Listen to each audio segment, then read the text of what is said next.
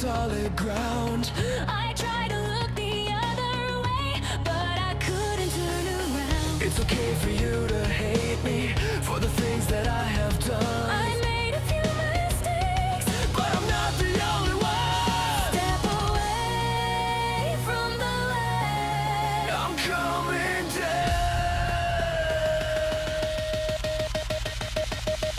Fire in the soul, victory above, in a sky so far away. I'm reaching with love. You pull me under to save yourself, but I'll rise somehow. Reaching for the mountains, I'm higher now.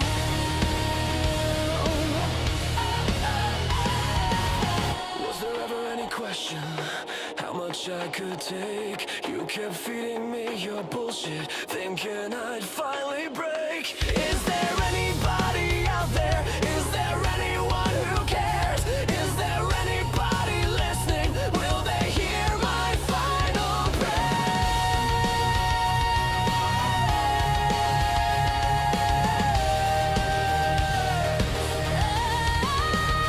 Step away from the ledge, I'm coming down.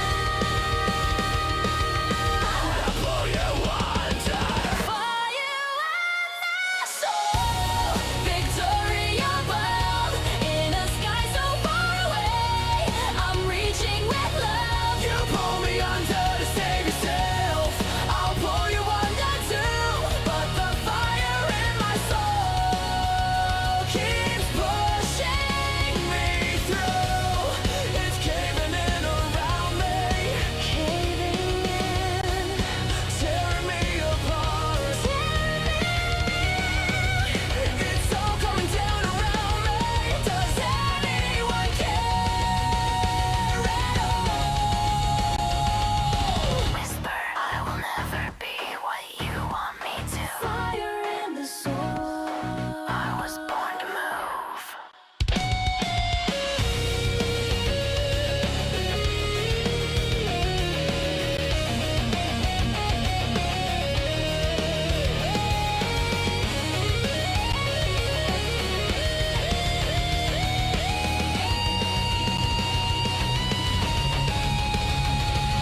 I could never be what you want me to. You pull me under. Save yourself. I pull you under just to say, but Fire lifts me up above. fire up, fire, fire in the soul. Fire in the soul, victory above, in a sky so far away. We rise with love, reaching for the mountains, higher every day. I'll chase the dawn until the dark fades away. Fire in the soul, victory above. Fire in the soul, reach the mountains. Fire in the soul, victory above. Reach the mountain.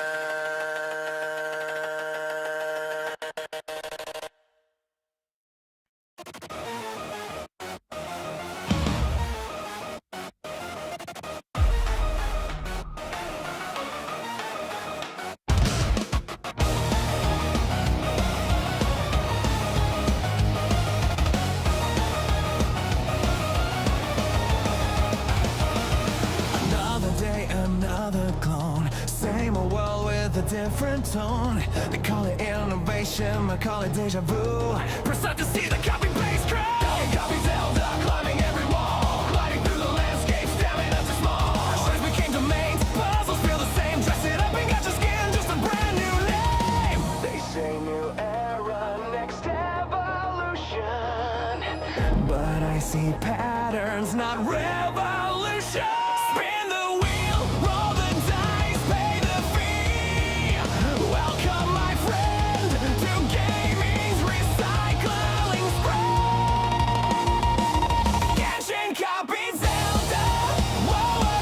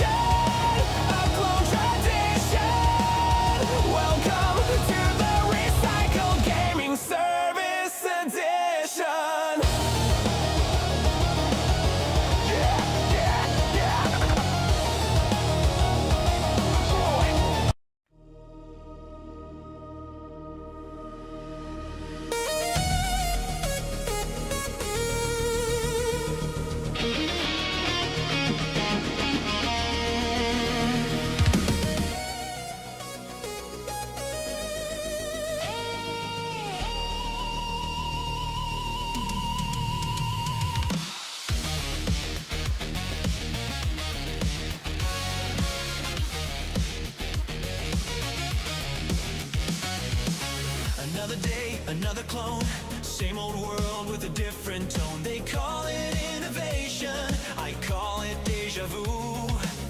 Press start to see the copy-paste crew.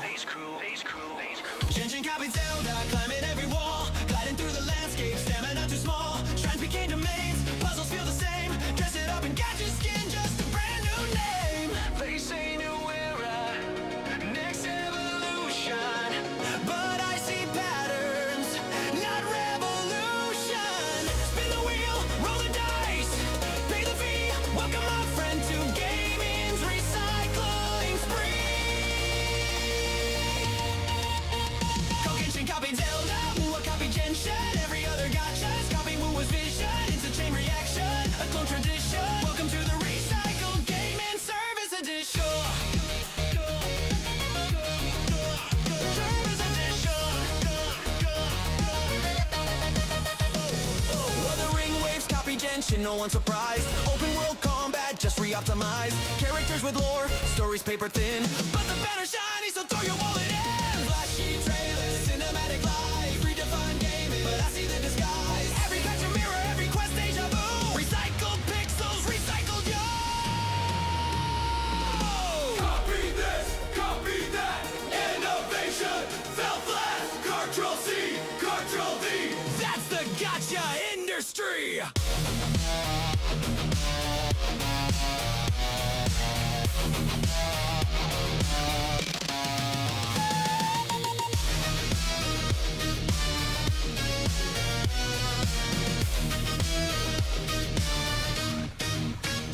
Genshin copied Zelda, WUWA copied Genshin. Every other gacha's copying WUWA's vision. Spin that gacha, roll that face. The recycled service never abates. Welcome, welcome. No escape, no remorse. Recycled gaming, the eternal resource. So roll your dice, swipe your card. Living in a loop ain't even that hard. From Hyrule to Teyvat to Solaris and Jade, recycled gaming runs through our veins.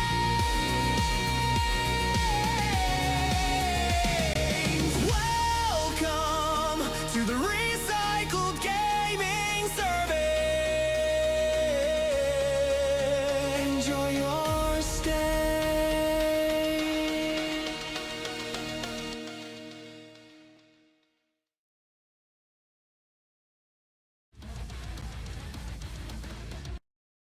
Step away.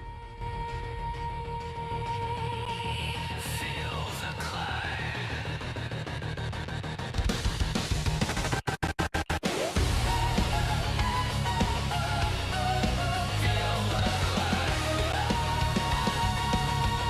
All right, let me get this done. What? It's caving in around me. What I thought was solid ground. I tried to look the other way, but I couldn't turn around. It's okay for you to hate me for the things that I have done. I made a Yep, already saw it. But I'm not the Looks like shit. step away from the light. I'm coming down. Fire in the soul. Victory rises. The sky so far away. I keep reaching with love. You pull me under the table, but I rise up.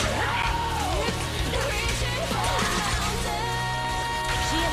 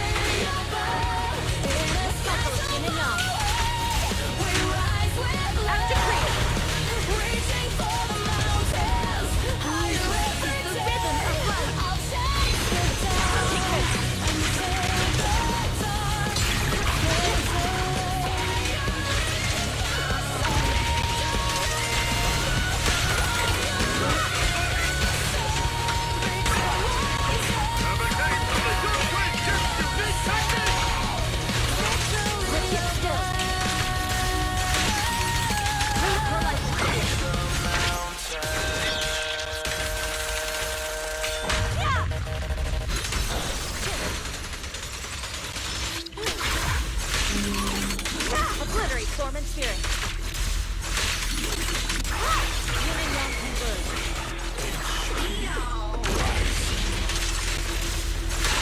Together we'll compose a miracle. Disappointing. The weak spot is here.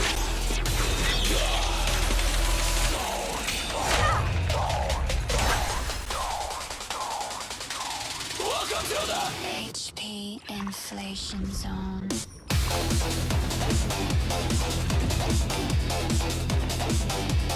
get down with the Let me do my hollow zero real quick. inflation. Watch your progress disappear. Feel your score just dwindle here.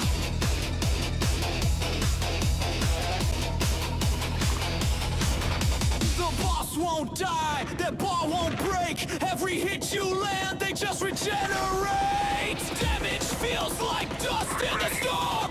Welcome to the grave. This is the norm. Welcome to the Zenless Zone, where your DPS don't ring the bell. Down with the HP inflation. Endless fire, no salvation. Stack your buffs, stack your rage. Still the fight won't leave the stage. Endless hope like a burning sun. Every battlefield's never done.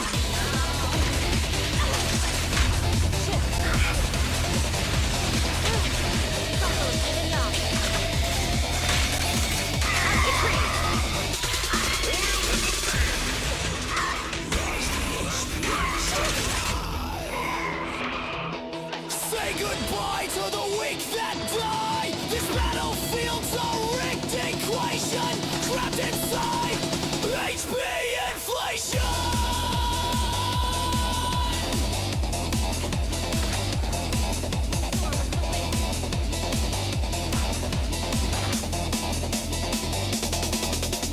Meter climbing to the fates. Lost inside these endless raids. Your crits explode, the numbers lie. Zenless pain, no one can die. Your crits stay hard, but the walls still fall. Swing and play, fire that gun. The bar don't fall, but you ain't wrong. Reach out, voices, time to fight. One more face through endless night. Victory's ghost, you'll never hide.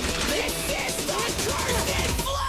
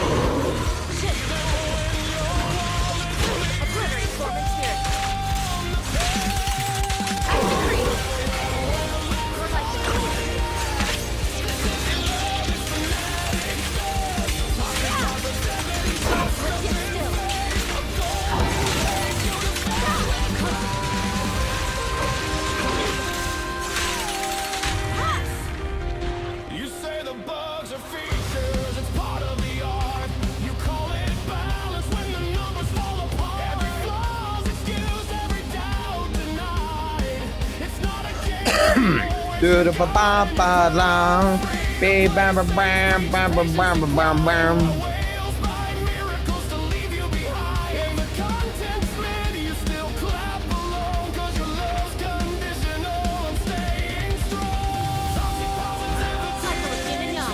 Trials that shutting down voices in the silent trials. It's saying just be grateful while the cracks still grow. It's the cult of a fandom you're afraid to. Is the rhythm of life.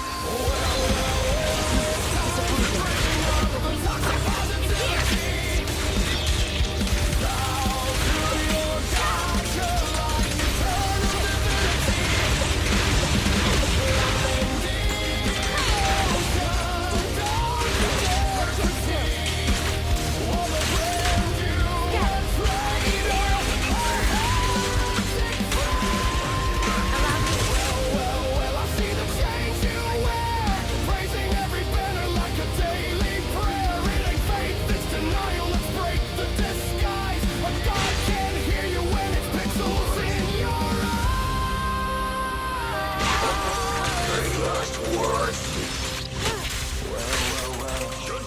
Have a taste of the good way, yes, unique technique! Obliterate form and spirit. Let the truth be within you. Active creep. Will compose a miracle. Evil shall turn to dust.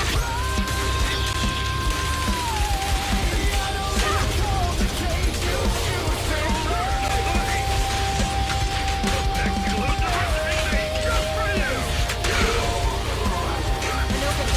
Cycle of yin and yang.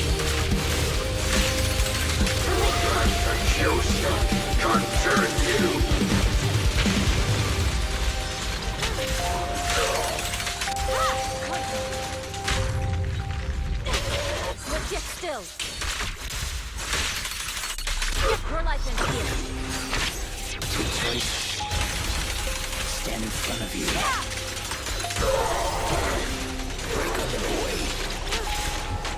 Bend and push through.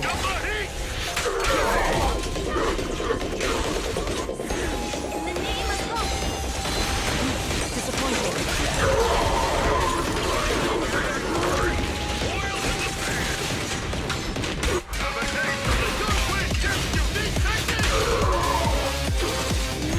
Is the rhythm of life. Take this.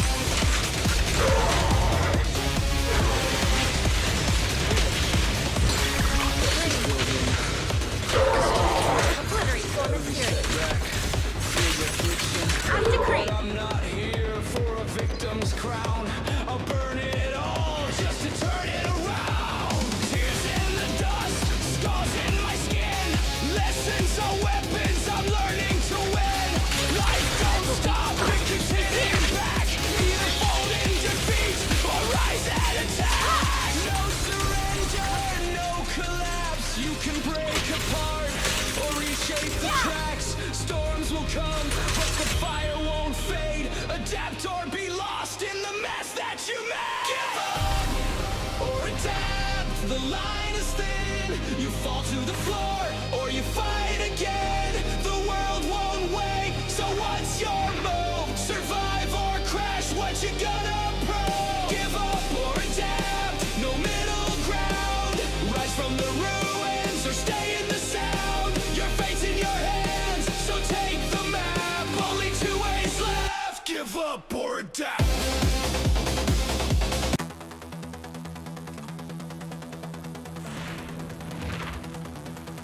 Alrighty.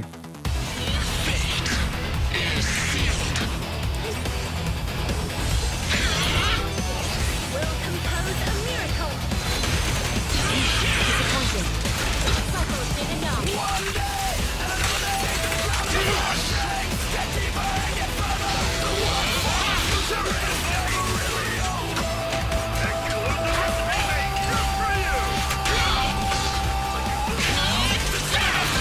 Evil shall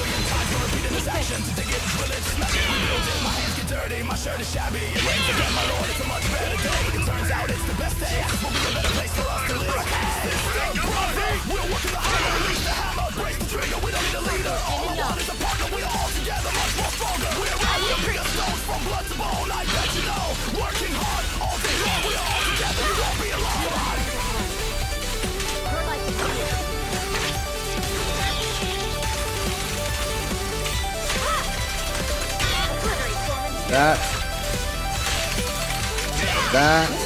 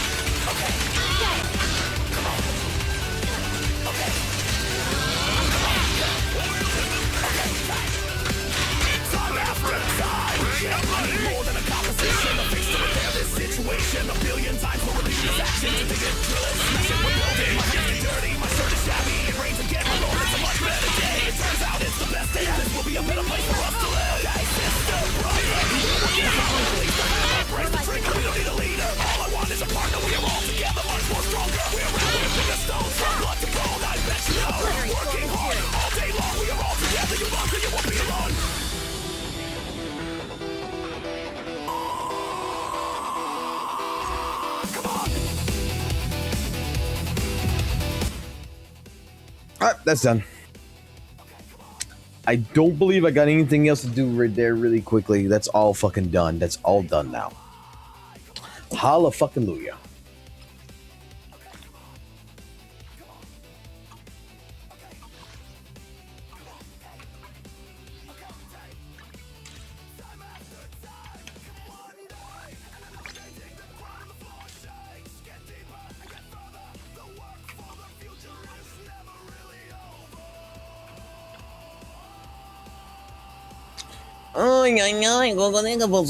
I should have did it for the double, but I don't give a fuck. Do this one. Do 3.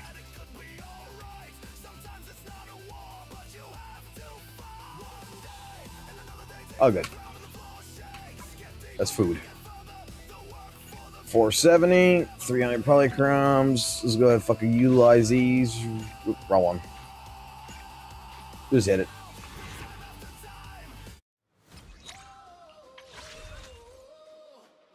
I got 140 left until tomorrow. So we'll use this. We're going to build up what we need to build up. Sweet. 2 daily fortunes. Need to finish getting this. Go search for fucking enemy. Go search for an animal real quick.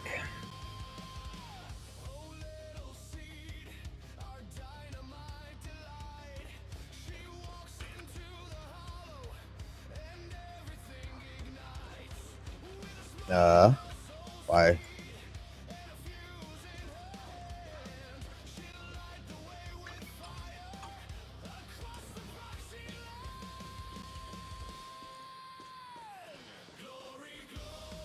Oh, take a photo. Okay.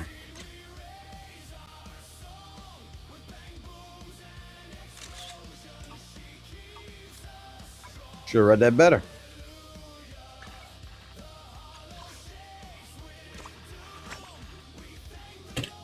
3 down.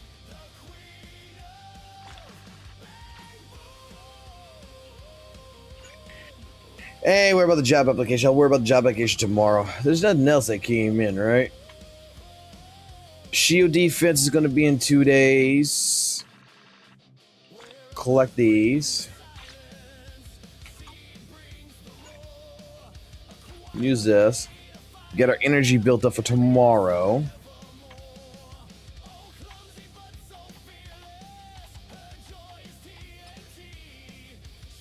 Select all my A's.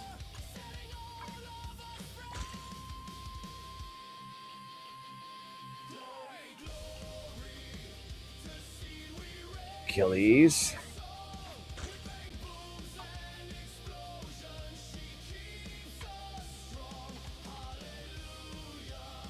$266. The only thing that I kind of do need to do really quickly before I get off of this shit and start looking at drama bullshit and everything else is we need to get. Oh, no, that's not what I want. Fuck off. That's not what I want. It's this shit. Claw machine shit. I want to make this fast as fuck. Let's do this. We'll get this out of the way.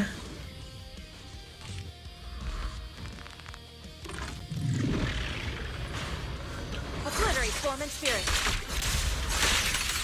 Release. Shift.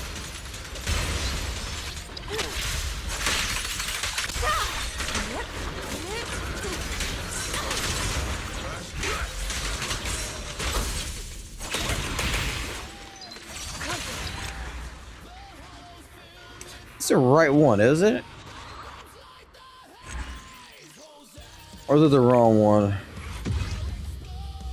No, that's the right one.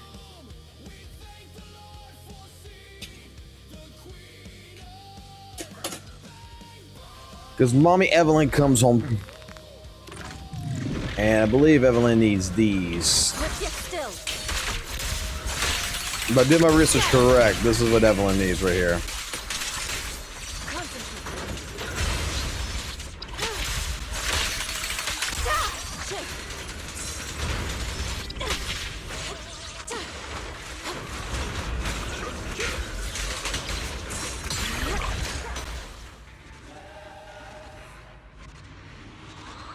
That's 5, that's 10. I don't remember how many I got. We'll just do it like a couple of times.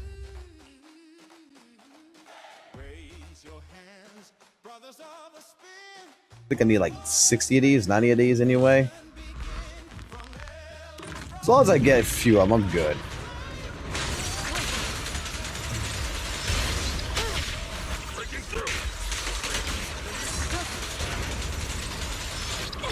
Obliterate form and spirit. Release.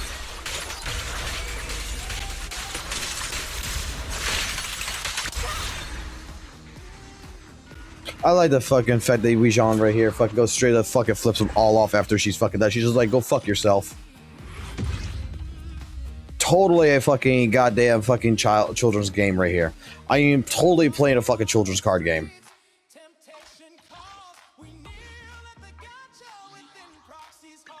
How many of these I got? I got 30. I'll go with that. I got 13 of these. Weekly task. I can go do that. I'll do that tomorrow. These two are going to be automatically done tomorrow. That's going to be done completely soon. And go complete a battle simulation 10 times. That's going to be done relatively fucking fast too.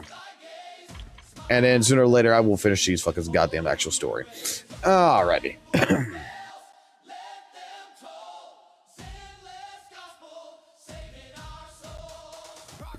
Alright, now I can put y'all up on the screen.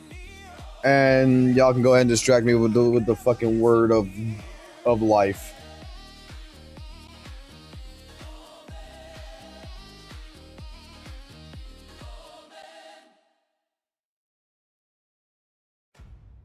What's the argument of today? What is the argument of today?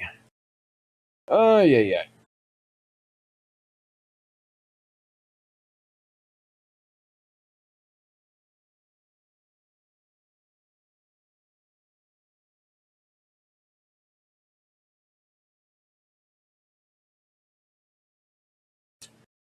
You're not serious about this shit, are you? No fucking way.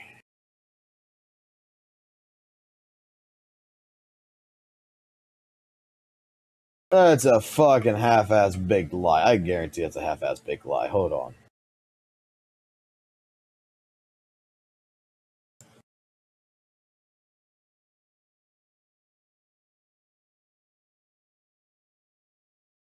It's funny, but that's a half-ass big lie. Alright, let's see what we got in the drama fucking zone. So Lucia got a redesign. Okay.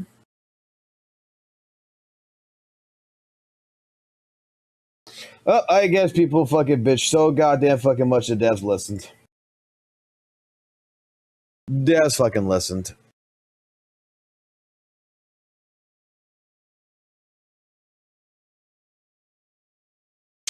Anyone watching this? We're watching what? Yeah, we can look at that here in a minute.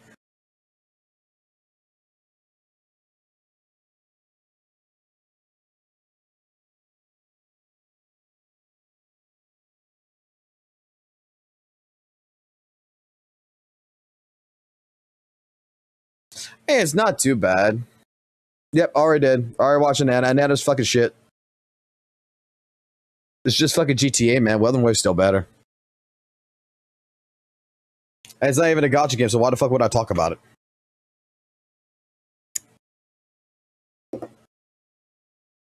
So, I guess people must have gotten a little upset. Oh, it looks just like fucking Shifu. It looks like Shifu's design. I wonder who fucking did that shit, bro. I wonder who fucking said that goddamn shit. Nah, they folded her ears back. I don't think they made it small. They made it smaller. They just folded the ears back.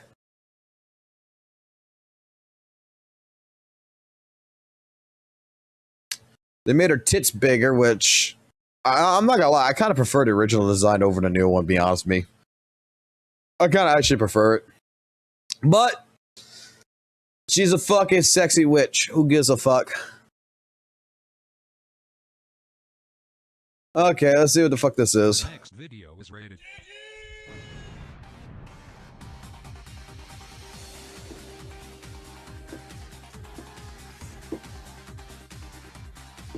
What the fuck? Fucking power creep. 私はユーミン原子力と共に生まれた天才にして正しい未来を見通すサトシの女よ私のところに来なさい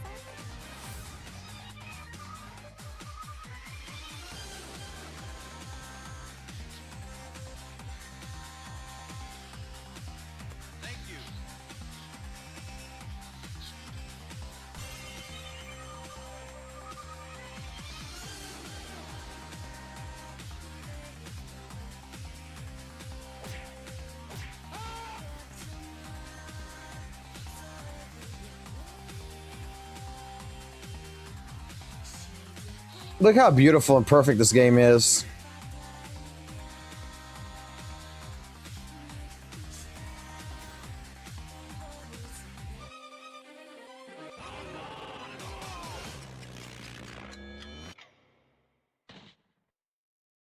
I am Augusta, Blade of Septimont.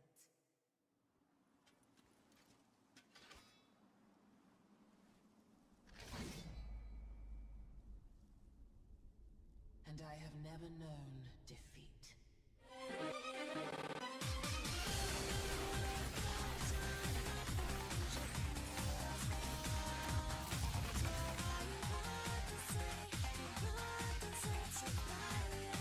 Power creep the waifu. That's what that is.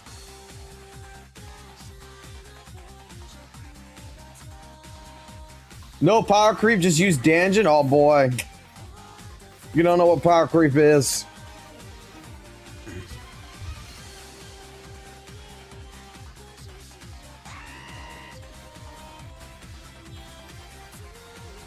I mean, if we want to go with that fucking that acknowledgement, then there's no power creep in Genshin, there's no power creep in HSR, and there's no power creep in fucking ZZZ.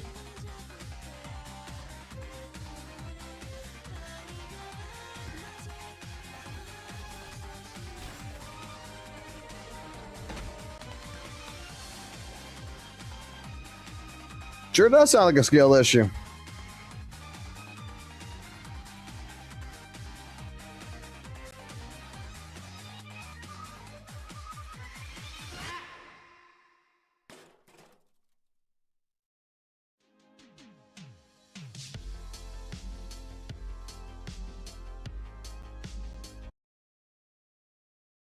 That was beautiful.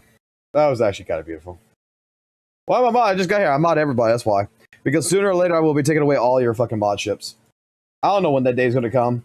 I said that day was supposed to happen when y'all were at fucking 10,000 fucking subs.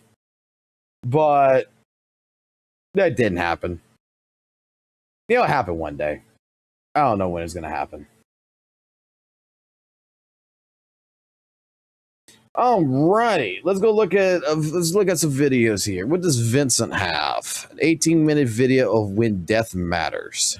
In a gacha game. It showed real consequences. Not vague metaphors, not off-screen tragedies, but actual blood, actual death. These are some reacts! Arcs end in a way that changes everything. And that's why I think ZZZ has the most interesting story out of the big four right now. Today, I want to break down how 2.0 I got a job too. Stakes in ways Genshin, Honkai Star Rail, and Wuthering Waves have all avoided, and why that matters for gacha storytelling as a whole. This is what I want to see from Zenless going forward, and it's also an aspect that I fear has been severely lacking in the other Hoyo and Kuro titles. When it comes to the stories being told in these high production gacha games, they all start with a great hook, a great premise that draws the viewer in, but after playing the game for a longer period of time, the glittering facade tends to fall apart and you start seeing the cracks. They tend to become samey and safe. The plot is continuously moving forward, but very little changes in the status quo. However, with patch 2.2, I believe ZZZ has taken a very important first step in changing said status quo. We'll be delving into spoiler territory for patch 2.2, so continue at your own risk.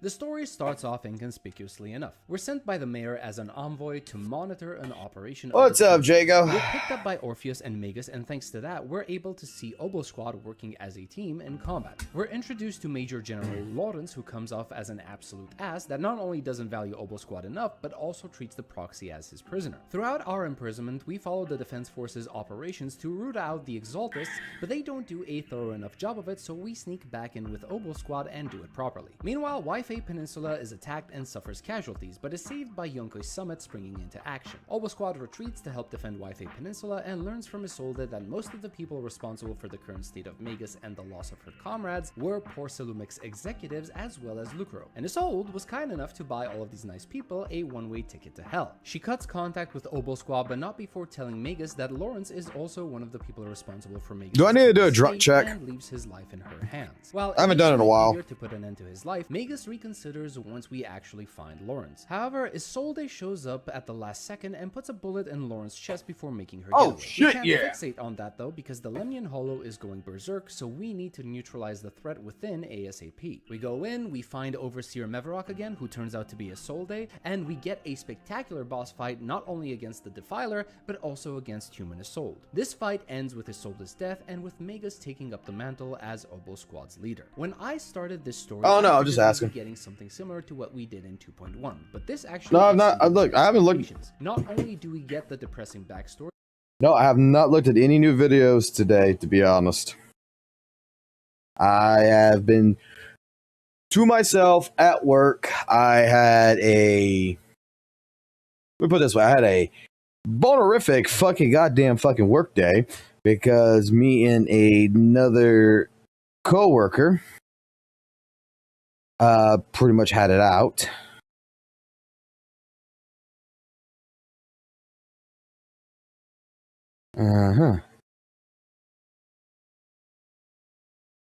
The fuck is my lights off? Hold on.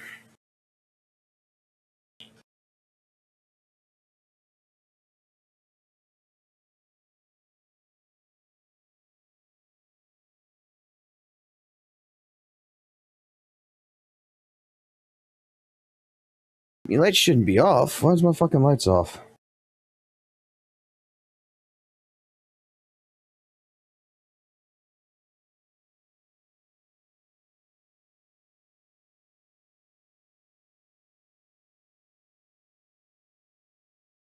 Hold on. No, I had a completely fucking great fucking day. I had to fucking deal with some fucking bullshit I didn't need to fucking deal with.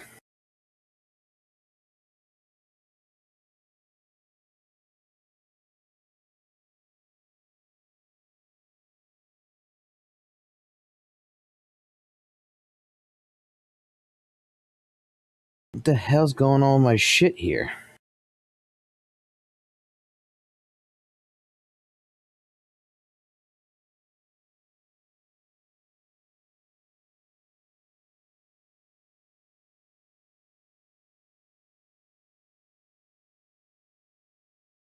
Fuck it.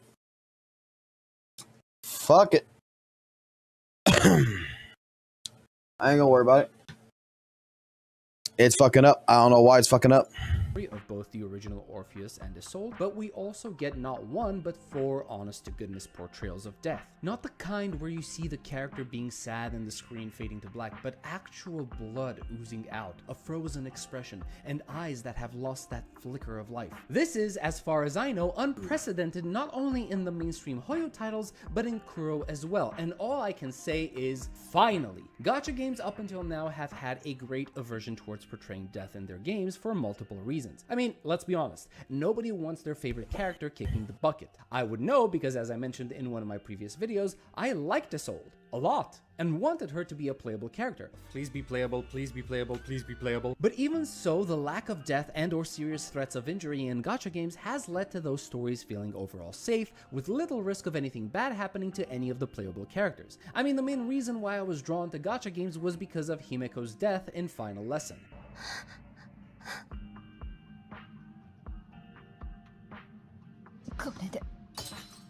Great death scene, by the way. Great, fucking fantastic death. Boy, did I get baited hard thinking that was going to be commonplace in gachas going forward. The best example I can give of safe and no-risk storytelling is Wuthering Waves. While I still actively play the game every single day, I have lost all concern for the characters presented in the story. I will never have to worry about them dying or being seriously injured because the game has taught me that everything will end just fine in the end. But Frolova, she's dead. Vincent, what are you fucking talking about? Violin girl fucking drowned.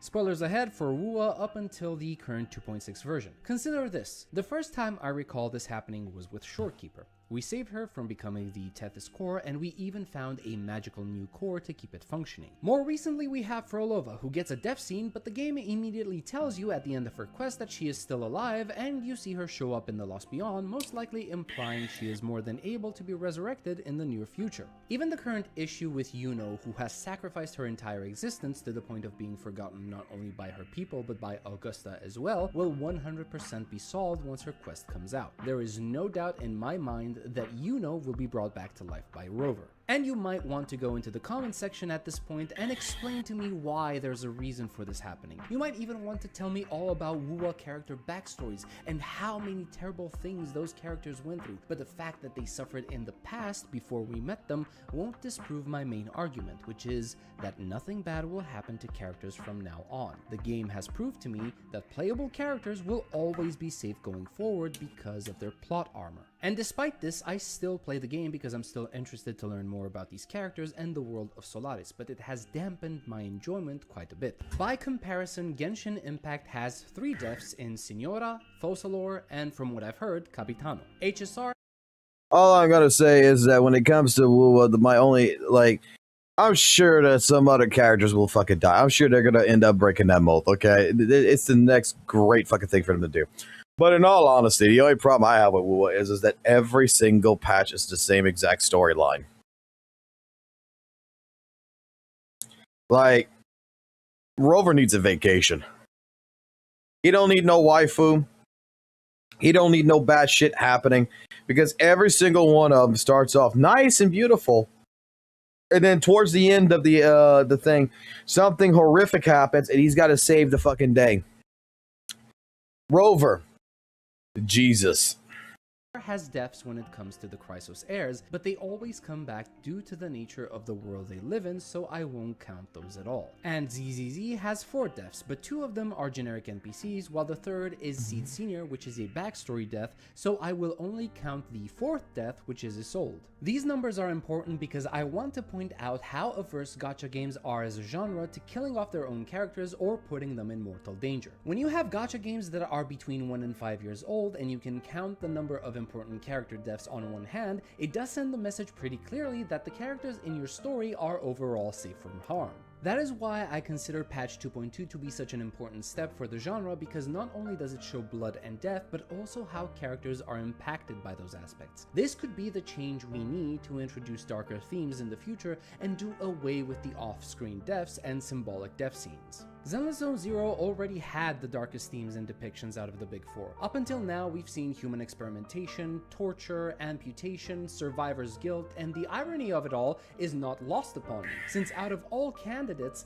it's ZZZ, the Persona 5 inspired, happy-go-lucky, stylish and cool Gooner game that has the courage to touch upon these themes. But even Zenless didn't cross the line of actually showing death on screen in such a chilling fashion. That is, until now. And even though it's a character I loved and wanted to play, I will gladly and proudly accept her death if it means it will pave the way for more of this kind of storytelling. Call me the Lelouch of gacha deaths, because the only ones who should call for character deaths are those who are fully prepared to have their favorite character killed. It's also great to see writers taking risks with their stories without having to worry about appeasing the audience. There's a huge difference between writing a story you want to tell and other people appreciating it, and quite another to write a story for the express purpose of being appreciated by the audience. I have legitimately seen some people calling for a showing of support for certain characters, in this case Isolde, so that they could send the message to the developers that she is beloved by the community and that they should definitely not let anything bad happen to her. I cannot encourage the developers enough to take that advice and throw it into the trash where it belongs, because listening to it is a surefire way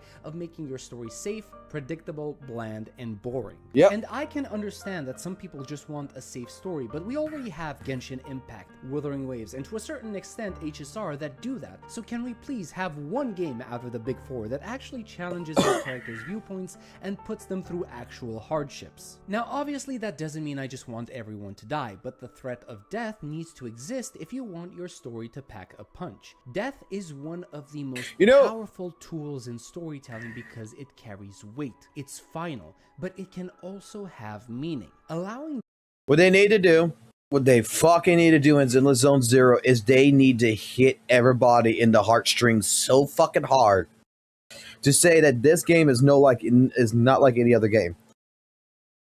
In 3 more patches, I want to see Jane Doe fucking impaled.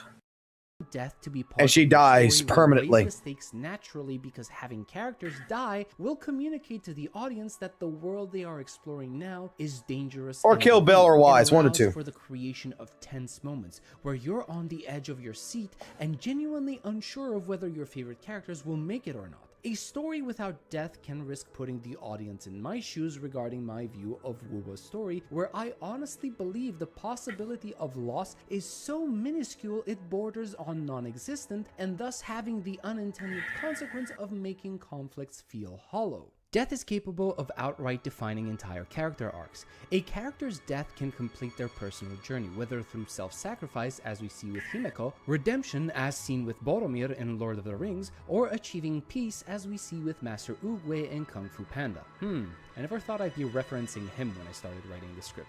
On the other hand, a death can be tragic. It can cut a journey short, leaving the audience with a profound sense of loss and what could have been. Think about Ned Stark and what could have been had he played the Game of Thrones better. But death doesn't just affect the character who suffers from it. It can affect those around them. Someone's death can be what spurs someone else to start their adventure. It can trigger a desire for justice or vengeance. It can inspire someone to pick up a legacy left by another, or it can force someone to come to terms with their own mortality and flaws. These aspects also tie into the grander themes that the story is trying to convey. It could be a story about accepting the cycle of life and making sure that the limited amount of time you have on this earth is well spent. Or it could be about exalting the value of selflessness and choosing to sacrifice yourself for the sake of others and doing what needs to be done for the greater good. Loss is something that resonates with everyone because it's universal. Everyone has faced or will face death at some point in time. That's why everyone understands it at an instinctual level. Long after the flashy cutscenes end, long after the epic battle is finished, that one death of that one character will be what stays with you. That's why we as an audience should not be afraid of having the characters we enjoy meet their ends. Without death, events risk feeling weightless. If everyone always survives, the narrative becomes safe or cheap. Death is there to remind us that character actions have permanent consequences. And ZZZ seems to have slowly shifted its storytelling in this direction. This patch focuses on two main stories, one belonging to Orpheus and another to Seed. Orpheus' story focuses on her close relationship with Isolde. When working as part of the same squad, their unit was pretty much left for dead during a mission which caused Orpheus to completely lose her body. The only thing left of the original Orpheus, her consciousness, is housed within the gun known as Magus, while our current Orpheus is just a cloned replica. This cloned replica has her own personality, and there's even an argument to be made that they are both Orpheus but at different points in time. One that experienced death and loss hardened her as a person, while the other is still relatively in her infancy, her personality more innocent and caring due to not suffering the same extent of physical and emotional pain. While the bond between these three is strong, it is severely put to the test because of Isolde's betrayal.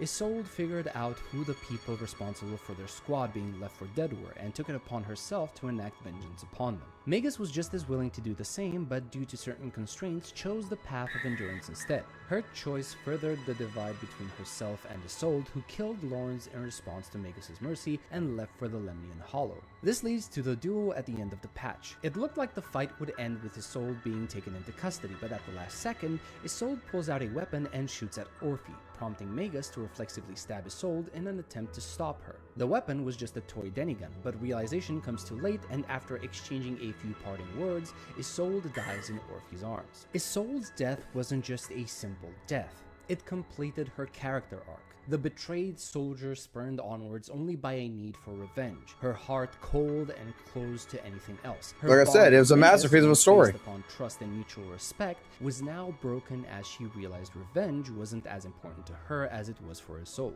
She completed her goal, but it eventually cost her her life, and in her final moments, she comes to terms with how much she's fallen from grace. Meanwhile, both Orpheus and Magus take Isolde's death about as well as you could expect. They are heartbroken at the loss of an old friend, a comrade, and while it hurts, this loss drives them both to take on the responsibility of cleaning up Isolde's mess and paying her debts. This is something I'd like to see more of in Wuthering Waves, but I don't think we're going to get it anytime soon. Due to WUWA's focus on one-on-one storytelling where the only characters involved are generally the rover and the on-banner character, we fail to see how one character's plight can affect another. The only time WUWA has ever done this was when Kartathea helped Lupa in the alternate Septimont.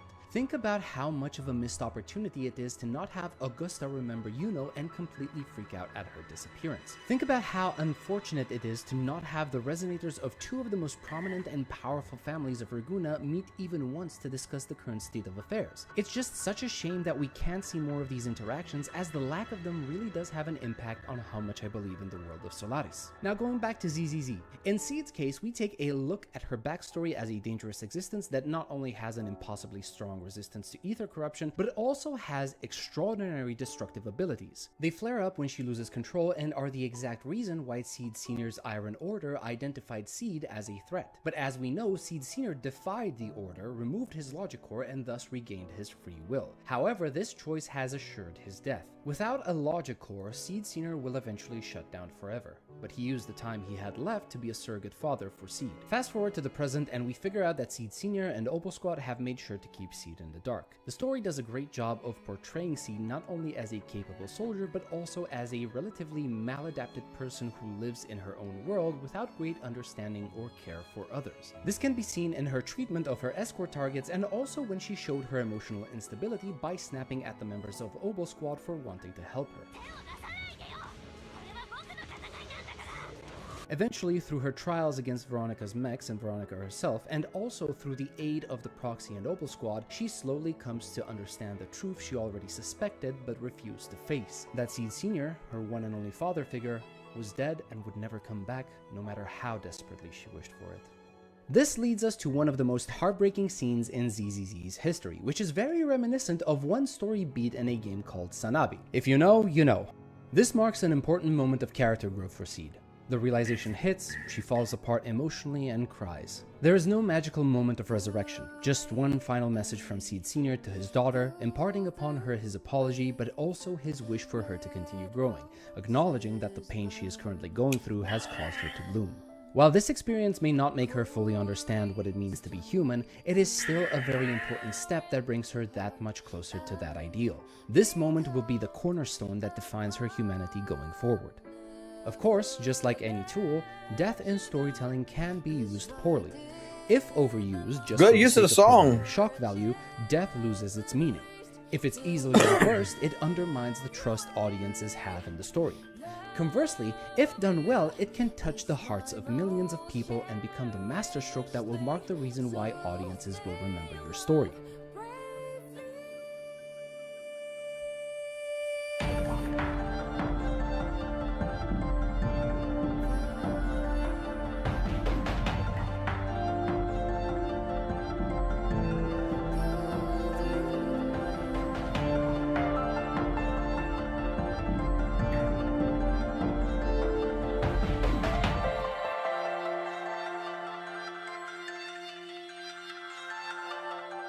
I'm sure that what I'm going to say next will ruffle a few feathers, but I will say it.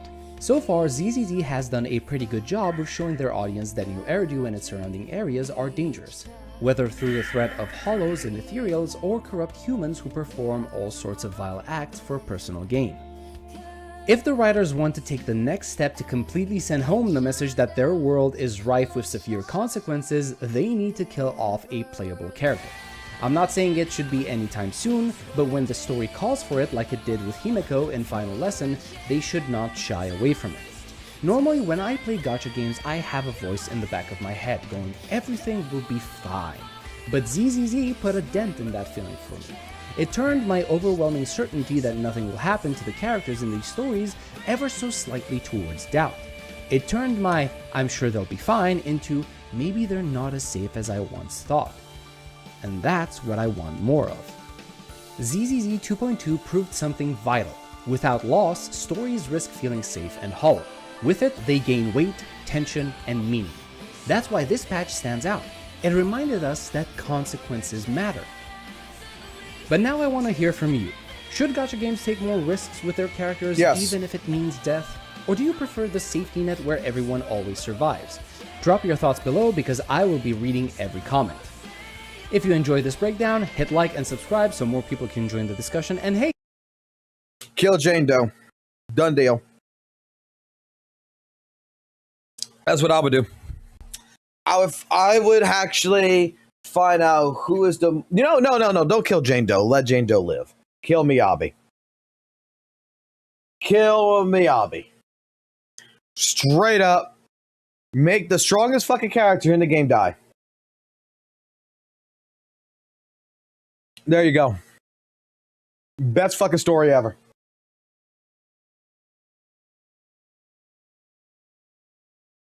It's gotta be someone everyone fucking likes. It's gotta be someone that matters. Kill the power creep. Show everyone that the power creep's not a power creep. And let it die a tragic, horrible death. That sets the tone for the rest of the game. By December, kill Miyabi.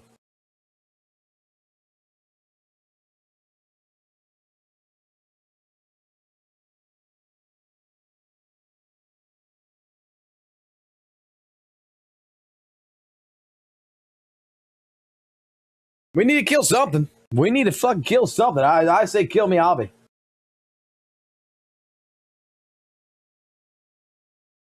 I ain't drunk. I'm just telling the truth. We need to kill Miyabi. Alrighty. Anything good going on before I get to HSR?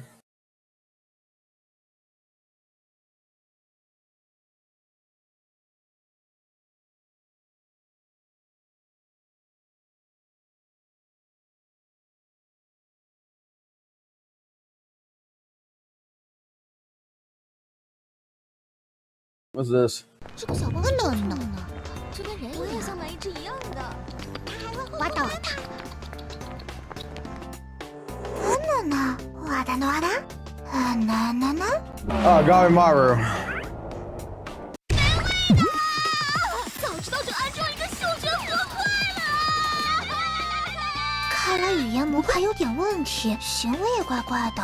没关系，小帮部，我这就把你复原过来，让你能精神的飞起来。你不要拆它！我溜出来找你玩啦。等一下，地板脏了我会被说的。你先从小车上下来吧。呐，这2天先不拖地啦。嘿嘿。零，这个代步车是？嘿嘿，终于把习德安置好啦，让我也体验一把习德的感觉吧。没想到还是个小汗脚呢，姐。这汗印怎么这么大？不敢开吗？我刚试了一圈，要我教你吗？怎么突然不说话了？零花钱好像刚好够买下这个转台的打折手办，真走运啊！刚好打折，错过就亏大了。很香的样子呢。I'll update the game tomorrow. 人行道上就像停机 Or 坪一样。 later tonight when I go to bed and I go to work. 受不了啦！ Cause I ain't gonna be here when it's Cause I'm not gonna be here when the patch drops. 真是的，都说了不要光着脚玩了。奥菲斯，你去给他穿个鞋。穿鞋？等一下，正义的我已经不能视而不见了。你也要一起反抗鬼火大魔王了吗？鬼火队长，给他穿鞋任务就交给我吧。Alright, let's see what Gabimaru's got.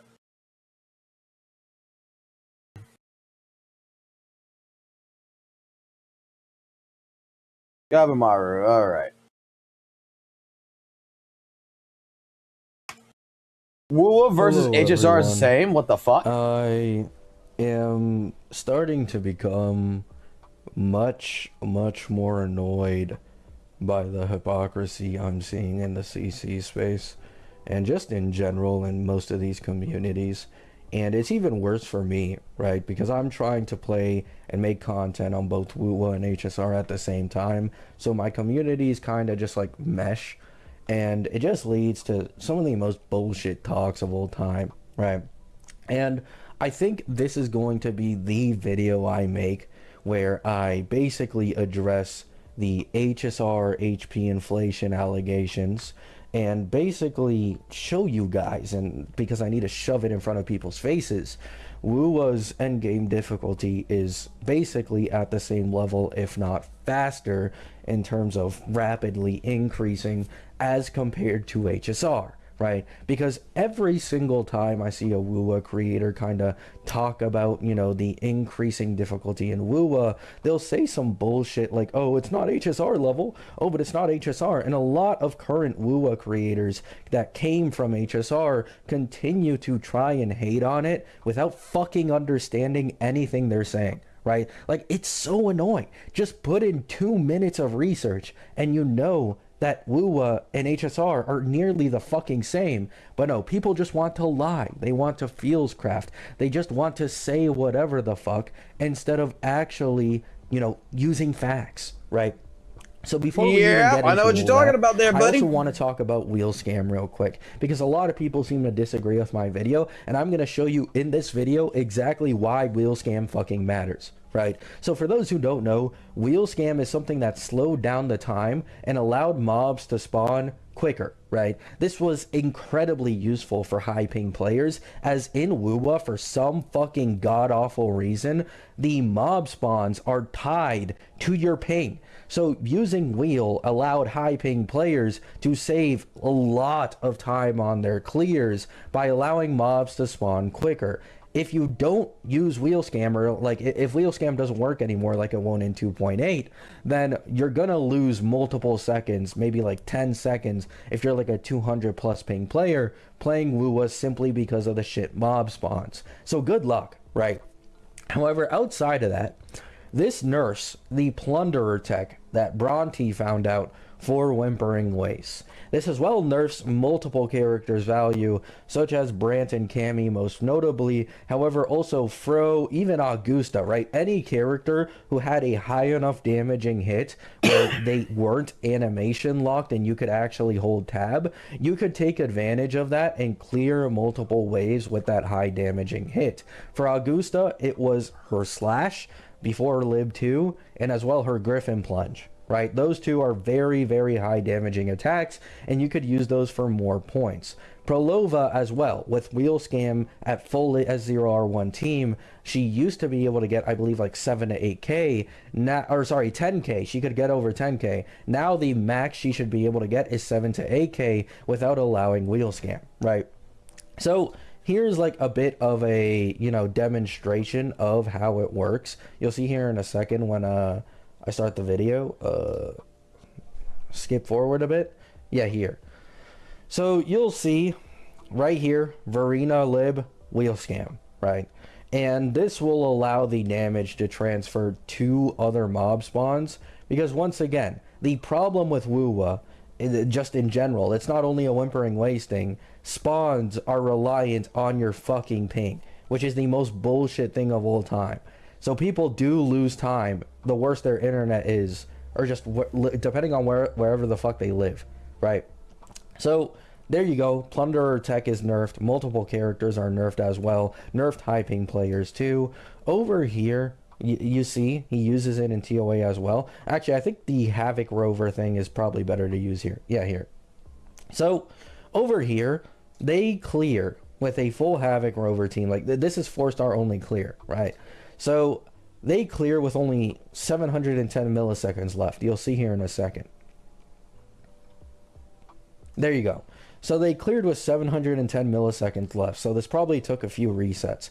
And the thing is, this wouldn't have been possible without Wheel Scam, right? Go over here with me. And is this Light Crusher? Oh no, this is perfect, right? This is absolutely perfect. Why am I paused? Please unpause. There we go. So you'll see, just normally playing Yan Wu in, then go into Sanhua, then go into Havoc Rover, and he's gonna hold the lib, right?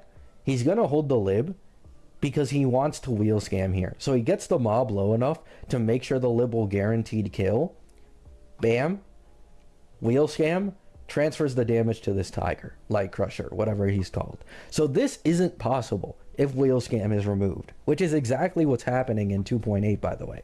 So free to play and low cost runs just become so much worse the second you remove this. In Whimpering Waste, it's a much bigger deal as compared to TOA. However, you kind of get the point. This run would have been fucked if he didn't use Wheel Scam, right? And I don't believe he uses it again. Does he use it again before Light Crusher? I don't... voice crack. I don't think he does. Yeah, I don't think he uses it again. So that's just an example right there, right? It needs to go away, though. The other thing we were talking about, right? This is a full 4-star clear, by the way. I have nothing against this creator.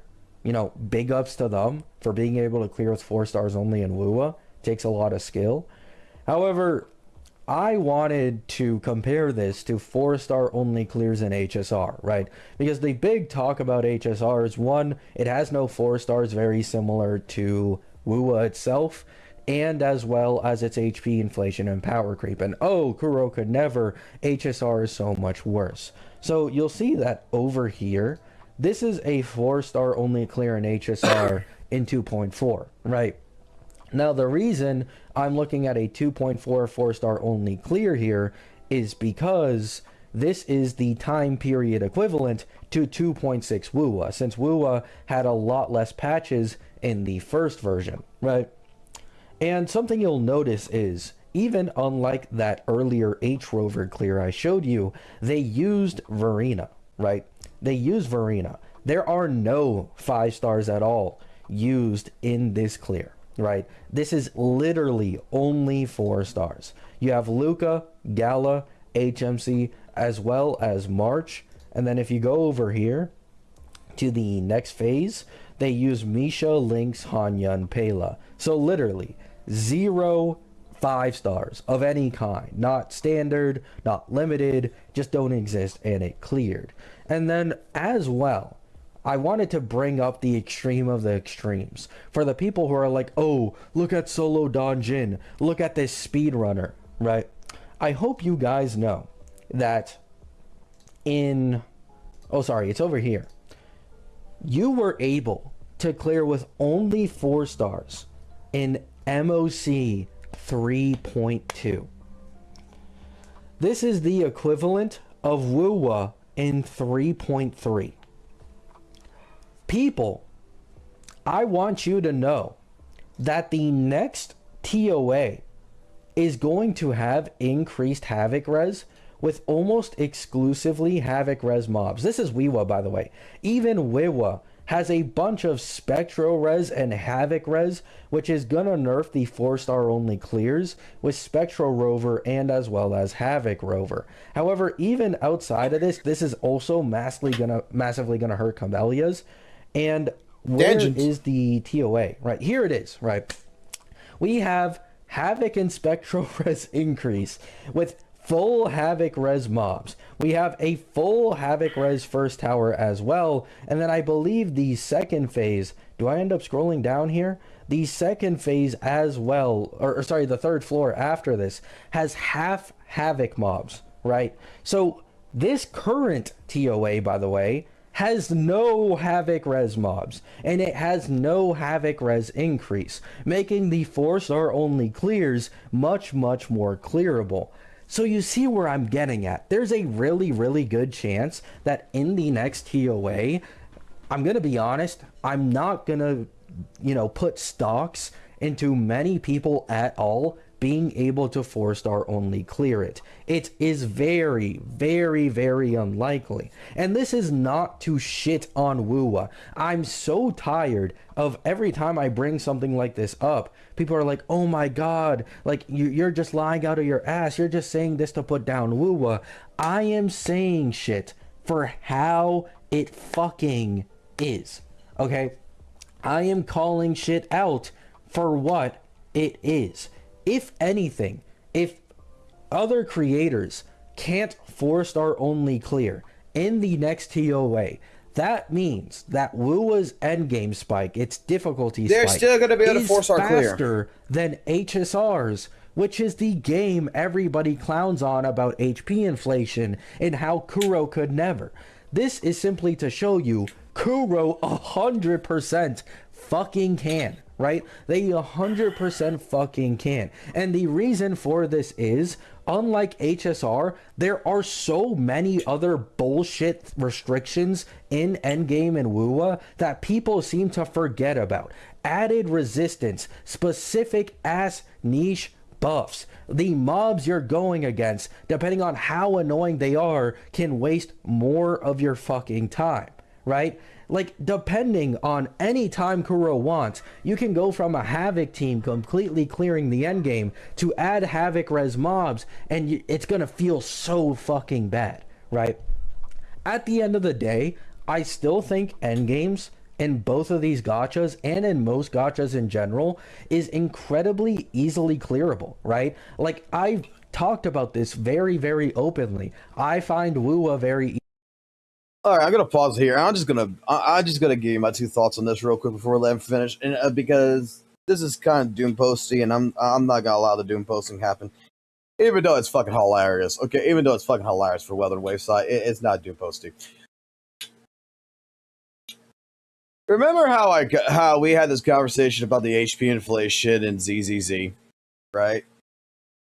And I would go ahead and I would tell you guys, like, depending on how you invest in your account, depending on how you invest in the characters, depending on what you do, you can, you know, overtly avoid this kind of shit, that you can still make old characters shine. That the difference is that compared to a newer unit, your older units are going to struggle, but you'll still be able to clear as long as you are properly managing them, just like maintaining a fucking car. It's the same shit with WUWA. GN's still gonna be able to clear, fucking Camelia's still gonna be able to clear, your favorite characters are gonna still be able to clear. It just depends on how much time and effort you want to put into doing that is the problem. If you want to put the time and the effort in to clear it, hey, then you're good, man. If you're gonna put that time and that effort to get your favorite characters to do it, that's great. It's just that in the end case scenario, when it comes down to it, is that do you want to spend that time? New characters is like the brand new car. The car dealership is saying, hey, look, we got a whole new fucking model that just came out. Are you sure you don't want it? It does. Instead of going from 0 to 60 in 20 seconds like your last car, this one goes 0 to 60 in 10 fucking seconds. And then the next one's going to be 9 seconds. The next one's going to be 8 seconds. Next one's going to be fucking 3 seconds. In the end of the day, again, it's just where do you want to invest shit into? It's called playing a fucking video game. That's what the fuck it is. It's called playing a goddamn fucking video game. Fuck the gacha side.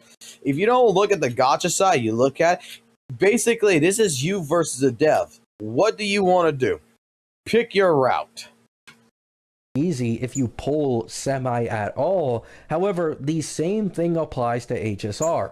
I'm just so tired of this double standard from people who either clearly very fucking sucked at HSR, right? Like they must have been absolute fucking garbage and put in 0 time to know anything at all, or they're just lying. Right? They're just lying. They're just feels crafting, trying to say this and that. And as someone, a content creator who makes content on both of these games at the same time, I just want people to see, at the end of the day, gacha companies just want your money. They just want your wallet. There isn't any, oh my god, Kuro is innovating the space. This is changing everything. They're like the messiah of the gacha space.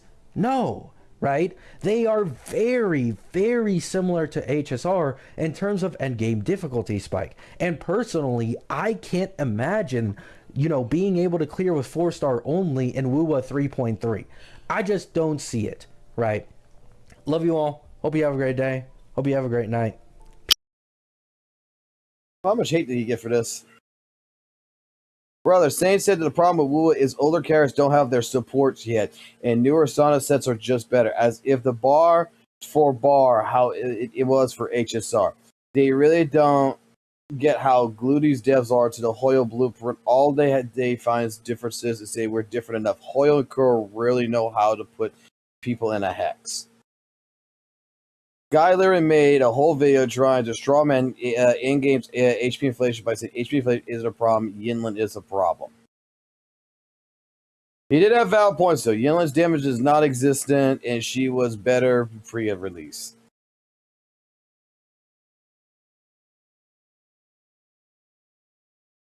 I agree. The hypocrisy is making me stop watching the WUWA CCs. Sweeping for WUWA will make the game such blah blah blah. Okay. Let's get into the fucking drama.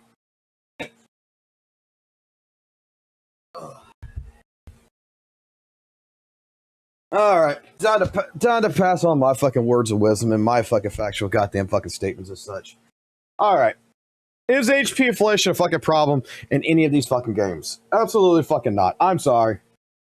The more I fucking look at this shit, the more I watch content creators play and the more I play different things, you can kiss my ass.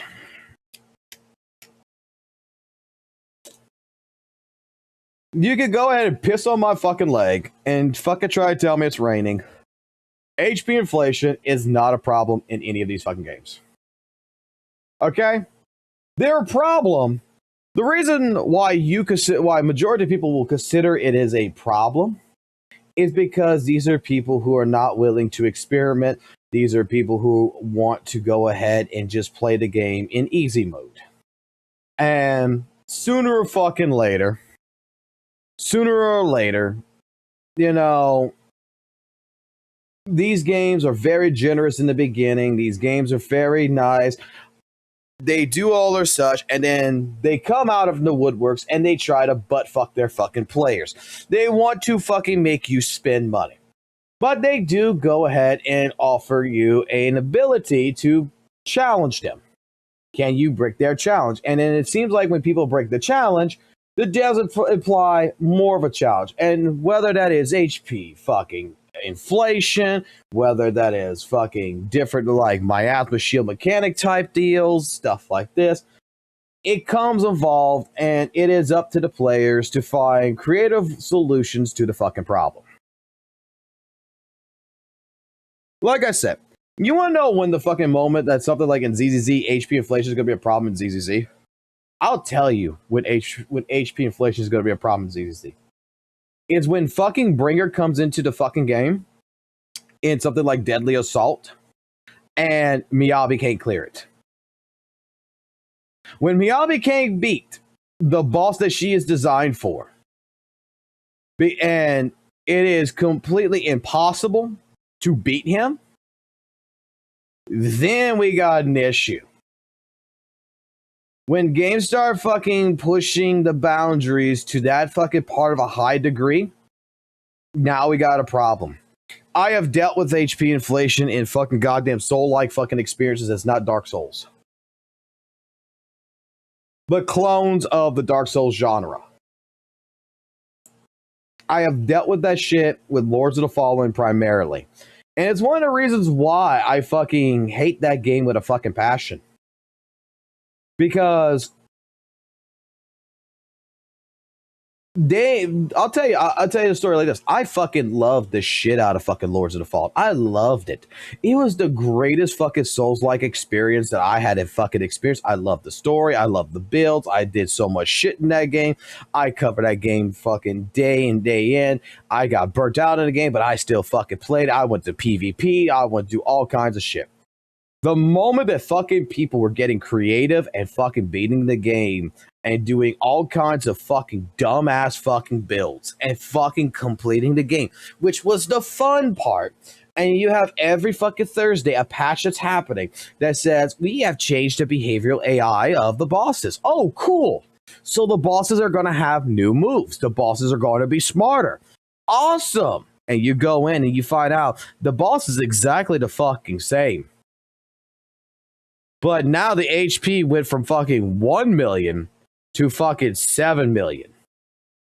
And then the next fucking patch after we fucking still speedrun the game and everything else. Yeah. Your armor shit, your weapon shit that you've been using to clear the game, we find it's too OP, so we nerfed it. And we increased the HP yet again from 7 fucking million to 10 fucking million. But we're going to call it a behavioral AI change, which is not a behavioral AI change. I fought this game for so fucking long. I fought the devs. I fought the fucking fan base that said this was the greatest fucking change in the world. I didn't mind a fucking HP inflation as long as you had given me the fucking tools, the opportunity to be able to fucking clear it. But the moment that it stopped, that my old builds, and there's no new builds, there is nothing that I can utilize to clear the content, that's when it becomes not fun. That's when it becomes a fucking issue. That would be like if ZZZ decided for the next month we're not releasing a new character at all. You're stuck with all the old characters for the next month and a half or so. And we're just going to turn up all the difficulty of everything up by fucking 120% in the next fucking 2 weeks. And then every week you play DA, and instead of fighting, last week you fought 119, boss. Now you're fighting a fucking 217 HP boss. And then next week you're fighting a 317 fucking boss. That's been increasing so drastically. And there's nothing There's no new characters. There's no new W engines. There's no new fucking disk drives. There's nothing you can fucking do. There is no content to even combat against it. You just have to play the fucking bullshit of the boss. And you gotta sit there and take it. When that moment happens in these games, then I will say that there's an issue. But everything that I've seen in gacha games so far, even from Genshin, Honkai, ZZZ, and even Weather Ways, there is creative fucking ways of dealing with all these problems. There is different changes. There's different things that you can do to these characters. There's different types of builds. There's different types of disk drives, echoes, artifacts, whatever that you can manipulate. There's things that you can do ultimately that allows you to achieve your goal. That's the truth. And as long as that ability still remains in all of these gacha games, the only thing that I see that is happening is that practically HP inflation is not a problem. The problem is that the person who's playing it does not want to experiment. The person who's playing it does not like clenching their butt cheeks and fucking, just clearly scraping by and getting the win. And fucking getting fucking pride because, yeah, they had to reset 30 fucking times, but they finally got it. Because they've tried every single thing under the book and they finally found something that works. I don't know. Back in the day when I was fucking gaming, that's just how fucking games used to fucking work. You want to learn something? You want to try to do something? Updates happen in this game. Updates happen in that game. Back from the fucking PlayStation 3 era to all the way to fucking Xbox 360 with the Xbox 360, all the way back to the PS4 era and such like this. Even previously, but before that. If you're creative enough and you look at the problem and you fucking look at, you might not like the fucking problem. Okay, HP inflation, we'll be honest. We could be completely fucking 100% honest. It is the shittiest fucking way of handling difficulty in a game, right? Shittiest fucking way of handling it. It kind of fucking sucks. I give you that. However, not just fucking gacha games have done this. Like I told you, I've played many of fucking Soul-like games that's done this. I have played many of fucking PvE to PvP games that has fucking done this kind of shit. And I don't want to play by their fucking rules. I refuse to play by the development team's fucking rules. I play by my fucking rules. And if I don't like something and I like something else, I'm going to do something else.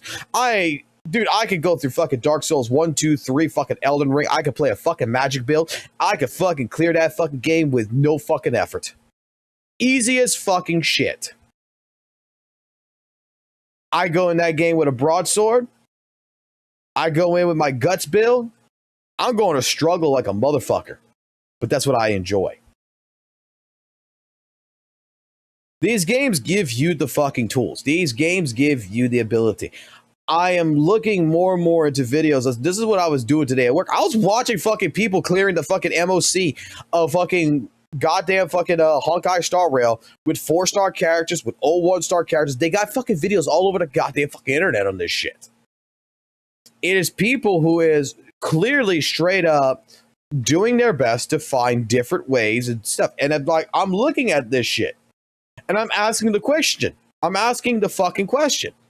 Where is this bullshit about HP inflation being a problem? These are people who is finding a way of taking 4-star characters. They're finding a way of taking old 5-star characters back from fucking early days of Honkai Star Rail and still clearing in-game content. I thought the HP inflation, I thought from listening to fucking different CCs about how bad HSR is, that HSR was impossible to complete with older units. That you have to get the new units to do this shit. But yet, I do one quick search in fucking HSR. HSR, MOC, 4-star only character runs, old character reruns, old character runs.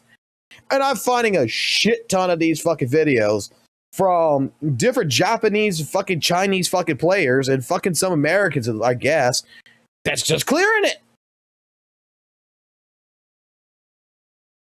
Maybe their builds are not orthodox, but they're definitely making sure that they're fucking E0s. And they're doing it. They're not zero cycling, from my understanding, but they're still clearing it. They're still getting everything they need out of it and trying to prove a point. And I guess the argument that I'm going to hear is, oh, well, these people are what we call sweaty game players. They just sit there, and that's not fun to me. They're sweaty. Well, let me explain something very carefully. You're talking to a person that what got me into playing Dark Souls was sweaty game players, was speedrunners. That I would watch speedrunners play Dark Souls 1, 2, 3, Elden Ring, and all this shit. I would watch them, and I would mimic maybe 10% of what they fucking did out of their entire runs to help my runs, to help me play the game better. I would run without armor. I would do the fucking goddamn light rolling. I would do all this stuff, and I would watch the sweaty players, because if the fucking sweaty player can fucking do this, then so can I. That's the way I've looked at it. That is what the point of fucking gaming is. That's the point of sharing tech. That's the point of sharing information across the fucking community. In fucking fighting games, that's what the fuck we've always done. Is that someone new discovers something, guess the fuck what? Typically, they record it, they make a tutorial, they showcase it to the rest of the community, so the rest of the community can utilize it in their shit or improve upon it. We're not expecting a casual player to fucking do every single thing about it or learn completely from it. But if you take at least 10% of the knowledge, 5% even, and you apply it into your game, guess the fuck what? You're going to see a drastic improvement in your own shit. Then it might encourage you to fucking go ahead and play at a 10% higher value. It might fucking make you fucking go ahead and say, you know what? If I could do this, then that means I could do this. Then that means I could do that. And then I could do it. You break it fucking down. As long as there is people out there that can prove that this shit is fucking possible, even with Weather and Waves' fucking HP increase, their fucking shit with the TOA and Whimper and Waves, with them taking out the fucking cheesing wheel, okay, the cheese wheel tech, you know it's gonna fucking happen. You know what's gonna happen. There's going to be someone who's going to find something, they're going to break something, and then that's going to be the new tech. Because at the end of the day, that's how fucking true gamers are. Their job is to fucking break down the devs and beat everything they hand out to them without fucking giving them a dime. They want to give the developers a big fucking middle finger and say, improve your fucking game, motherfucker.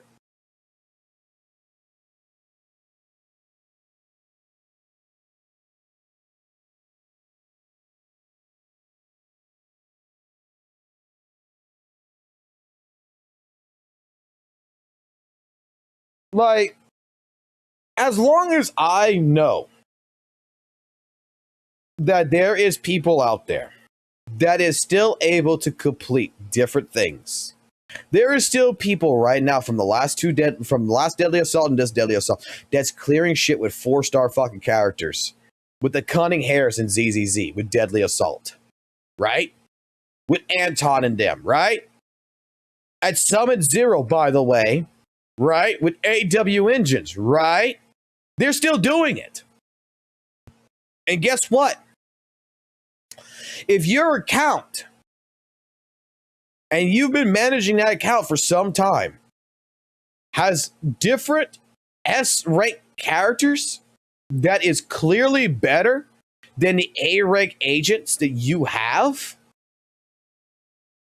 all that tells me is that that account in some way, shape, form needs to can fucking clear that DA. You might need to invest a little bit more, but you can still fucking clear it.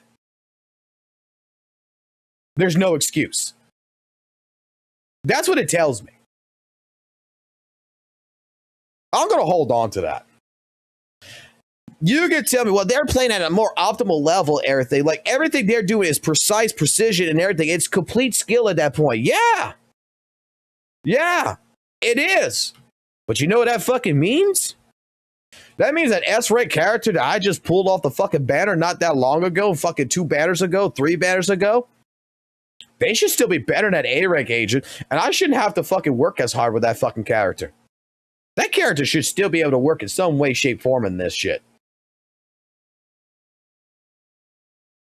I should still be able to make Evelyn, which I don't have on this account. I don't have on my account, but I should. But if I have an account with Evelyn, Hugo, Trigger, you know, I pull for different characters. Let's say I didn't have an Astra Yao, or even if I had an Astra Yao, I had a Miyabi. I should be able to still take these S-rank characters. If I'm seeing 4-star, if I'm seeing basically a 4-star character, A-rank agent, clear this shit on a Japanese account, playing this shit optimally, fucking doing all this goddamn fucking rigmarole bullshit with AW fucking engines in the Deadly Assault from last time and from today, doing all this shit against Defiler, against fucking Butcher, against Pompey, the Priestess, and the Fiend, and all this shit. If I could see all this shit, then there's no fucking excuse in my mind as a fucking gamer why my fucking account cannot fucking be clearing that shit with the fucking the S-rank agents I got. With a shield buff or not, does not fucking matter. Because these motherfuckers did it with the shield buff on. Why the fuck can I not?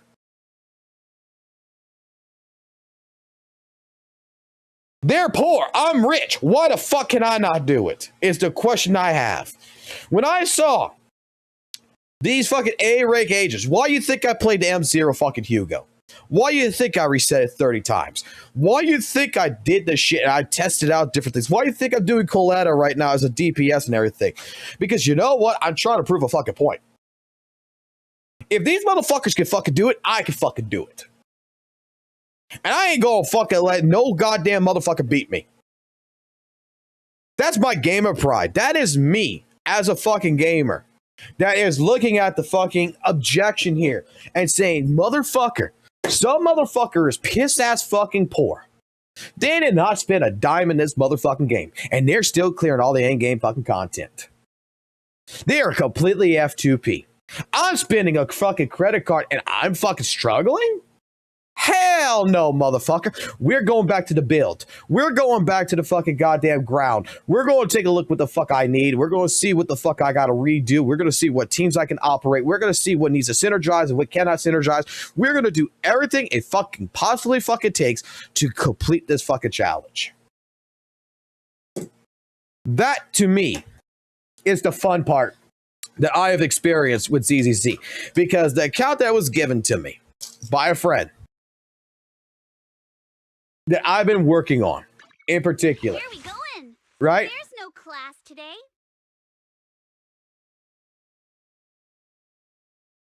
I've been building this account up. But I don't see this fucking... this motherfucker didn't get no goddamn fucking signature weapon for fucking goddamn police girl. This motherfucker didn't care about half of these fucking goddamn characters in this fucking shit. He didn't give a fuck. He didn't want no fucking Caesar. He didn't give a shit about. He didn't even give a fuck about Miyabi. You know what the fuck he gave a fuck about? He gave a fuck about fucking Ellen Joe. He gave a fuck about goddamn Lighter. He gave a fuck about Bernice. And he gave a fuck about Jane Doe. Everyone else, he said fuck off. And you know what's fucking hilarious? Since the fucking beginning to the day he stopped playing ZZZ, he was able to complete all the content in this game.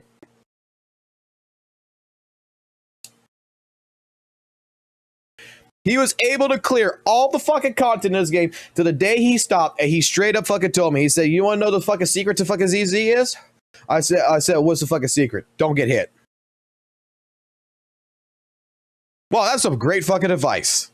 Fucking elitist. He says like, don't get hit. I'm running shit. I'm running my main DPSs with fucking level 30 fucking goddamn supports. I don't give a fuck. As long as I don't get hit, I can still complete the content. And I watched him fucking do it. I've watched him fucking do it multiple fucking times. This was a man that just straight up didn't give a fuck about characters. He didn't give a fuck. He would fucking he got a fucking DPS. The only character he ever gave a fuck about was Jane Doe, to be completely fucking honest. He loaded that bitch up.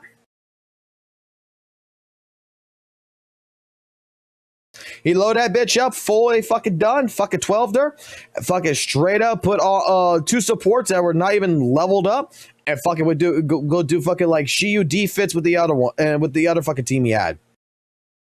And that's what is his team. And he didn't have signature on one of them. He just had signature on the other. He just did it. Why did he quit? Because his job, his work took over. He's actually done with all gacha games right now. He actually fucking stopped playing all gachas. Go fucking figure, right? He got to the point where he is actually making a gacha. He's making like several gacha games right now, actually. He's working for some people right now making gacha games. And he got to the point to where he's just like, I'm done playing gacha. He got to the point where he's actually doing it for a living, helping to balance and make gacha games and getting paid for it. And he does not want to fucking touch another gacha in his fucking life. And to him, they're all the fucking same. Doesn't matter what it is. They're all the fucking same. He was just not going to fucking touch them.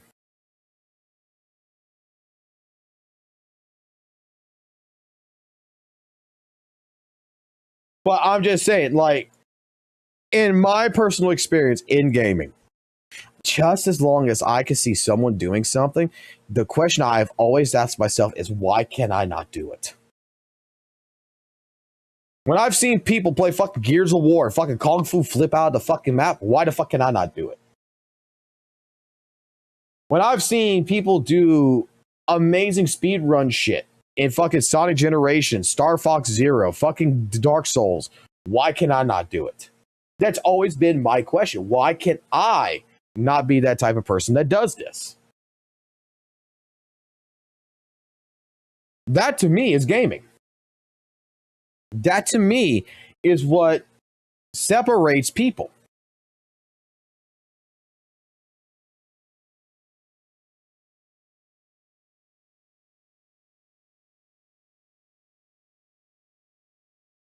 I've heard like some people like, you know what? Hey, look, yeah, I've heard people say you can't complete HSR now with old characters. That it's so fucking bad that you can't do it. I see people who actually say no, you can do it. They actually can show me they're doing it. Now, the difference between the person with the brand new characters that they have pulled for versus the person who's using the older characters is that the person with the older characters actually has to sit there and fucking think. Actually got to sit there and reset and re-go because he's got to fight RNG. He's got to fucking fight it.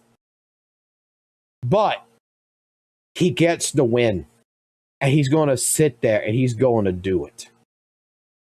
And he's going to figure out a strategy. And he's going to play that strategy. And he's going to work on that strategy.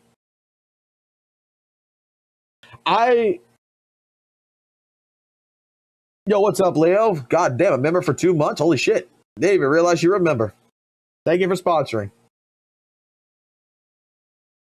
Like, I know you guys are probably going to get upset with me on fucking saying something like this. I'm pretty sure, like, this is going to be to a lot of people. It's an L tick. You don't know what you're talking about. But I'm just saying that since I started last year in GACHA, and since I got into ZZZ, and right now I'm getting into HSR right now, I even went out of my way to go buy an in-game account. I'm waiting for that shit to get built right now. I bought an in-game account for HSR. We're going to utilize this account that I got right now for the story. But I got one that has done all the story, has got like fucking 200,000 or something fucking shit for the new characters or whatever to go ahead and pull on. It's got some fucking 5-star characters already on. It's an in-game account to go straight to MOC. I need to use the account that I got right now in HSR to learn how the game plays. I want to go through the story because I'm actually interested in the story. And then I'm going to jump on, after I'm done with that, I'm going to jump onto the in-game account. I'm going to just jump right into it. And then I'm going to see what characters are on it. And I'm going to go fucking play it. And I'm going to go fucking have fun. And I'm going to see what the fuck I can do. I want to start off in the first part here where I'm not going to jump into that in-game account until this part is done. So I am at a point where I'm HSR, where I understand how this game operates, how this game fucking plays, and what I need to know. I'm not jumping in the in-game account, but I bought it. I'm not gonna lie, it was $25. I bought it. It's an in-game account with all story, everything fucking done on it. Everything's unlocked. And it's got several characters. It's got a lot of fucking pools on it. It's on the side. We're going to fucking keep working on this main account. Because who knows? Maybe that in-game account's going to be shit. And I wasted $25. We'll find out. But it was $25. I couldn't pass up the deal. I said, fuck it. It's already it's already at max level. It's ready to fucking go. Because I would want to experience the in-game and I want to see how fucking difficult it is. Because you got me fucking interested. This is where, like I said, this is my gamer side that's coming out. This is where, like, when someone providing me a challenge, you can't do this shit with Soul Bad Guy. You can't do this shit in fucking Dark Souls. You can't do this shit. All right, bet, motherfucker. We're going to fucking sit here and I don't care how long it's going to take. I'm going to learn it. I'm going to figure it out and I'm going to complete it. And then I'm going to fucking rock out after I'm done. I don't know what the fuck they got on it. That's the thing. I don't know what the fuck they got on it. I'm waiting for the email for them to send me the fucking account. But apparently it should have, from my understanding, already like 7 in-game characters on it and a bunch of fucking whatever the fuck you call the fucking polychrome astrite shit on it. Where to pull for a new thing. But it has all the in-game, supposedly has all the story and everything fucking done. So like I said, I'm not going to touch the account until after I'm done with this account. And then who knows, I might stick with this account and just give that account away to someone else. I don't know. It all depends on it all depends on how I feel. I'm not going to be that motherfucker who's out there that's going to fucking be like, oh God, let me make a video how great fucking Weather Waves is and talk all kinds of fucking mad shit about fucking ZZZ and fucking making 5 fucking or 6 fucking videos about fucking WUWA. And talk about how fucking shitty ZZZ is, and they fucking get caught saying that I didn't even do the fucking story of fucking WUWA, so everything that I fucking have talked about Weather Waves has been bullshit. At least with HSR, I'm going to go through the fucking story. I'm playing it. You saw me for the last couple of nights play HSR. I'm going to play it again tonight. And the next hour, I'm going to go fucking straight up go back at HSR, and I'm going to go spend another 2 or 3 hours playing fucking HSR, and I'm going to go see about doing what I can do in it. I'm not going to be that type of motherfucker.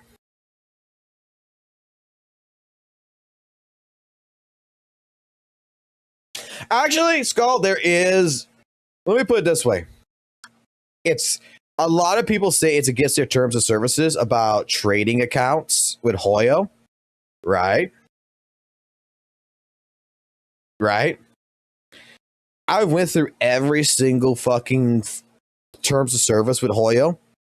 I can't find the one where it says you can't do anything in account. But like we had this conversation. I've had this conversation. Hoyo fucking knows that they fucking sell accounts.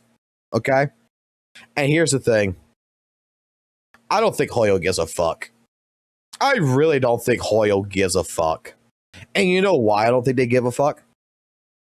Because if let's just say I switch over to a new account, right? Let's say I get off my main HSR, go to this new HSR account, right?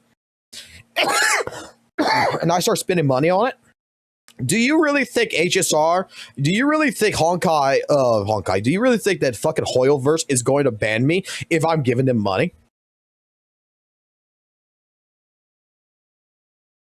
Do you really fucking think I buy an account and I start spending money on that fucking account that Hoyoverse gives 2 flying fucks that I bought the account? No. They don't care. As long as I'm giving them money, they ain't gonna give a shit. Because at the end of the day, like, dude, I've seen this shit with multiple fucking game companies where it's like, oh, you can't buy an account, you'll get banned if you buy an account. And you know what? Fucking League of Legends, people fucking sell accounts all fucking day long. The moment they get banned is the moment that that fucking account refuses to fucking spend money. But the people who keep spending money on that account and keeps utilizing that account and keeps doing the shit on that account, as long as Riot Games, as long as fucking Kuro Games, Hoyoverse, doesn't matter who the fuck it is, keeps making money, they ain't gonna give a fuck. They're not gonna give a flying fuck. They're good.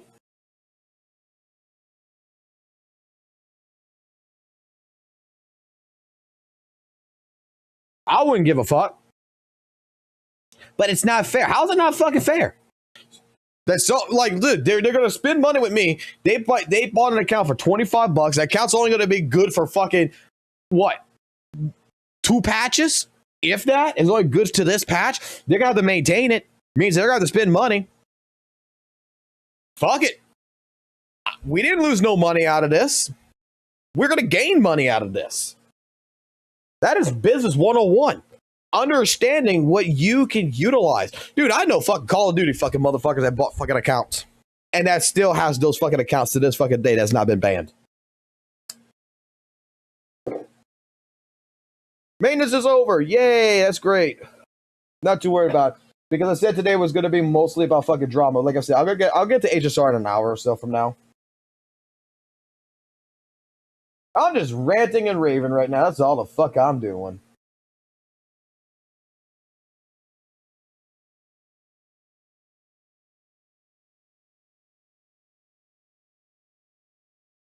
Who the fuck just added me?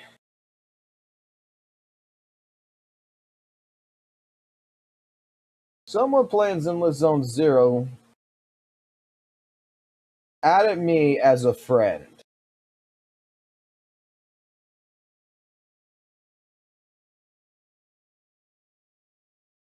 Hold up. I gotta check something. Because there are no server that I know of.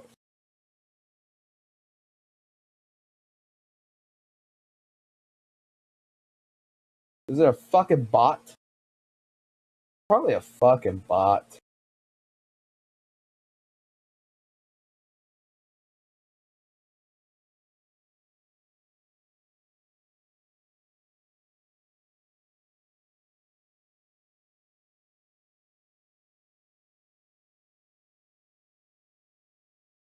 No, this is someone I used to fucking talk to, actually.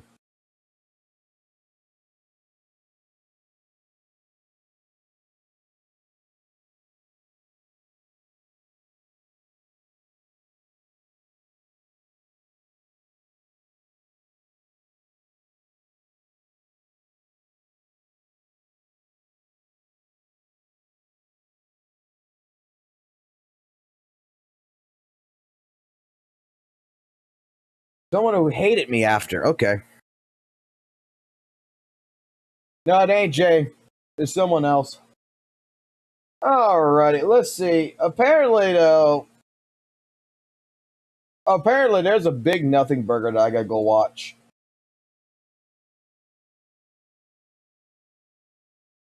Oh boy, let's go watch the Big Nothing Burger. How's that sound to you guys? Y'all want to see the Big Nothing Burger? Let's go see the Big Nothing Burger, apparently. The recent events that have occurred within the ZZZ. Oh, look! My fucking thumbnail's in this shit.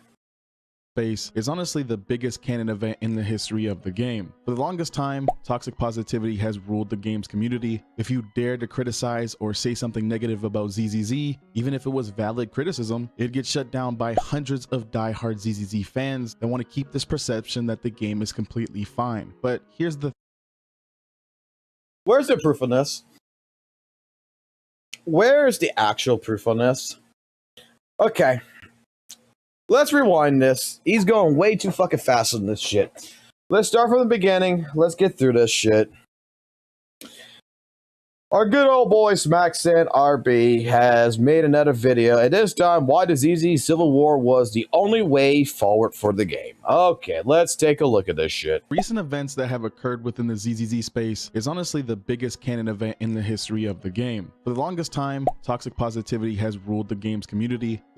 Why is he using a picture of Doro? If you dared to Why the fuck is he using a picture of Doro? What did Doro do to this guy to be evolved? Isn't Doro just a Genshin fucking player? I don't think he fucking plays fucking ZZ, right?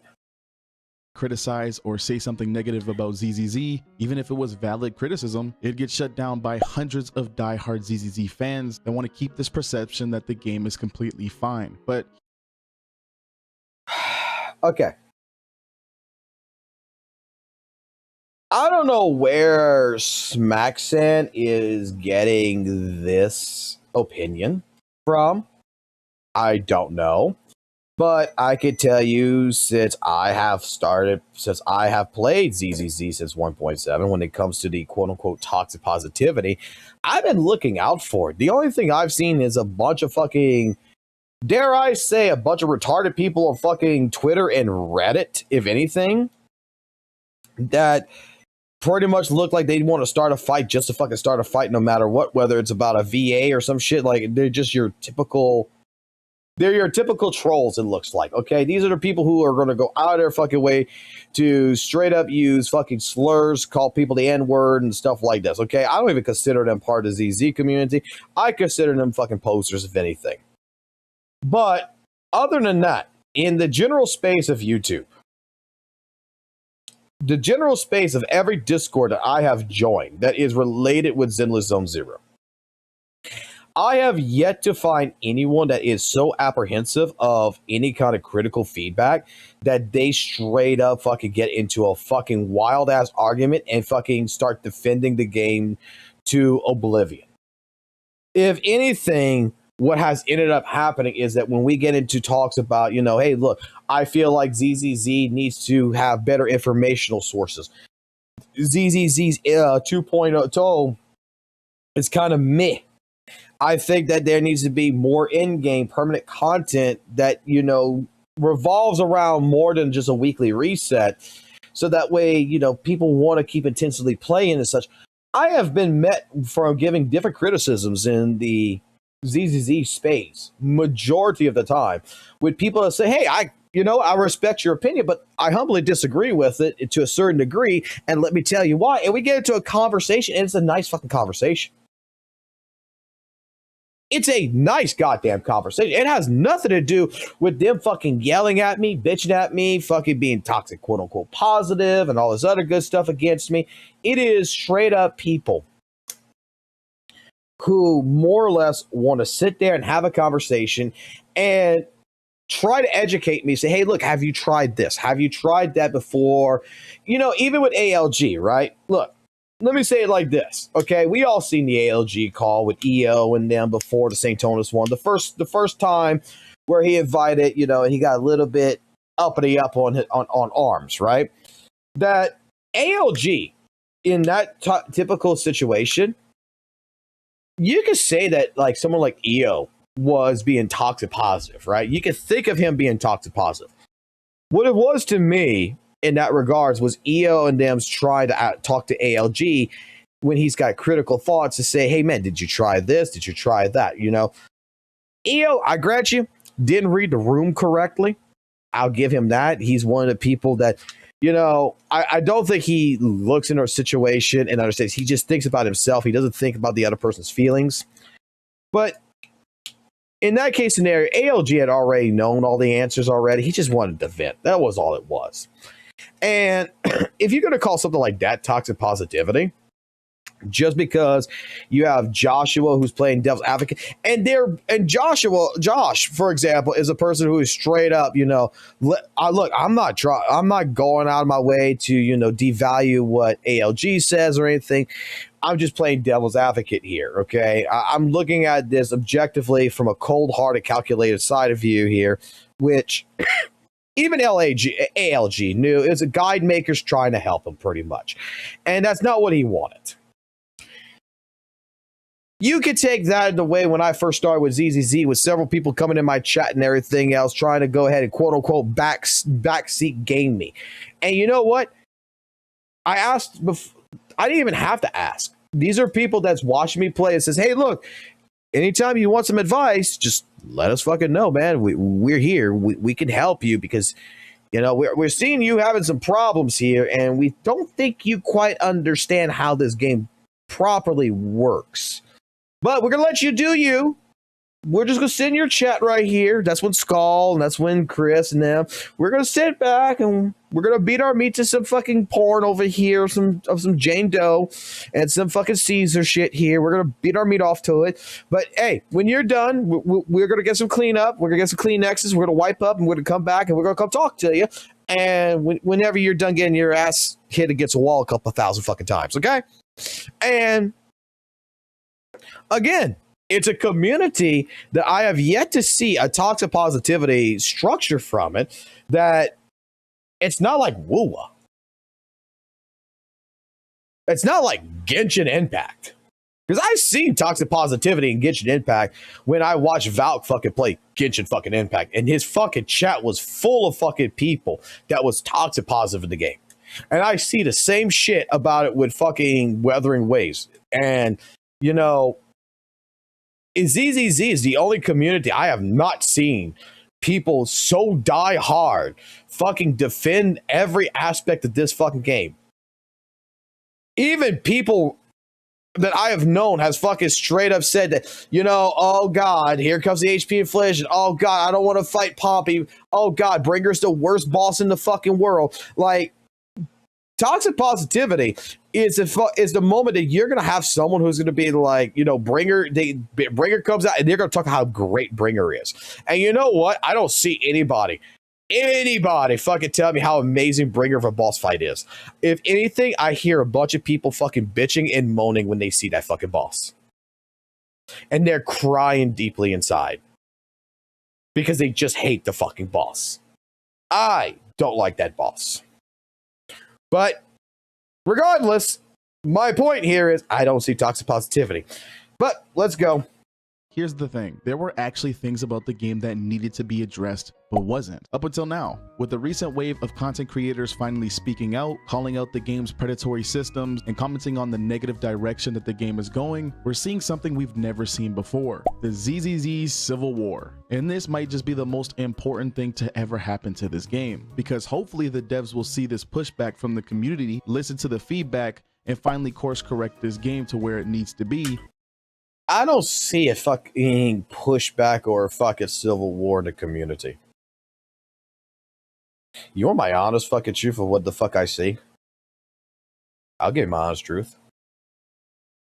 I see a bunch of people who really likes another fucking game that's coming in and pretending to be fans, that's pretending to be part of the ZZ community, that is trying to start the fucking war. That the community, the actual community itself, has been on the side that there's problems in the game, that they've talked about the HP inflation, that they are concerned about things happening, but it just hasn't happened yet, so they're keeping a close eye on it. But the ones that are actually complaining and stuff like this, it's actually opening their mouths. I'm not saying it's all of them, but I'm saying a good majority I've seen, it's not even people that I see play fucking ZZZ.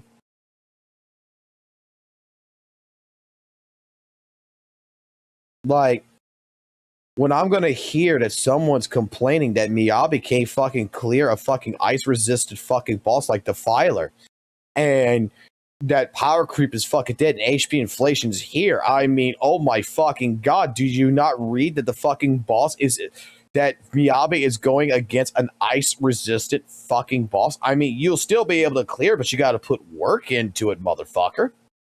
But if you're expecting that Miyabi is so fucking strong that she can blow through every single fucking element and stuff like this and fucking still get the win, well, I'm sorry. This ain't WUWA, buddy. And hopefully the community will learn to be more open and transparent about things that actually suck about their game. But before we get into this video, if you've been enjoying the content, make sure to subscribe and turn the notification bell on so you... The question that may have been already asked is, I want to know, are gacha CCs branching out with the review of Ananta, which is not a gacha? Probably. I know a few of them already that's fucking all excited for it, that's ready for it. Look, I'm going to play it, but I'm going to tell you something. I'm going to tell you all a good secret about Ananta, and I'm going to tell you something about me. I'm not a fan of fucking GTA. I've played GTA, but I don't care about GTA. And all that looks like to me is anime GTA mixed with fucking Spider-Man. It looks cool. I think I'll have fun with the game for a good little bit. You know what I'm saying? I think I'll have fun with it. But that's not a game that's going to drive me. I don't think it's going to be a game that's going to drive me to want to play it every fucking day for the rest of my life. Or for a good long time. That to me, Ananta, is a game that I feel more is a type of game that me personally, that's a week game. That's a 1 week, maybe a 2 week game, like Elden Ring. And then slowly, I'm going to be like, yeah, I'm good. And I'm going to go back to what I want to play. I think it's going to be fun. But I don't think it's going to be a live service game that I'm going to keep up with. Because I was never like, look, I've played fucking Grand Theft Auto, right?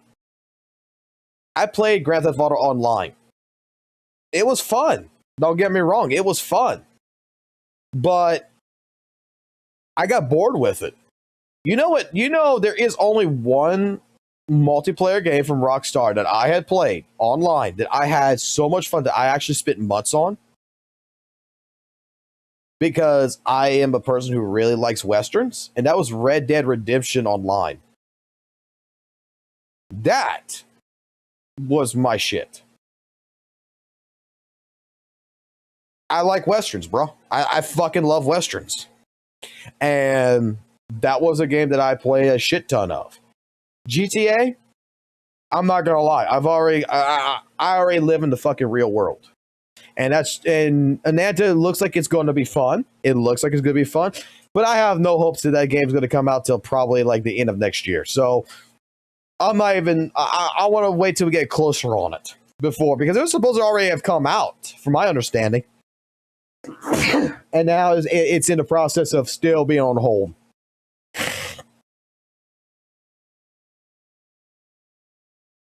Thanks for the answer. I'm glad to hear an honest opinion for once. I mean, I'm just being like, look, I'm not all up its ass. I think it looks great. Like I said, I think it looks cool, but I don't think it's for me. It's like DNA. I've seen DNA before, and even though it's taken GACHA properties out of it and shit, it's just like I said it before they took the GACHA properties. And I saw the stuff going in with it because it kind of looks like Bloodborne. The old trailers kind of reminded me like a Bloodborne scenario. I still said, this kind of doesn't look like for me. Now, Silver Palace. Now, that one I might actually be interested in. But, again, gotta wait, gotta see, and I'll try them. But, hey, I'm a weird person. There's only certain things that keep my interest.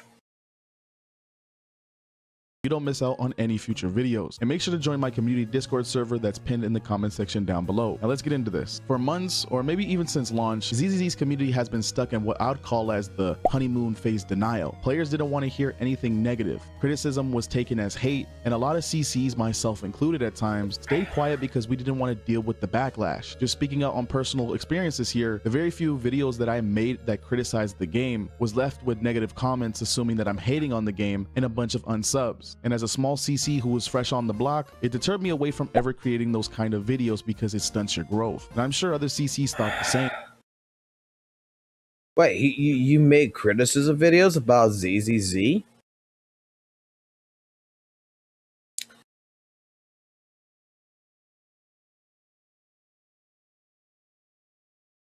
All right, this is a criticism, apparently, right?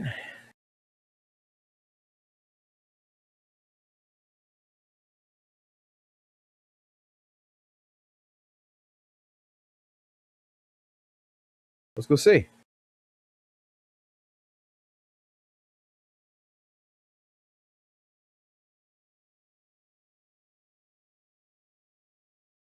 Let's see if the toxic positivity hit him.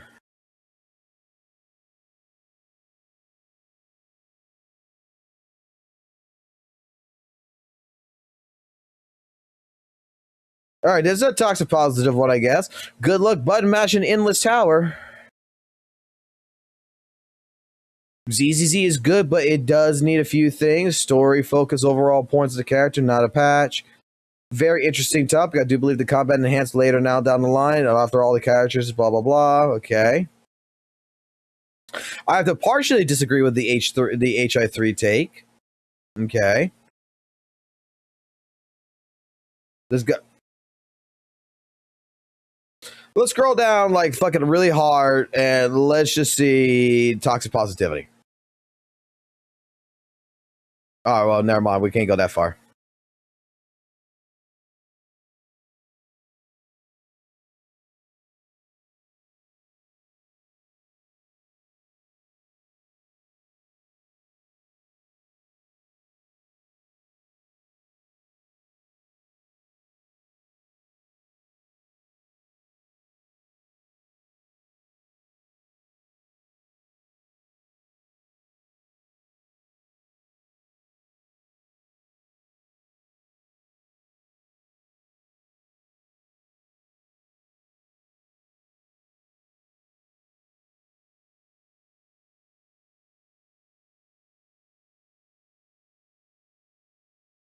I mean, I'm not seeing anyone tell me he's a fucking retard.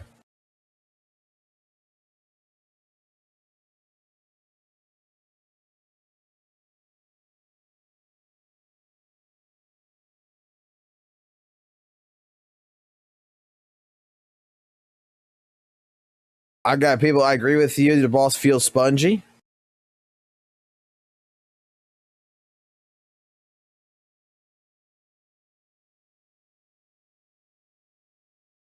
Fantastic video. Scroll down a little bit. Let's get to what might be hateful topics.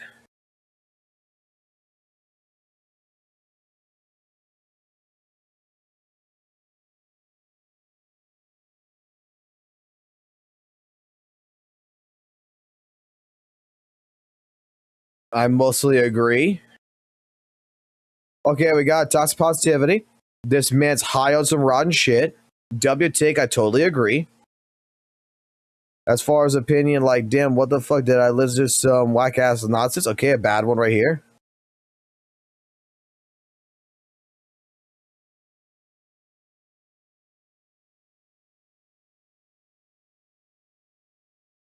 Apparently, it talks about WUWA in this one.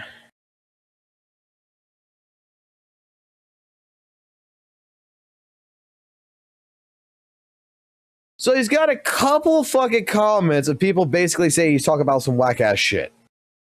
I gotta go see what the whack ass shit is here, but okay, continue. This in turn created a false reality of the game. Everyone perceived the game to be completely fine and avoided criticizing the game. Things like HP inflation got worse and worse each patch, shilling certain types of agents got worse, and you know, just a personal gripe here, when are we ever gonna speak out on the character designs being some hot buns? Please, someone fix this. But nonetheless, because no one wanted to break this false reality, developers had no real pressure to fix things. They thought everything was fine because the community acted like it was fine. And recently, okay, when it comes to the character design, I don't understand why people don't fucking like Seed. I know this is all going to come from. This all stirs from Seed, okay? Seed at your service. I said it like this, like, look, particularly, I don't particularly care for Seed's design either, but I'm going to be honest with you, it's not fucking bad. It's just, it might not be my personal taste, but, you know, there's some fucking people out there that this outfit right here that she wears, the character design itself, they really do fucking like it. Like, I guarantee you, there's some fucking people that don't fucking like fucking way lighter fucking looks. I guarantee you, there's some fucking people that don't like the way Miyabi fucking looks. There's some things that people fucking like and some people don't like. Holy shit, why are we saying that something is just ass when, you know, it's a fucking video game, and this is, in the core concept, the more you go through like Seed and everything, I kind of understand the reason why she's dressed like this. All right, whatever, continue. Everything changed. Big content creators finally started speaking up, calling out problems that we all kind of knew were there, but were too scared to talk about. And that That was a spark that was much needed. How are you doing, Del Pop Shotgun? I might need you here in a minute. Popping up on Reddit, videos started flooding on I might need you. YouTube, I might need you to crank it up a little bit. Bad, and everything in between. And yeah, it got a bit messy at first. You had one side defending the game and the other side disagreeing, letting them know how it really is. But here's the thing, this was necessary. For the first time, people stopped pretending everything was perfect. Let me continue. Let me sweeping issues under the rug, and we started having real, honest conversations about the game's future, its balance, and its direction. And honestly, this might just be the most important thing to ever happen to this game, because when the community finally stops blindly defending everything and starts demanding better, that's when actual change starts to happen. Now, this moment was huge, because hopefully breaking this silence actually transforms the community into one that can handle criticism. No more pretending everything is fine. No more when the fuck did no one handle criticism?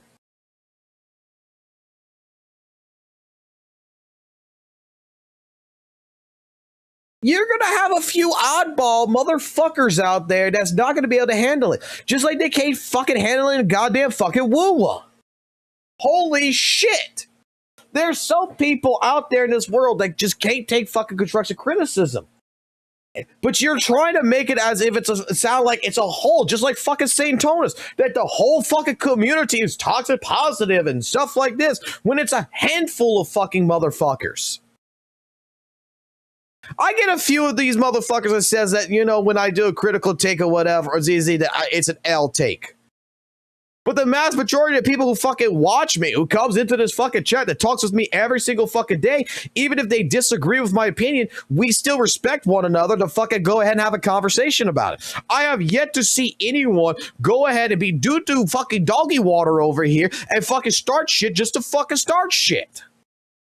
Fake positivity every time something clearly misses the mark. If there's a valid problem, let's call it out right away, not 6 months later when everyone's burnt out and ready to quit, because letting these issues sit and simmer only makes them worse. And that's exactly how we ended up here with ZZZ. Wait. So you're talking about yourself here, right? Is that what we're talking about here? Fine. No more fake positivity every time something clearly misses the mark. If there's a valid problem, let's call it out right away, not 6 months later when everyone's burnt out and ready to quit, because letting these issues sit and yeah, we're talking about yourself here. You're burnt out. You're just like me with fucking WUWA. This is why, like I said, I think you playing Weather and Waves is actually a really great fucking thing. And then if you come back to ZZZ, I think it's a great thing. You need a break from it. You are building your content around ZZZ. You did not know how to approach it. You were pushing out these videos. You were getting somewhere, but overall, something in the game you just did not like. And you got burnt out on it. So exploring other options, just like I'm exploring options with HSR, just like I explored fucking ZZZ from playing Weather Waves. It's a great fucking thing. Doesn't mean that straight up, like, I'm going to call fucking Weather Waves fully dog shit. I think that, you know, Weather Waves is still a fucking amazing fucking great game. I just think that right now is just not for me. Can't you say the same thing about ZZZ? simmer only makes them worse. And that's exactly how we ended up here, with ZZZ in one of the worst states it's ever been in since launch. That helps no one, not the devs. Wait, what? With ZZZ in one of the worst states it's ever been in since launch, that helps no. Guys, is ZZZ in the worst state since launch? I gotta fully fucking disagree with that. I have to disagree with that one. Because I have played Zenless Zone Zero back prior to, after its launch. I played after its launch. And what turned me off in the game was that the game was too fucking easy. It didn't have anything that I liked. And it just, overall, I was more fucking deeply fucking consumed in fucking Weather and Waves and all its gorgeous waifus at the fucking time. And then giving it another attempt after all the revamps and all the soft launch in 1.4 and coming into 1.7, I think this is the greatest fucking state the game's fucking been in. That's me personally. I'm just asking y'all, is this the worst state ZZZ is in?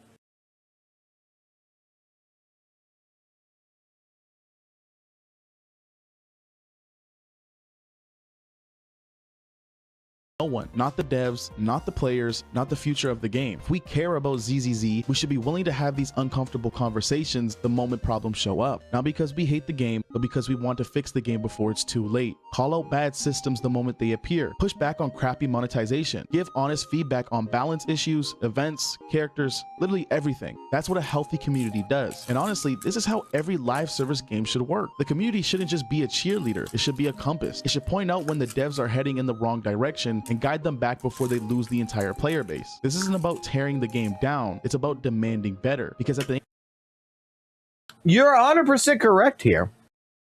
But there is a way about going about this. Okay? There is a way about going ahead and delivering that message. Action and words, and the way you deliver your words is what fucking matters in order to go ahead to make these changes happen. Okay? The only reason why this fucking civil war in ZZZ community fucking happened is because of St. Tonus. 100%. 100%. The savior of the fucking gacha games.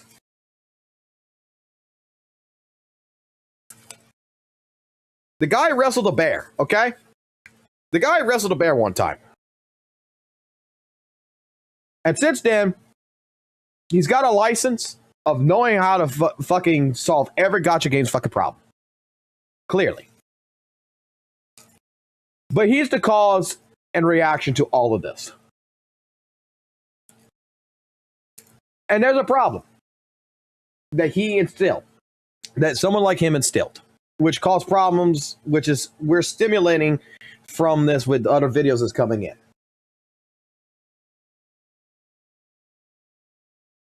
The delivery of his message of what he was trying to invoke and what he was trying to push was a good message.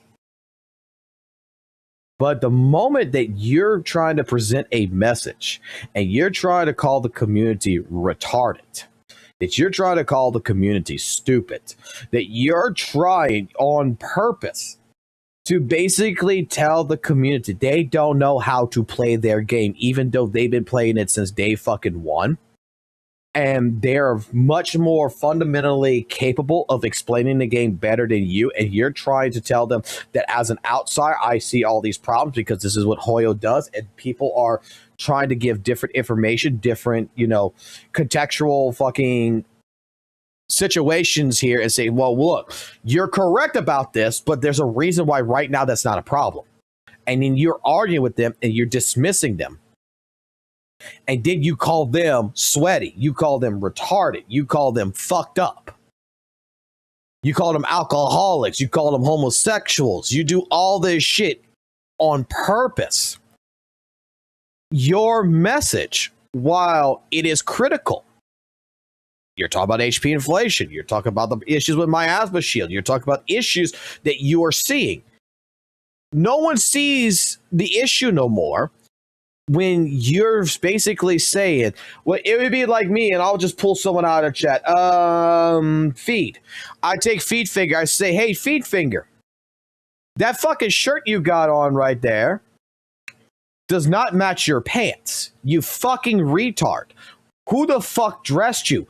Your goddamn self? Maybe you should go talk to your mommy and learn how to dress yourself, you goddamn piece of shit. Versus, hey, Feed Finger, that shirt you're wearing right now, it doesn't match with the pants. It doesn't match with the shoes.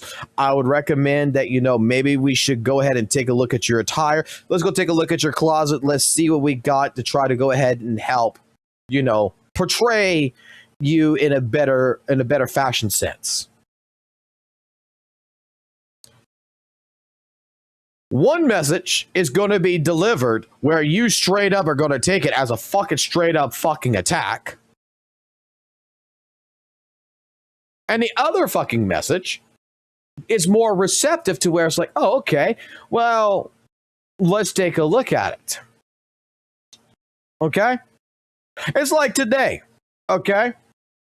I talked to my friend, which was one of the people that I interviewed for the job with, that I didn't get the job, that had a conversation with me. I'm on my fucking lunch break. I just fucking walked out the fucking building. I'm going to my car to go into my car to go drive to a fucking place. I'm on the phone with my fucking wife. And then the person who I have worked with for the last 8 years now, who didn't hire me for the job, which, hey, look, I understand why he didn't hire me. I completely understand. The other person was more qualified. I get it. It's not a big deal. I'm not butthurt about it. Is waving at me, lowering the window, waving at me, say, hey, man, come see for a second. Let's talk. And so, hey, man, don't be mad. I was like, I'm not mad, dude. I'm fine.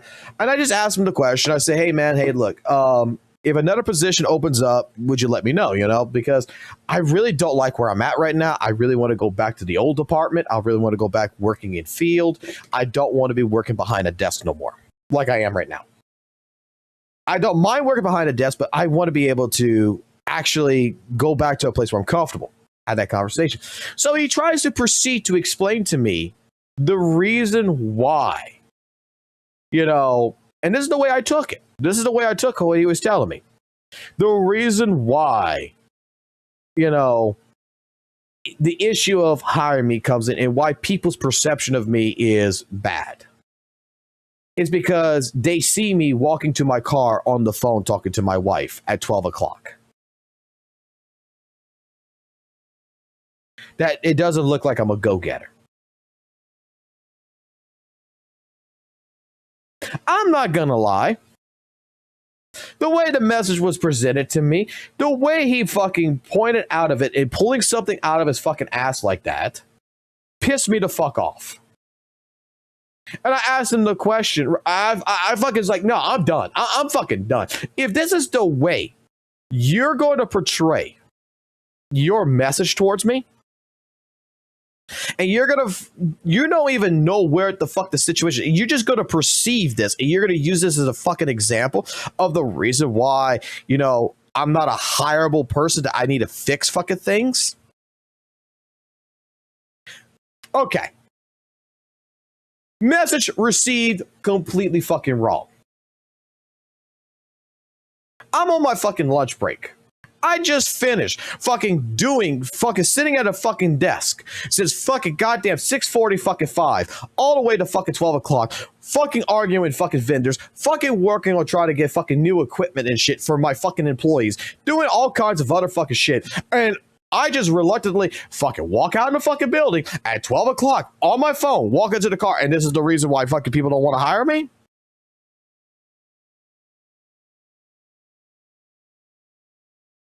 I'm not gonna lie, I got kind of pissed. Then that pissed offness came back down. It came down. We discussed it a little bit. Moved on. But I'm not gonna lie. I'm still a little fucking tad pissed off about that kind of shit. Because the way I've been fucking told is that there's other fucking different things. But the message of how it has to be pushed. If you're trying to explain something, the delivery of the message fucking matters. That's the point. End of the day, that's what keeps a game alive long term. Not fake hype, not ignoring the problems, but a community that cares enough to speak up, to hold the devs accountable, and to make sure the game reaches its full potential. And if ZZZ can actually come out of this stronger, if the devs listen and make the changes the community is asking for, this whole messy civil war moment might just be the turning point that saves the game. Something that we haven't really explored yet is the role this civil war plays in forcing developer accountability. For a long time, ZZZ devs could release updates, systems, or monetization mechanics without much scrutiny. The community's silence or fear of backlash essentially gave them free reign. But now, things might just be different. When content creators speak out, when the community debates and questions the devs' decisions publicly, it forces them to answer for their action. Every controversial change or system gets dissected, and that transparency creates pressure to actually improve the game. This is huge because it sets a precedent. Developers realize that ignoring criticism isn't an option anymore. They can no longer rely on the old model of release and move on. All right. Has there been a case so far where ZZZ's been ignoring the critical thought pattern of the community? Because last I fucking checked, one of the biggest things that I saw that fucking the ZZ devs did was they fucking removed the fucking TV mode. That they are actively listening to the community. That if anything, the ZZ community probably listens more to its community than any of the other fucking Hoyoverse fucking titles and developers. Like, why are we trying to fucking say, like, why are we trying to pin right here that, like, it seems like the ZZ devs aren't fucking listening, and now all of a sudden, because of Civil War, they're going to listen. The community has shown that we'll pay attention, we'll speak up, and we'll demand better. In the long run, this could lead to better updates, more thoughtful systems, and a game that actually listens to the people playing it, instead of leaving players frustrated. This Civil War isn't just about calling out bad systems, it's about breaking a cycle. For years, we've seen the same pattern across multiple live service games. Developers push out questionable changes, community stays silent or suppress criticism out of fear, and by the time everyone finally speaks up, it's too late to fix anything. Right now, ZZZ has time. The game is still relatively new, and it can pivot if the feedback is loud enough. This is why this moment is so crucial. It sets the tone for how the community and the developers will interact for years to come. If we Wait, are we getting into the arc of where you're going to talk about how Kuro Games has listened to its players and the reason why it's better? Is that what we're going to get involved into next? Giving constructive criticism now, we're basically future-proofing the game. We're creating a healthier space where it's okay to call out issues before they snowball into game-breaking problems. This isn't about dividing the community, it's about making sure that when people say I love this game, it's because the game is actually good, not because we've trained ourselves to ignore flaws. One thing that absolutely needs to be acknowledged is just how powerful and important it is that so many ZZZ content creators are finally speaking up. Because let's be real, this isn't easy. For a lot of these creators, ZZZ isn't just a game, it's their job, their livelihood, and their brand. Their YouTube channels, Twitch streams, sponsorships, and community engagement all revolve around this game. So when they take the risk of calling it out, criticizing its flaws, and challenging the direction it's going in, they're putting their entire career on. Guys, I think ZZZ is a dog shit fucking game that legitimately needs to fucking add more in-game modes to it. It needs another in-game mode or some sort, okay? That it needs to have better fucking, you know, information pushed into fucking people's faces. That, in all honesty, that the game itself needs to have more mechanics, more flashiness, and I think, honestly, oh my god, the game is fucking cooked right now.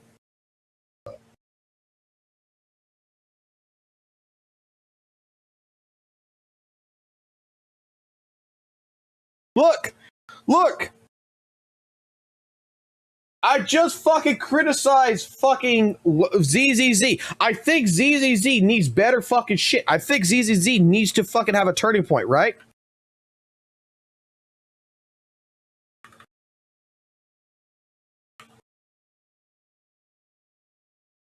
Hold on.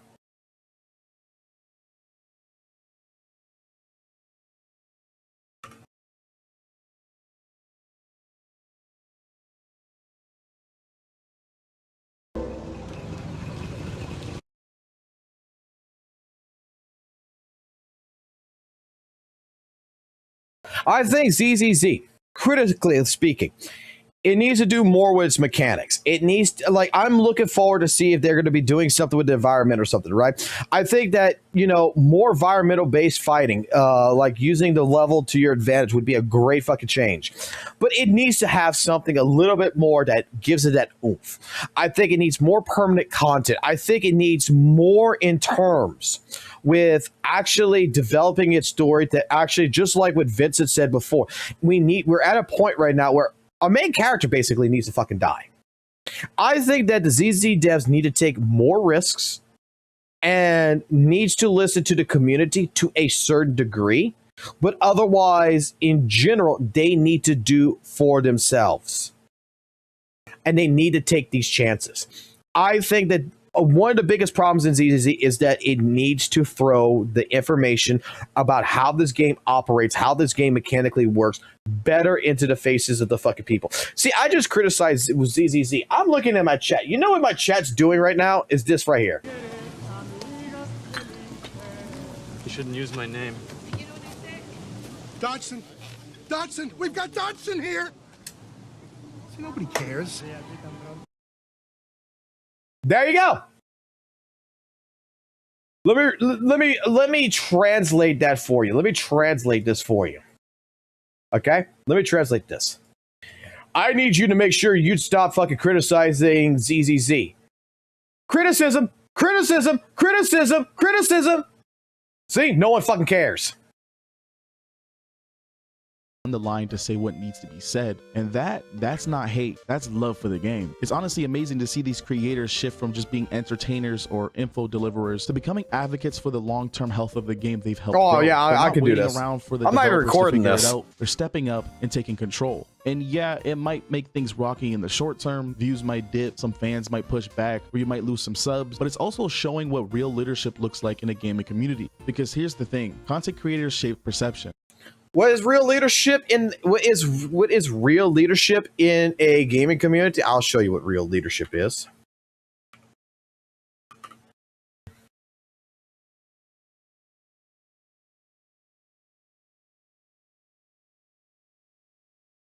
This is real fucking leadership. This is absolute fucking cinema. This is a person who is portraying all types of feelings, who is explaining his thoughts. This is what absolutely is the fucking changes that needs to be done.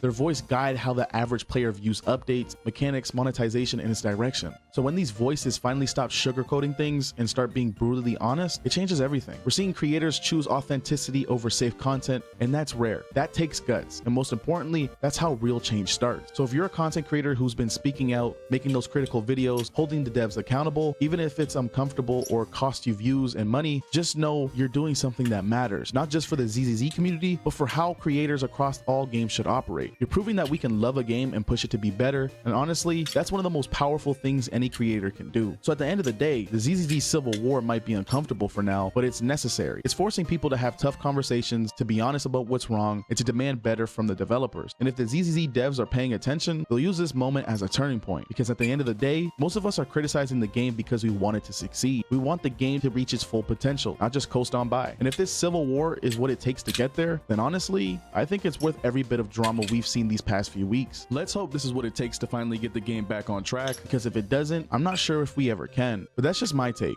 What do you guys think? Is this whole ZZZ Civil War a net positive for the game long term, or is it just tearing the community apart for no reason? Let me know down in the comments, and as always, don't forget. It just sounds like you're trying to cash in on a fucking video to go ahead and just honestly fucking talk about something that you don't give a fuck about no more. You're burnt out on. Whatever. That's my honest take. That's my honest take on that. Because I'm the type of person that I hate fucking Capcom. But I don't hate certain development teams. I don't hate the Devil May Cry development team. I might not like the fucking Resident Evil fucking development team, but I don't hate the Devil May Cry one. Because they do make changes. They listen. They don't fucking just fucking rehash fucking Resident Evil 3 from Resident Evil fucking 2 in a fucking year just to fucking cash in on fucking people. I don't think that right now the developers of ZZZ deserve to be crucified for the changes that they are making in the game. Because why? Because in fucking general, the fucking people who is working, they are adamantly listening to the fan base. They are doing what they can, but they're trying to also, you got to understand, business is fucking business at the end of the fucking day. Okay? Business is fucking business.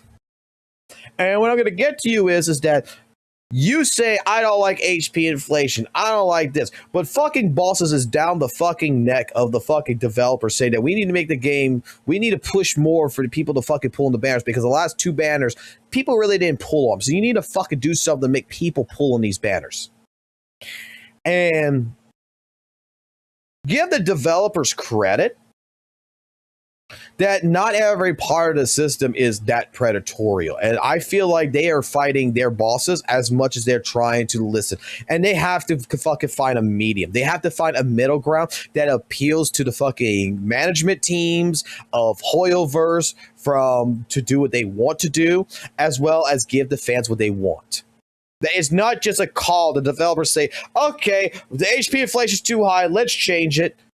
No, but I'm pretty sure it's a call from the fucking goddamn management team saying, you need to find a way, and HP inflation is what we want to see in order to make the game fucking go ahead to fucking make people pull for a banner. Like, I don't know, does anyone not have a fucking job? Do these people not know what a job is? What in-office politics is?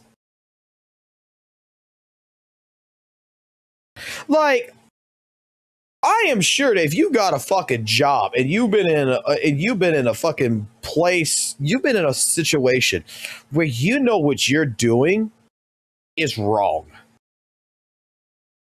You're trying to do something for a customer, and then your boss says, no, we have to charge them. It's like when I used to work for a fucking computer company before I got the job I got. I was a fucking little minor fucking technician working on shit.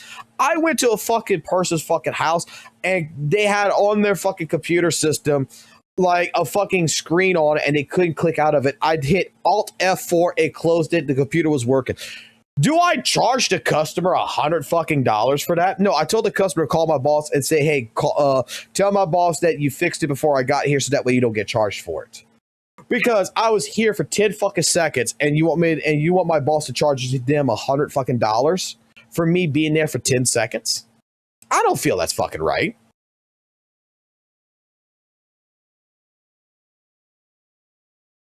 But there's in-office politics like that. That shit happens. That you got to find a medium ground. That you got to fucking do what you think is best for the customer, and you also got to do what's best for your fucking boss in order to keep your fucking job. Like, I love it how a lot of people fucking take these situations and tries to make every fucking thing about it being black and fucking white. It's so fucking easy to fix this. It's so easy. It's the dev's fault. It's the developer's fault. The developers are fucking the problem. They don't see the fucking good shit, the positives, the net positives that is actually happening. And then when they see something like a shill buff, they see something like, okay, this DA's got a little bit higher HP inflation. It's worse than it's been in the last couple of times. They don't see that, okay, there's some negatives, but there's still a lot of great positives.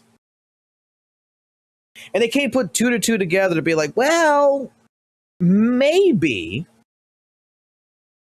just maybe, the developers might be facing a fucking issue with their own bosses.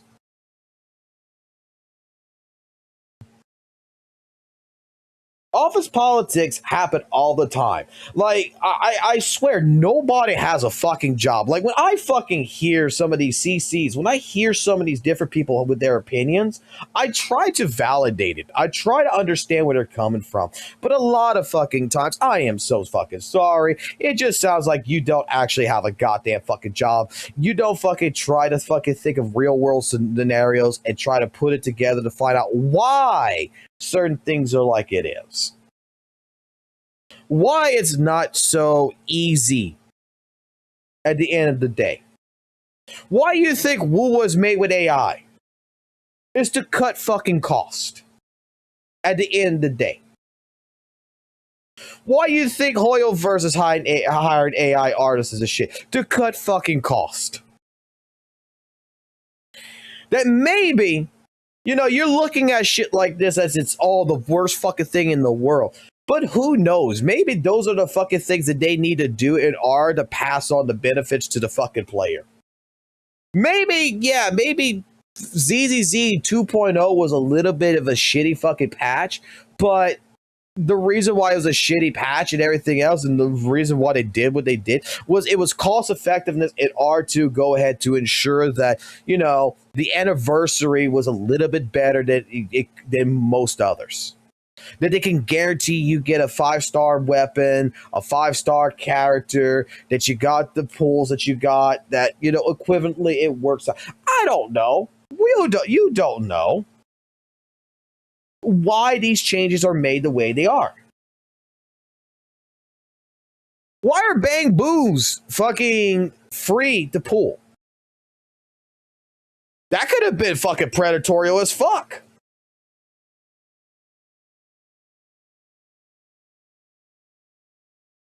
Maybe the devs actually do have a heart, but they're trying to find a medium ground between customer and boss.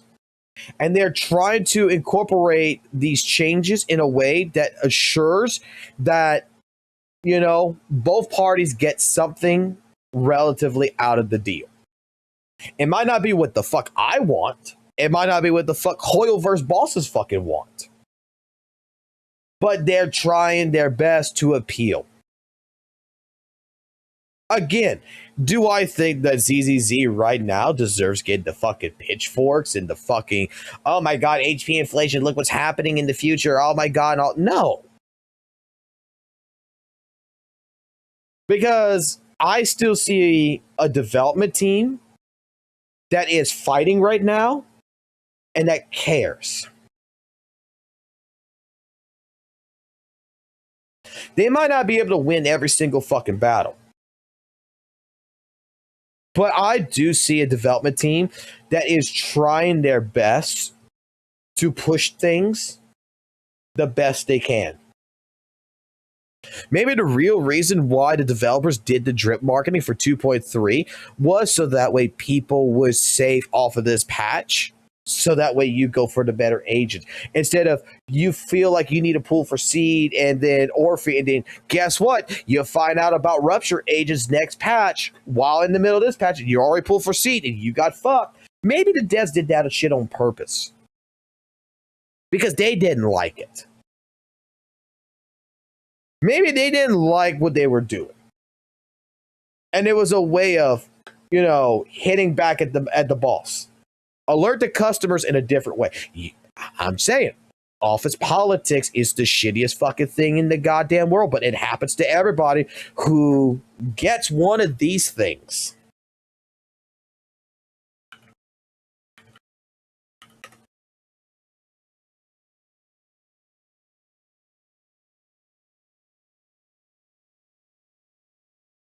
Fill one of these out at your local business. Come back here in 6 months from now and tell me that there's no such thing as in-office politics, because it happens at every fucking job.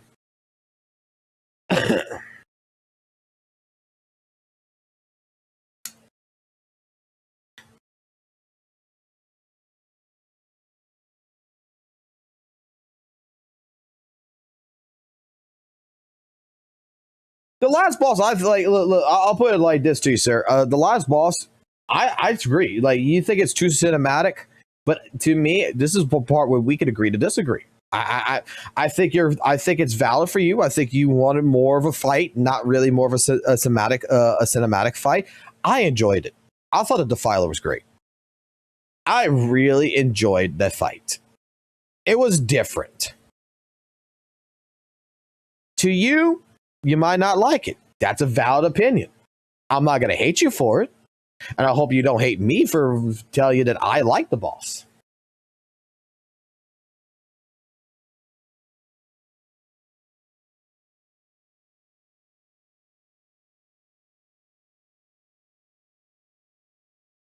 All right.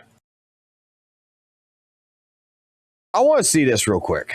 Listen, throughout my gacha career, I've played a lot of gacha games. The problem about Zenless Zone Zero's bosses is artificial difficulty. Now, this isn't a problem just within ZZZ. Damn near all of these action RPG gacha games have the same problem, but this model is being pushed out so much that it honestly has just become a norm. And it's sad to see because the potential some of these games have, if they were to just put a bit more love into their boss fights, it would make the combat that much more special and memorable. Now, this video is simply highlighting a flaw that the game has in my opinion. I still love the game, ain't nothing going to change about that, but as a ZZZ enjoyer, who would I be to not provide constructive criticism to help make the game better? Like always folks, this is a discussion based channel. If you think I had a bad take or agree with my take, let me know why in the comment section down below. If you're new here and enjoy this kind of content, please consider subbing. It only takes about like 2 seconds. With that out of the way, let's jump on into this. The big problem that ZZZ has with their bosses is artificial difficulty. Now, what exactly is artificial difficulty? It's when the game's mechanics cannot create that skillful challenge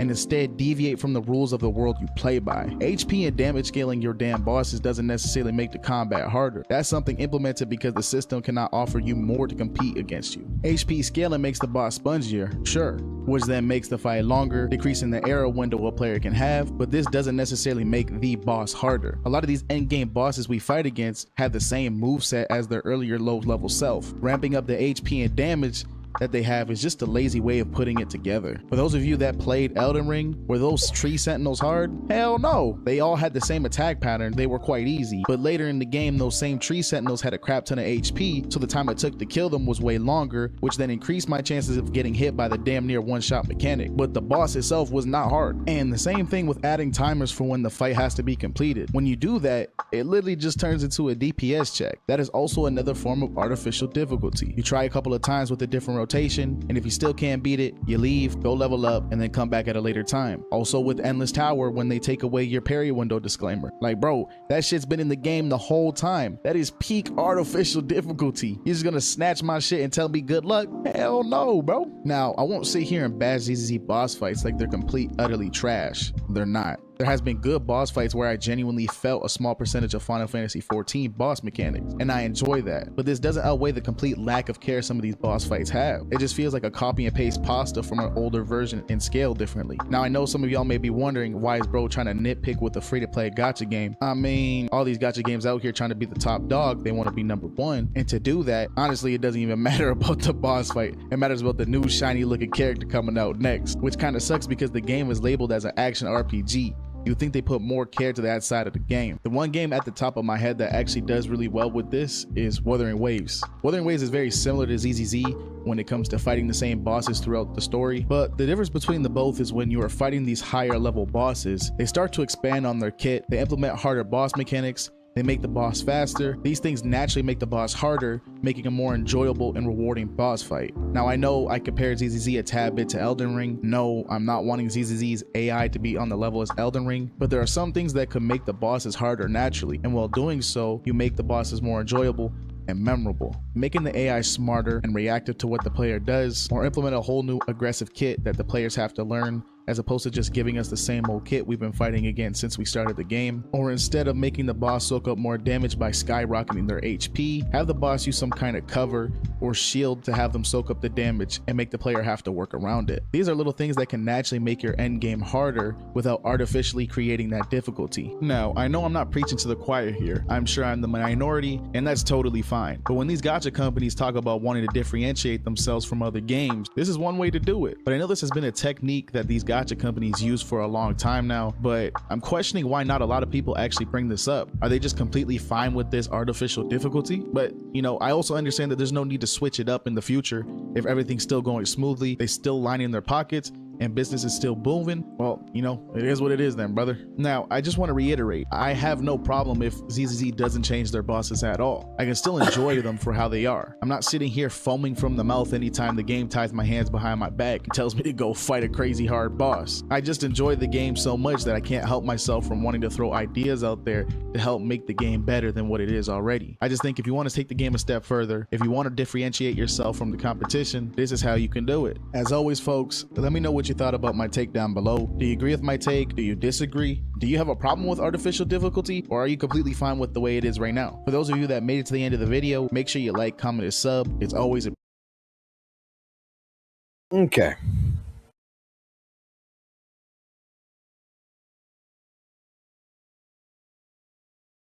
What fucking boss is he talking about?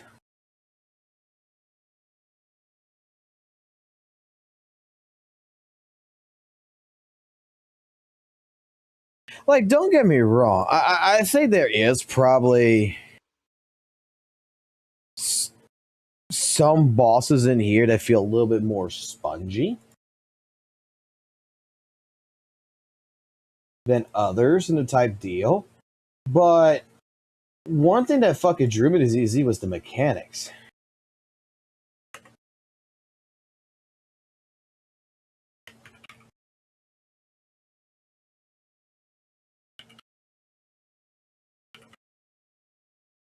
Give me a second.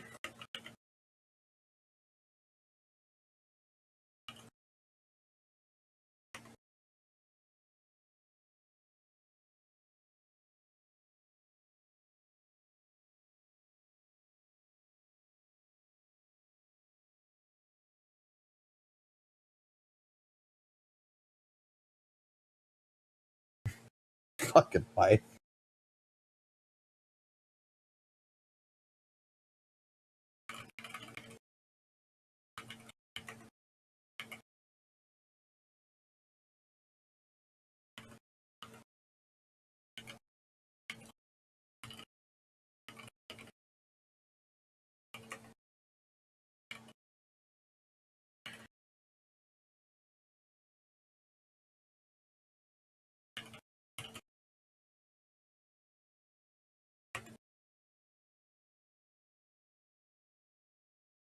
Fucking wife. All right.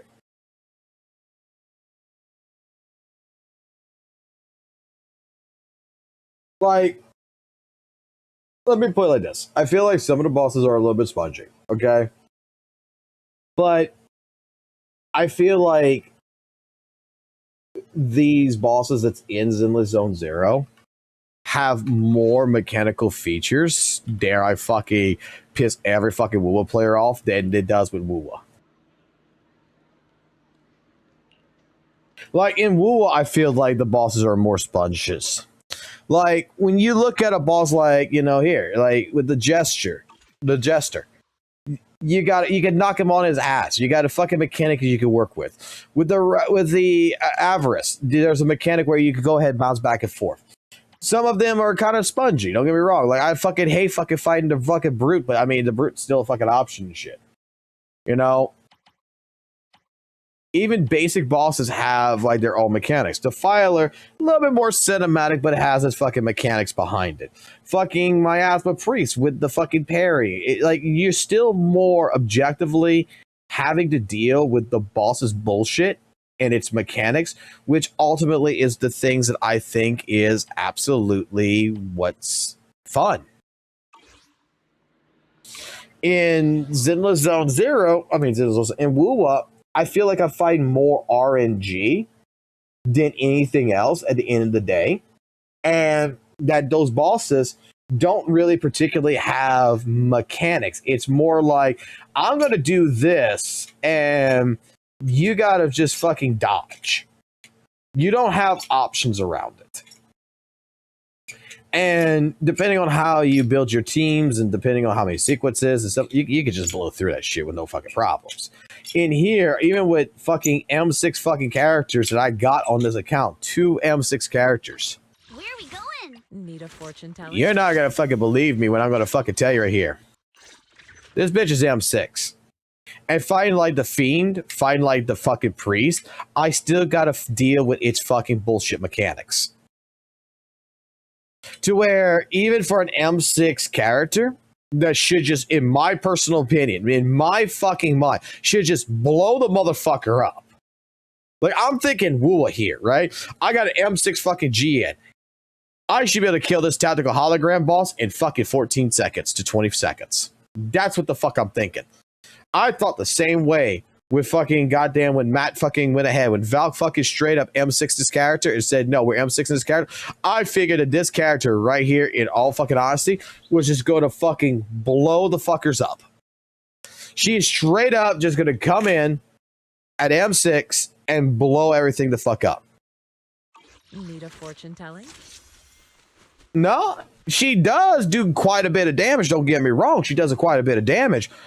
But I still got to play into the fucking fight. There's still a coordinated fight that still needs to go on. So it feels kind of like, you know, like Metal Gear Rising Revengeance. How many of y'all have played Metal Gear Rising Revengeance? You're going to know probably what I'm going to tell you when there's something called the Fox Blade. The Fox Blade allows you to fucking kill enemies in one hit. You can't kill the bosses in one hit with the weapon. Bosses don't die in one hit. You still got to play against the fucking boss's mechanics. Even with a fucking blade that is designed to one-shot basic fucking enemies. And that's the thing that I enjoy about ZZZ.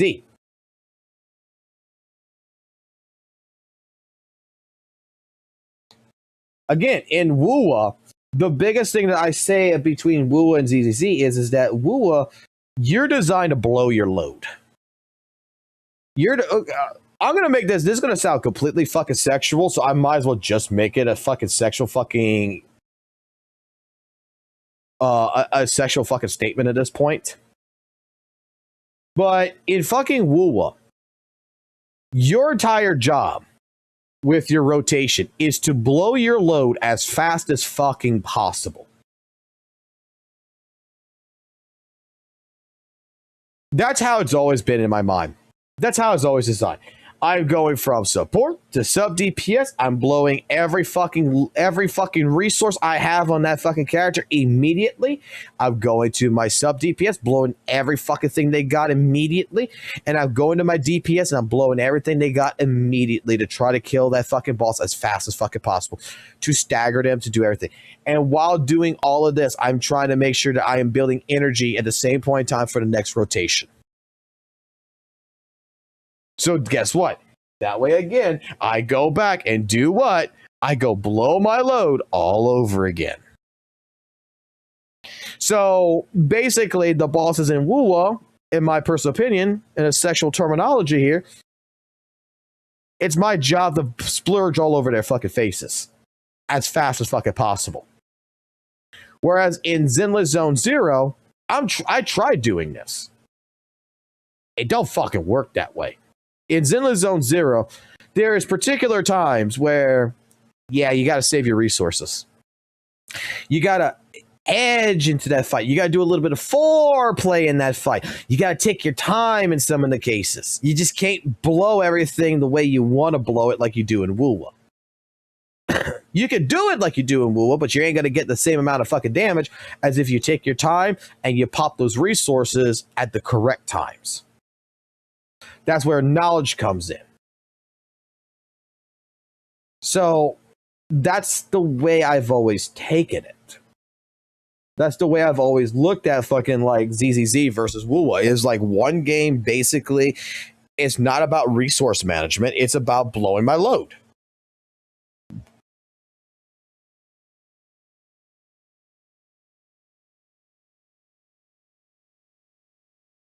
I know some people ain't gonna fucking believe that shit, but I mean, it's seriously the way I see it.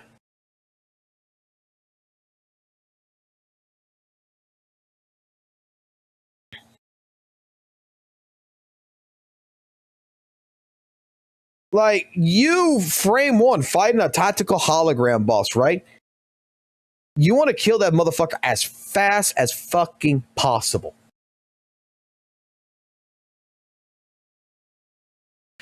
And that's how I've beaten every tactical. That's how I've done TOA. My entire fucking goal is boom, boom, boom, done. And even if I'm doing a quick swap, the entire fucking deal is to swap as fast as fucking possible and keep blowing my load.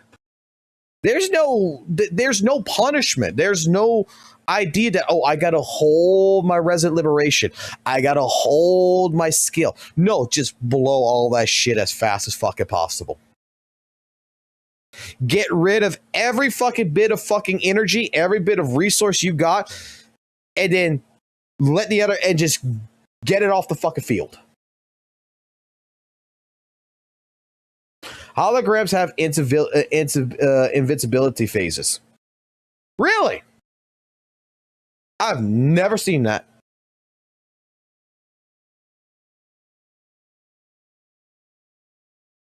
It must be with the most recent. No, not even the most recent one, because all my fucking bosses, like, like the only one that has an invincibility fucking phase that I can fucking think of, off the top of my head, there's only one. That's Heka. That is for Lova's fucking shit. Hectea, whatever the fuck it's called. That's the only one where it has like the second phase fucking bullshit that it goes into that fucking cinematic thing with the fucking shoving the fucking the saw blades at you kind of deal. Like, that's the only invincibility one I can see. Every other fucking boss,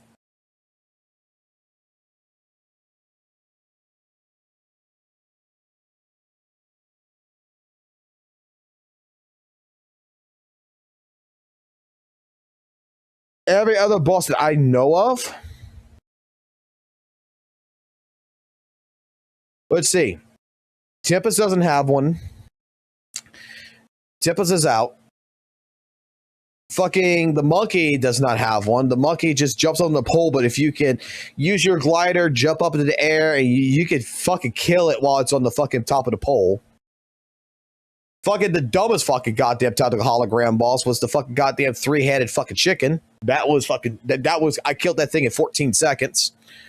Crownless has that little bit of an invisibility frame. Okay, wait, Crownless has one where he fucking pulling the spear out, but as soon as he comes to the fucking ground, you kill him. He dead. That's a fight that lasts about fucking 40 seconds. Fleur de Lis does not have one that I know of. The only thing you gotta watch out for is her fucking instant kill bullshit, but you could dodge that, but you could be right on her nuts fighting her. Fallacy of the Fallen doesn't have one. Inferno Rider has a 2-phase fight, but he immediately goes from the fucking bike to the second phase, and you can still be attacking him, so he doesn't have invisibility he doesn't have invulnerability at all in that. Morning Ajax doesn't have it. You can kill that motherfucker so fucking easy. Heka's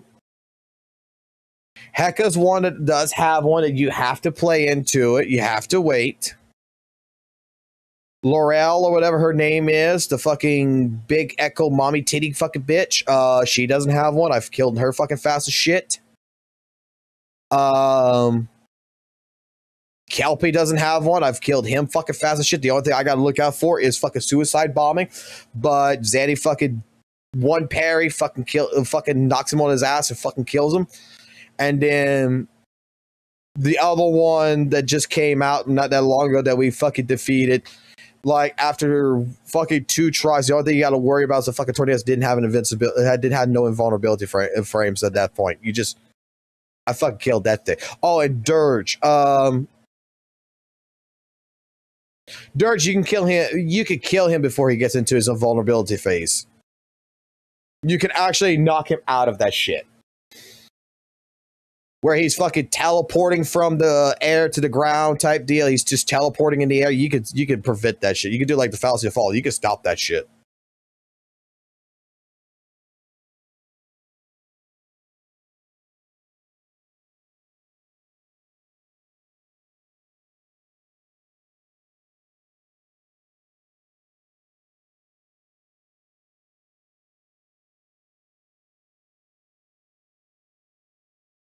Fallacy of the Fallen does have one if you let him get to that phase, but you could kill him well before he gets to that phase.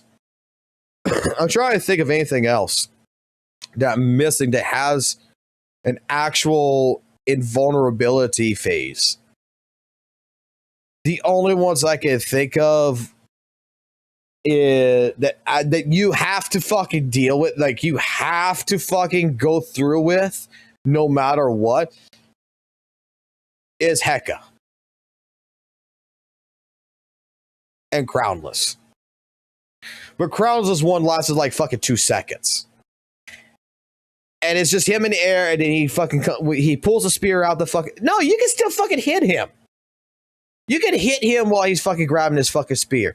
So really, it's just when he gets in the air and he comes back down, you just dodge, hit him, dodge, hit him, dodge, hit him, and then he pauses right there. He does that big slash afterwards, and then you fucking murder him.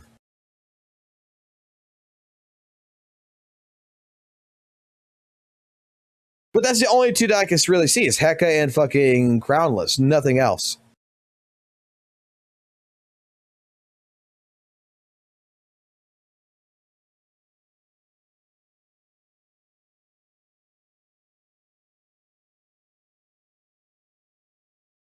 The only reason why holograms are actually fucking hard in Weathering Waves isn't because of vulnerability. Because there is nothing really. There's nothing in the vulnerability side. The reason why they're fucking hard is because the longer the fight lasts, the fucking stronger they get. So optimally, you want to kill them as fast as fucking possible, because if that match lasts over like what, a minute or so, they start building up like 5% attack every 30 seconds or some shit. I don't remember what exactly it was, but they start building up attack every so much and it's just like a complete one shot. They will fucking murder you.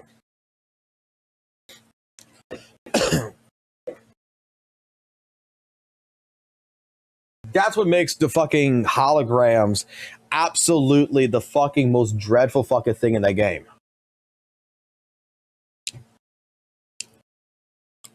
That would be like ZZZ. You're playing Zenless Zone Zero, and instead of playing Deadly Assault, they give you like a fucking 10-minute timer. And you're going to fight different stages of the Defiler, right? And your goal is to kill it. No matter what, your goal is to kill it. But after 2 minutes in the fight, every fucking 30 seconds, that fucking boss gets stronger and stronger and stronger. That its attacks, that it's guaranteed that if you get hit, you're dead. There is no ifs, ands, or buts about it. You're about to reset. You're about to hit the reset button. Which honestly,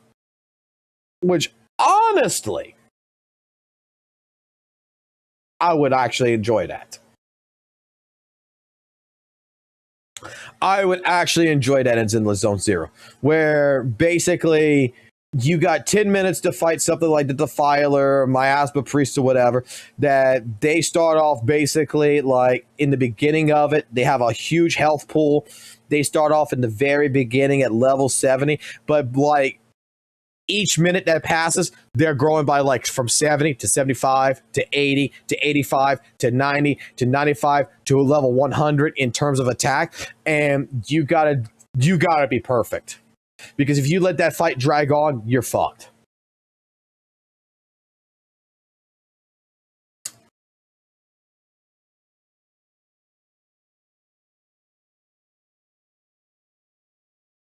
I haven't had that problem in the tower.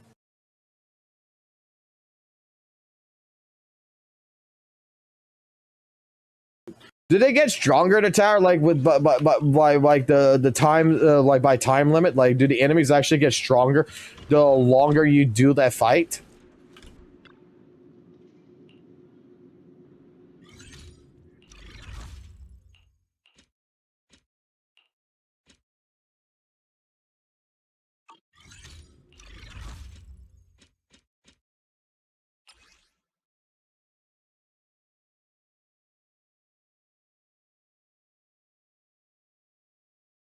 I thought it was just set.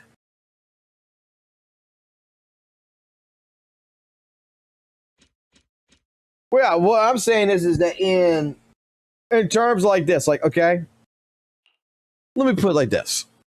Tactical hologram bosses are even a challenge for fucking summon 6 characters. Okay? Because of this fucking reason. It's because I go fight this boss right here. I pick the characters right here. You see what the team I got right here? Now, just think of these enemies. The longer you're in that fight, you got a 10-minute time, right? The first 30 seconds, agents increase by 50%. After 2 minutes, agents, the damage decreased by 25. Okay, so that's what you're getting. So just think about it like this. After 2 minutes, the agent's damage decreases by 25%, right? Now, just think that after this, every 2 minutes, your damage decreases by 25%, 25%, 25%, 25%. So your entire goal is to fight this shit and kill this shit as fast as fucking possible. Because the longer the fight drags out, the more fucked you are. That I would love to see.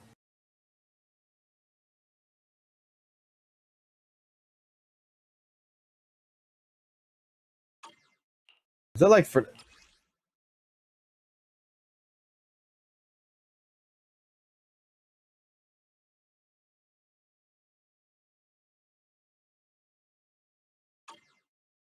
Not just leave them at the base value. Either make it to where you fuck me over, to where I'm losing damage every 2 minutes, or you make it to where Little Miss Jane Doe is increasing her attack every fucking 2 minutes.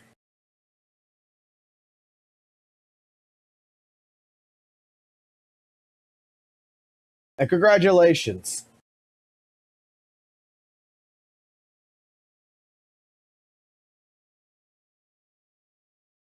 I can go try to pull for my in-game account came in. Haha.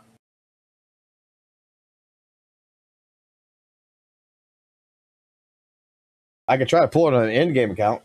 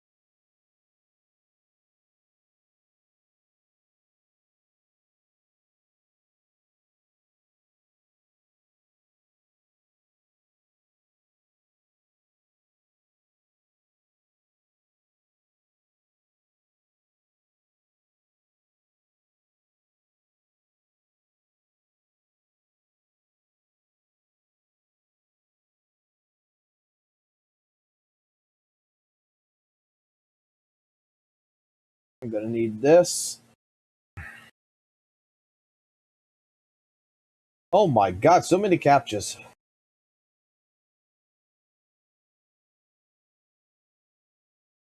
And watch, I probably got fucked over, and this is probably not actually an in-game account.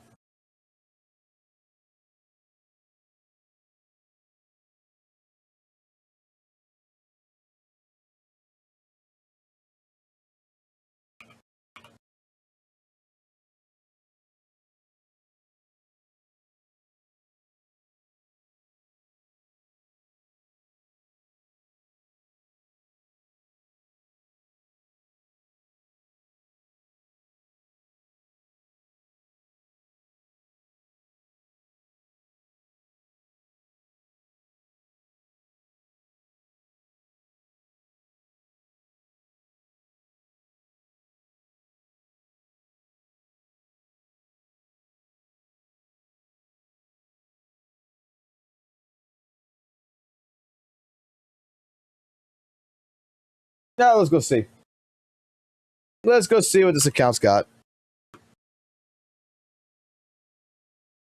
Give me a second.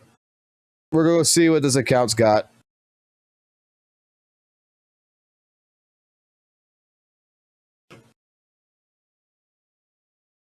I probably got fucked over in this. Oh, I got to update the game. I forgot. I got to update it.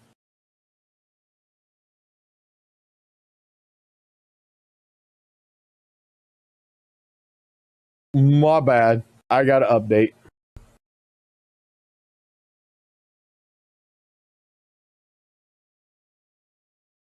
Next game I'm going to have to end up trying is Genshin.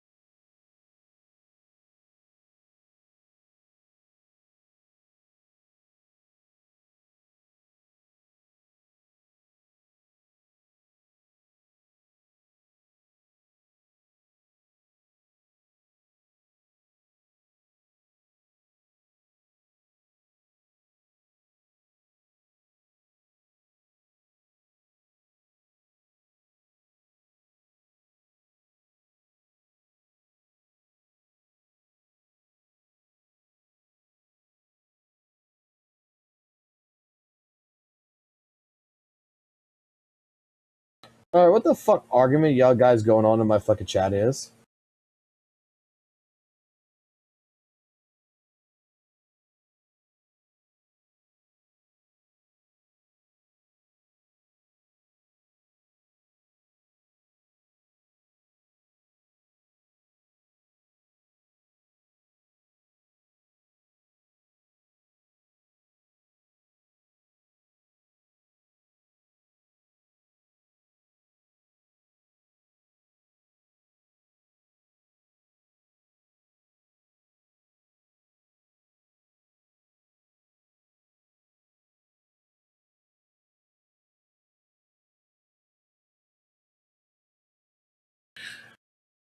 Okay, stop for a second. That thought. I'm gonna read something out loud. I'm not gonna mention who's saying what. I'm just gonna read something out loud while this is updating because I think this might be interesting. Alright, stop for a second. That thought. Because I want you to read again that screenshot above related it and what you just said. And why do you think this is about putting effort into a game? Point by point, this is how everything is slowly starting to get more predatory with the changes in DA. At first, people say Miasma mechanic was not a big deal when it is for certain team comps or characters. Now, its mono ice team still works. But the caveat is that you need M1, which hasn't been needed before. People were able to clear it with M0. After that, goalpost keeps moving. You can still 40k everything despite your team, besides your teams being able to get past the score beforehand. Then move the goalpost again, saying beyond 20k is pointless because you're thinking of I only do DA for the rewards when these players spend their roles, time in the roles correct units to maintain their favorite character and aim for the high scores they've been pulling off for months.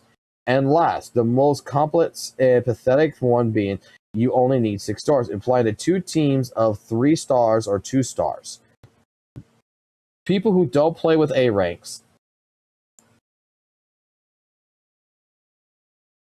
aim to get better scores past 20k.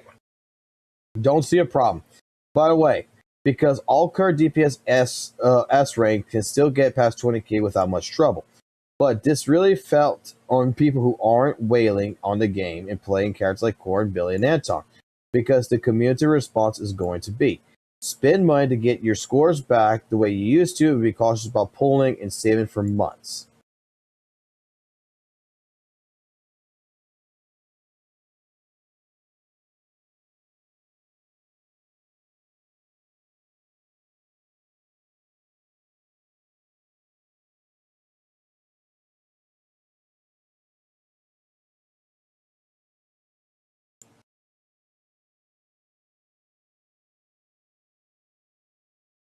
Interesting.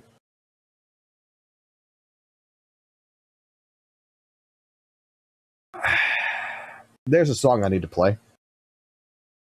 There's a song that I need to play about this.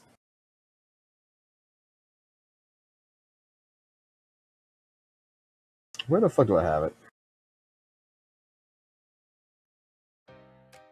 Free to play. Don't be confused. This game ain't charity. It's built to use. Every spin, every wish you see.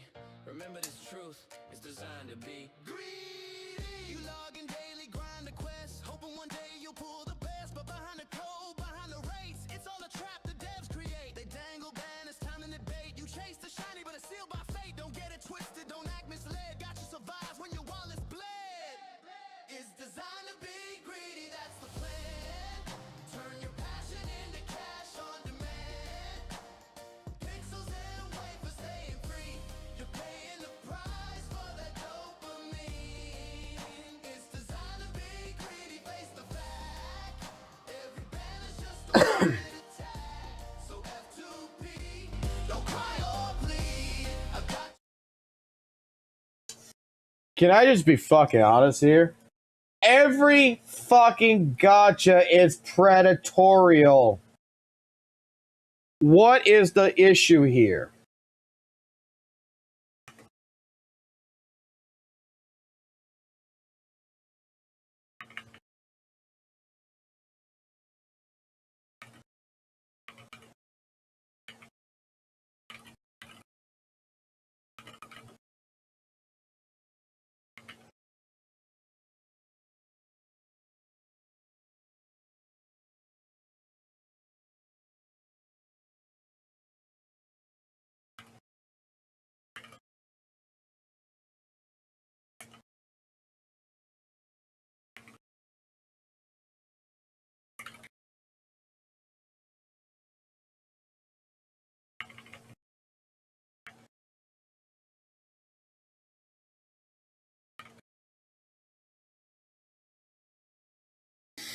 I think we need a new song for this now.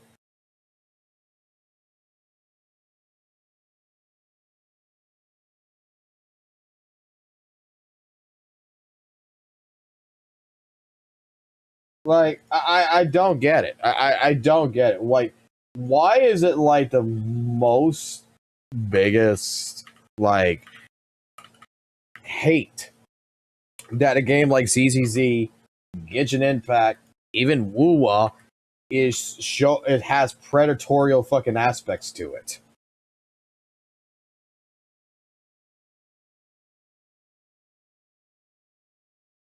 I mean, does it actually fucking does it really fucking hurt people that fucking much?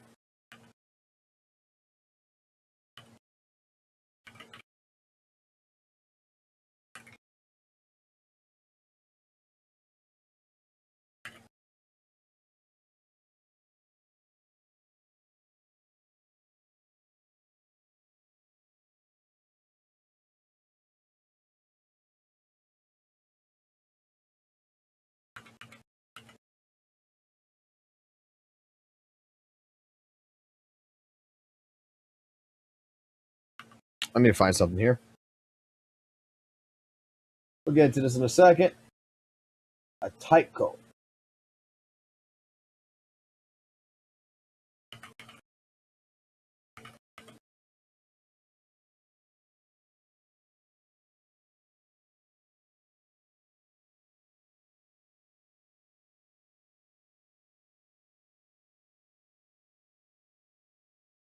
Let me see some here. Because I said I wanted to do this as well because Suno just upgraded yet again.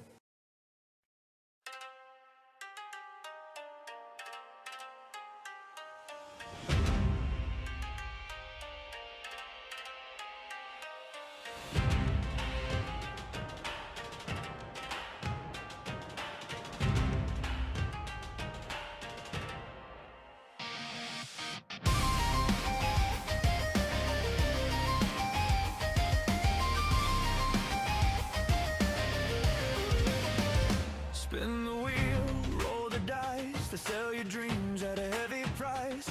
Every banner's just a trap, chasing stars in a gotcha map. They dress it up in shiny clothes, but the house always knows your luck's a leash they pulling tight. Play again, maybe this time's right. It's not about skill, it's not about grind, it's how deep your wallet goes this time. Why fight for glory, why work for score when your card can open every door?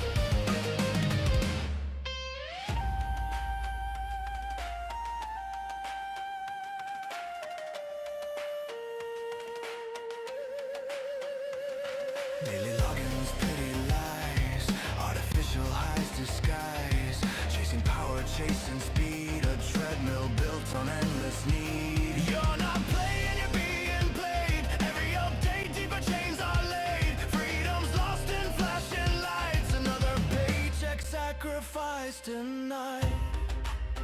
They'll tell you it's fair, they'll tell you it's chance, but the code was rigged before the dance. Why fight the grind? Why suffer the pain when the shortcut's always the swiping game? Every gotcha game's designed to bleed. Taking your money is hunger and greed. Monthly packs, battle pass never ends. Just one more pulse as the serpent that bends. Why work for your wins? Why sweat for the climb? When swiping that plastic feels quicker, feels fine. Predatory schemes just as fun in the end. The house is already won.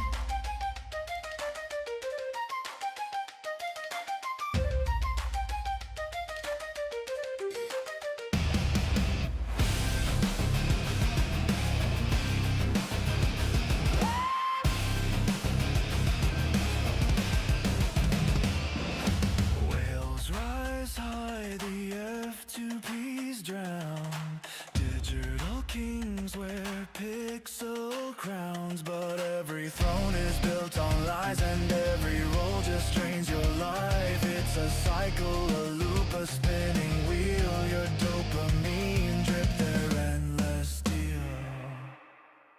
Every gacha game's designed to bleed, taking your soul, your time, your need. Why work for your scores when swiping is sweet? Pay to conquer or accept defeat. Predatory games, the mask of fun. In the end, the house is already won.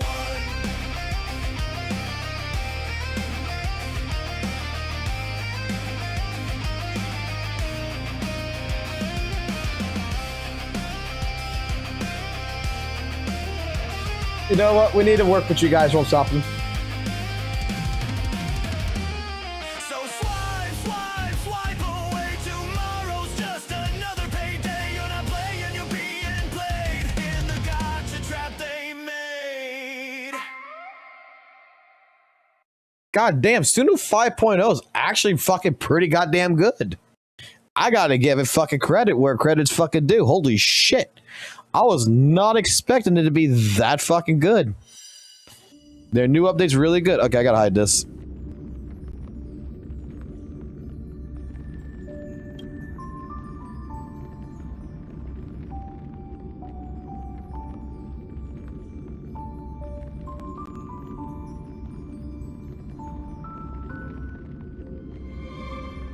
Alright, we're going to see if the paid account before I do anything is any good.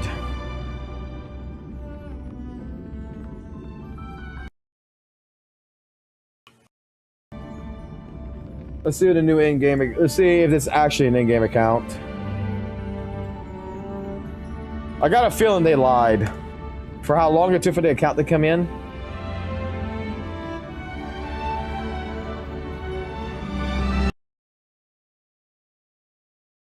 For how long this account took to come in, I have a feeling that this is a lie and a half.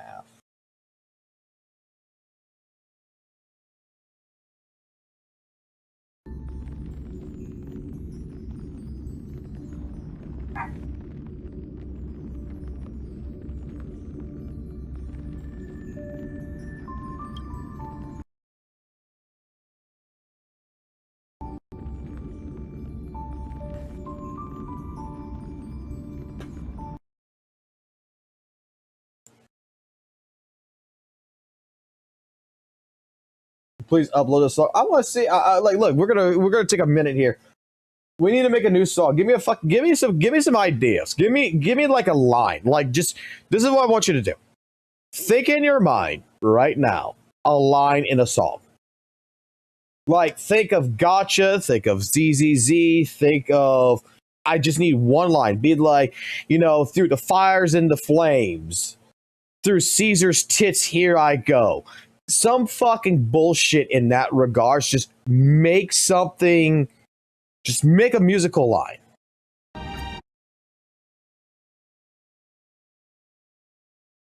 Oh, we make music about Satos all the time. We ain't doing that shit. All right, I see one. Let's see how this goes.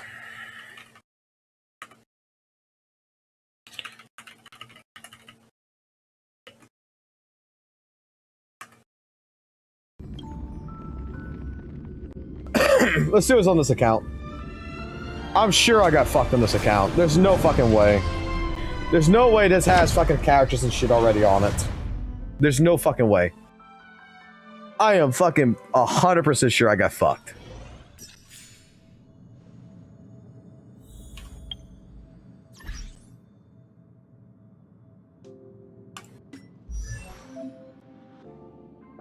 I got fucked. This thing was supposed to have fucking goddamn 5S characters already. I got fucked. I got fucked.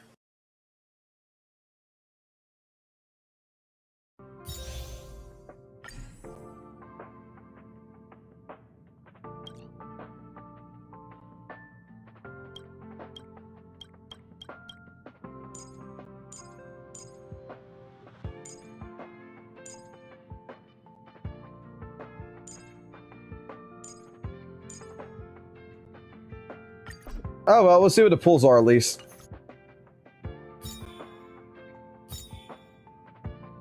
So it's got 65,000. Let's do this one first, right? Let's see what happens with the account.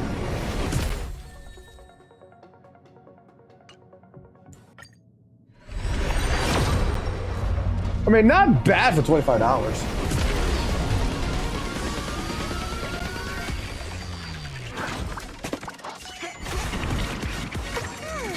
But they fucking lied to me for 25 bucks. They fucking lied.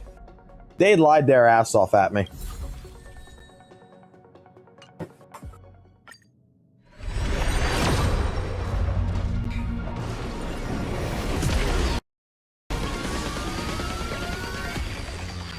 It's probably not even an in-game account.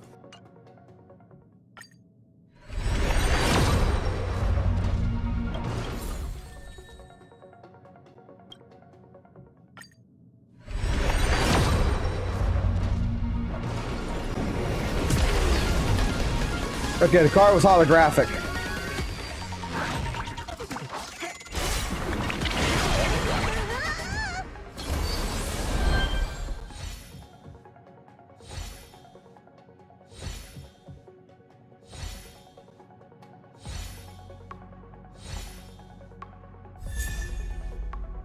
Subscribe for more.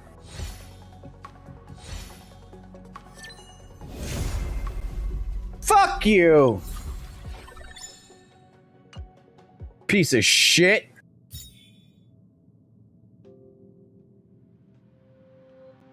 Alright, we're hitting this. Please do first a single. Why gotta do a single first? I get you. Okay.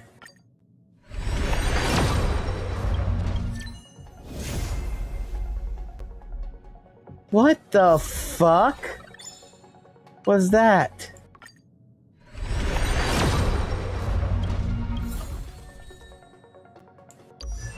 What the fuck is this? Okay.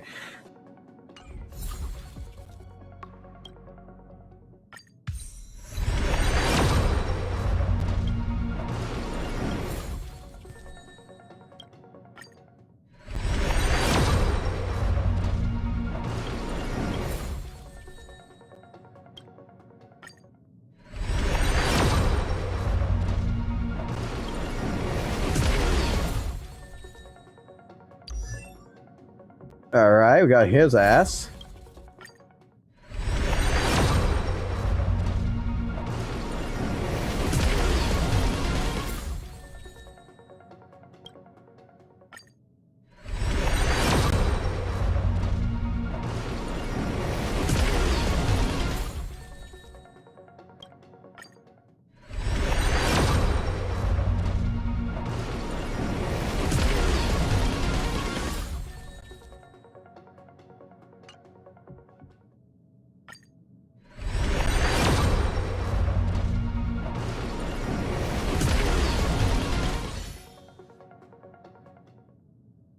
All right.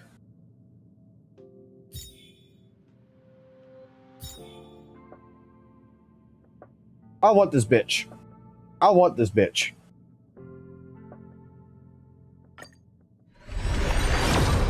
She hot. I want this bitch.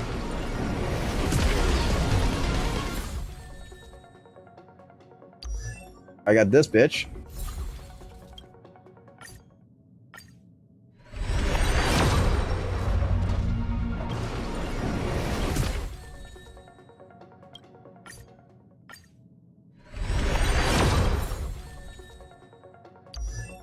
I got this bitch.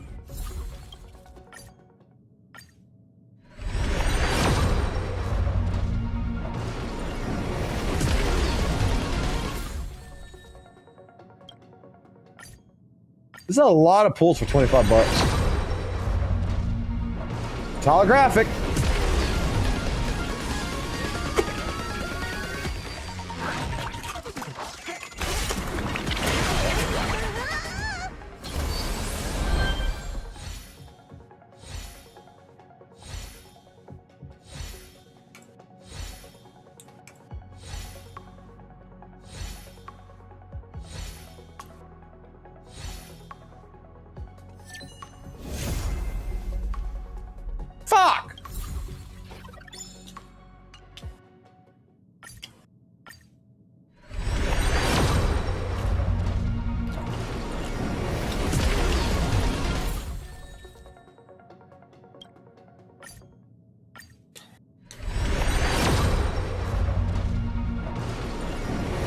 I'm gambling. I don't give a fuck.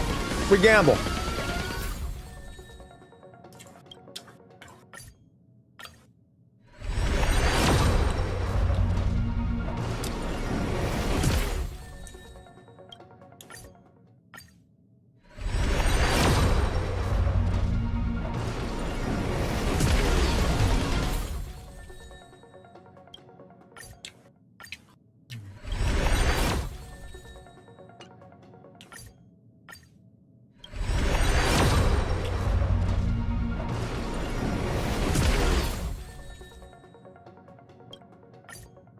I don't know if I'm getting good shit or bad shit here. I don't give a fuck.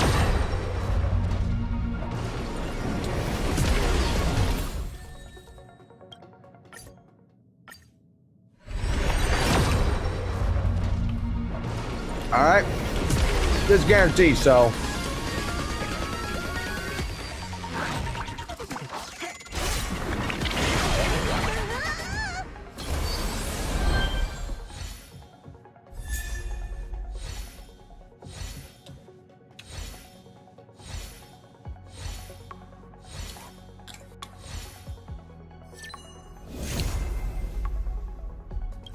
Alright, I got my herder. Let's hit it.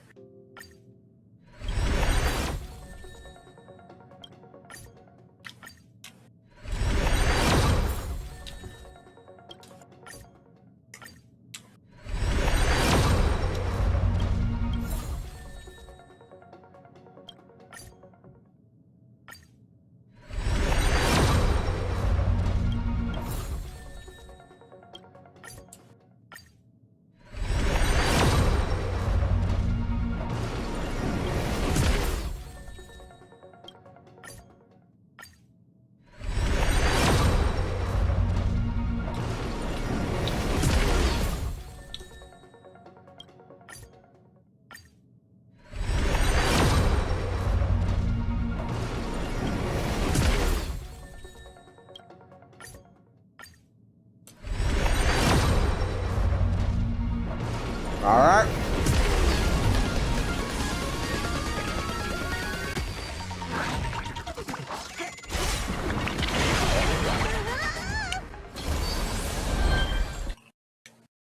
I need some for this.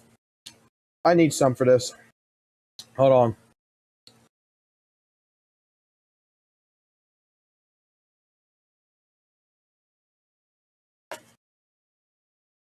I need some for this. Hold on.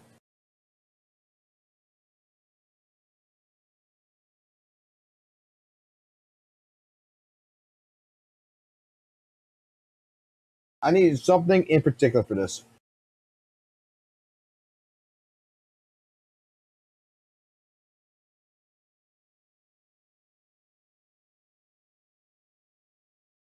Yeah, the shining golden sign.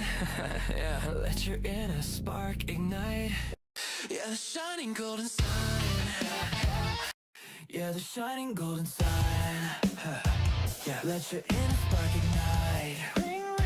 Find your treasure, treasure, glowing bright. Reaching for it and take a flight. No, that's kind of gay. That one's kind of gay. You know what I need?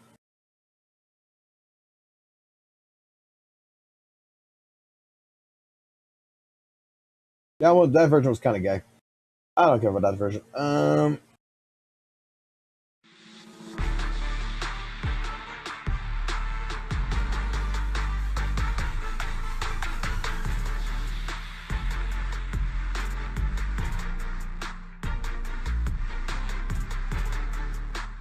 I need the official one. I need the fucking one. Signal search. Yes.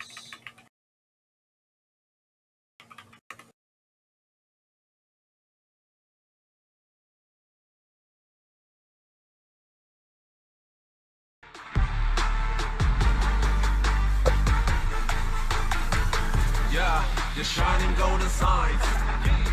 Let your inner spark ignite. Find a treasure, growing bright. Reach your phone away and take a flight. Lucky enough, at least you try. Shame up in yourself, confined. No doubt, face on your side, you're choosing. So enjoy the ride.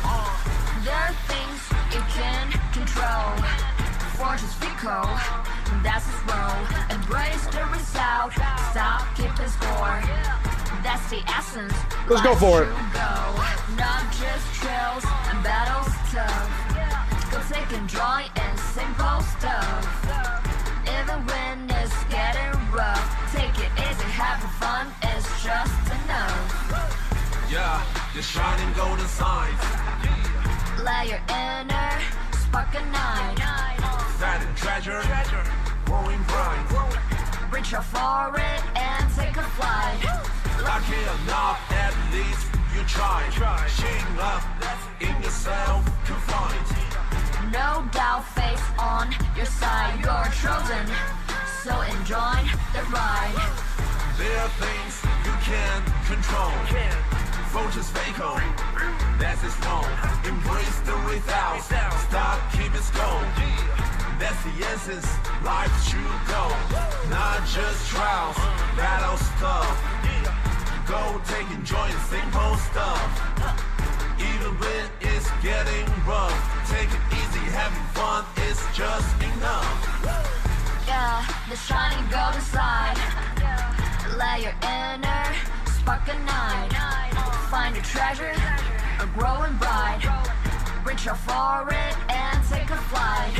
Lucky or not, at least you tried. Chin up.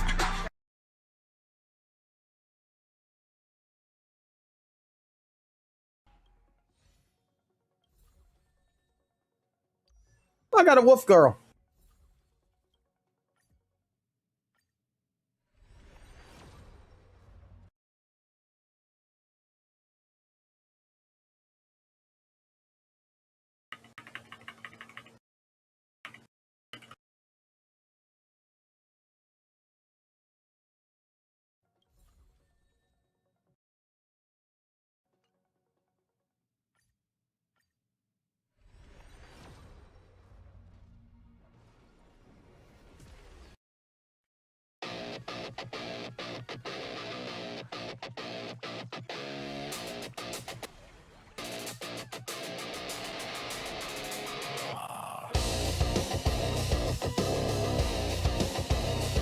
Don't lie down too much.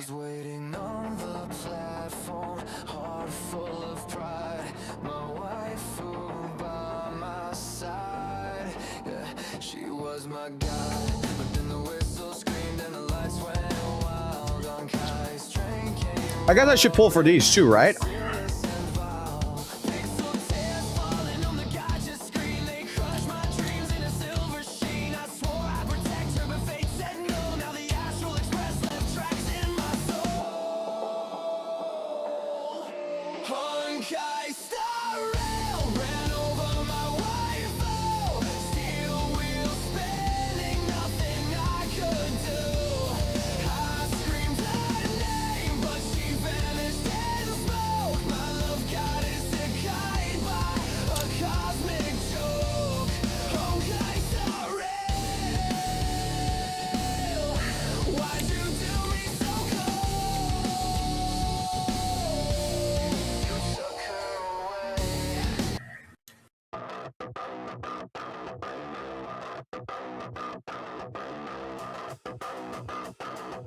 Needs to be more pop in this shit. I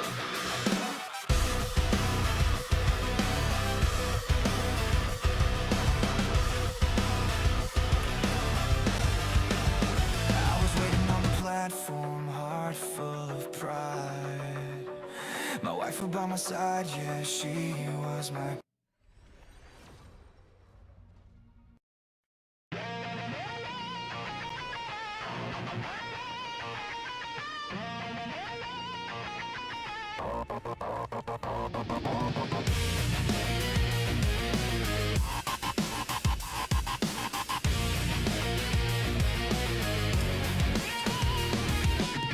I was waiting on the platform, heart full of pride.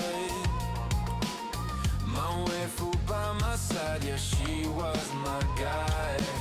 But then the whistle screamed and the lights went wild. On Kai's train came roaring, merciless and vile.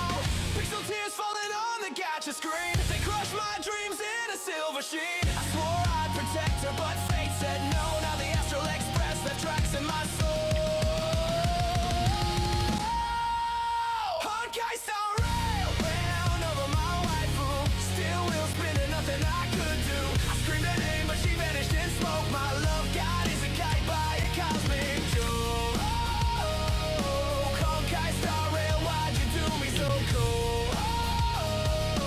You took her away, left my heart uncontrolled.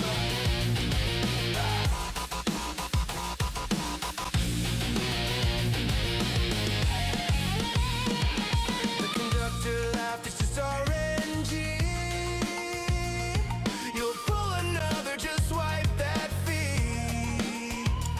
But no pixel bright could ever replace the sparkle in her eyes. That warm embrace. Now I'm grinding relics just to numb the pain, but every battle theme just calls a name. Even the stellar run burns with regret, cause my waifu's gone and I can't reset.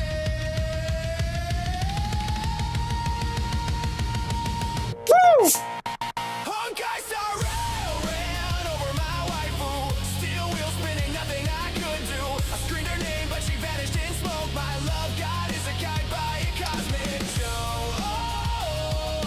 Honkai Star Rail, your cruel, twisted game. I'll ride your rails just to curse your name.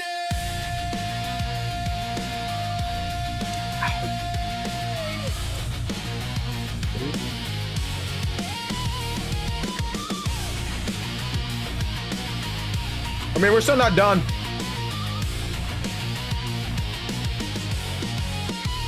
So we hear the whistle, don't stand too near, or you'll lose your waifu, just like I did here. Star Rail keeps rolling, it won't ever stop. There's no way, right? Leaving broken hearts at every gacha shop.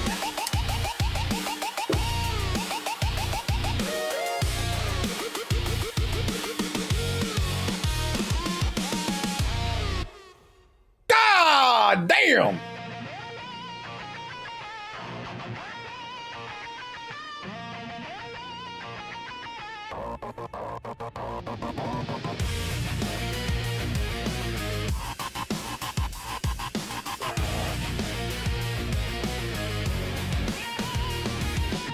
I was waiting on the platform, heart full of pride.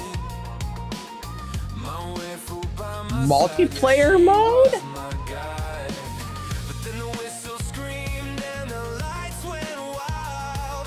Honkai's train came roaring, merciless and vile. Pixel tears falling on the GACHA screen. They crushed my dreams in a silver sheen. I swore I'd protect her, but fate said no. Now the Astral Express left tracks in my soul. Honkai Star Rail round over my waifu. Still wheel spinning, nothing I could do. I screamed at Is this a good account or is this a shit account? That's now the question. by a cosmic joke. Honkai Star Rail, why'd you do me so cold? You took her away, left my heart uncontrolled.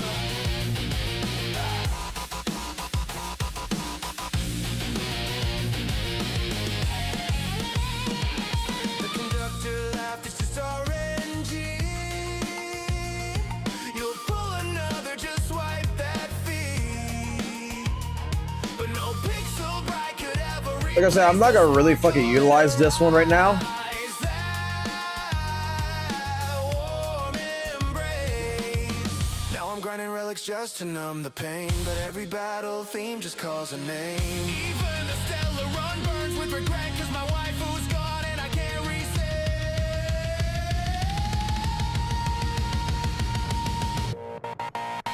Honkai Star Rail ran over my waifu. Steel wheel spinning, nothing I could do. I screamed her name, but she vanished in smoke. My love god is a kite by a cosmic show. Honkai Star Rail, your cruel, twisted game. I'll ride your rails just to curse your name.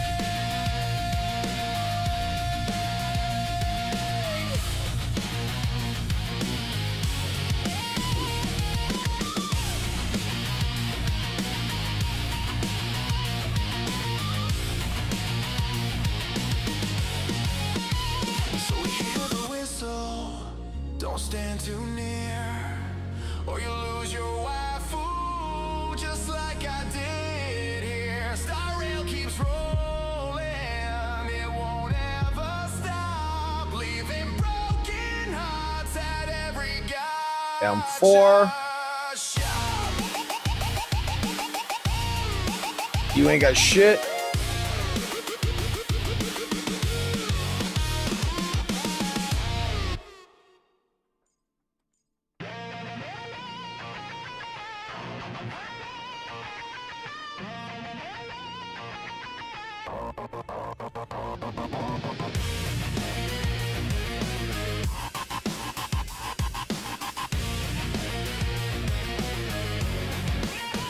This bitch is M6.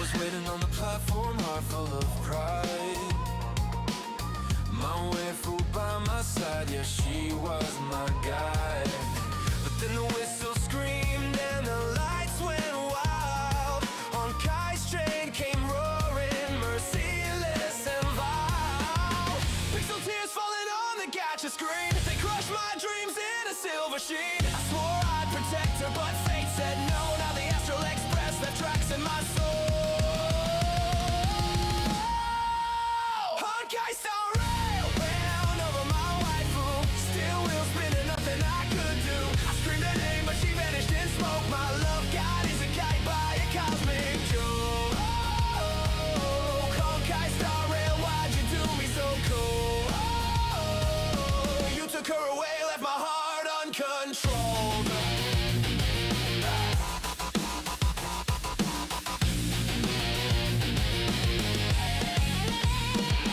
The conductor laughed, it's just RNG. You'll pull another, just swipe that fee. But no pixel bright could ever replace the sparkle of her eyes.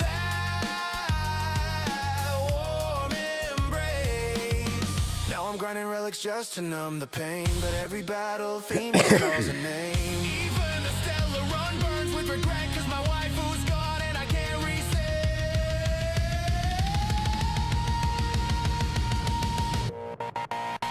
Honkai Star Rail ran over my waifu. Steel wheel spinning, nothing I could do. I screamed her name, but she vanished in smoke. My love god is a guide by a Give me 6 of those.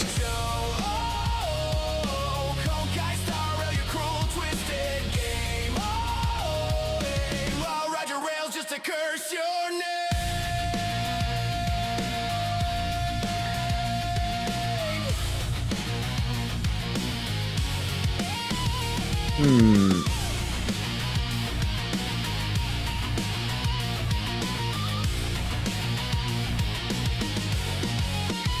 So we hear the whistle.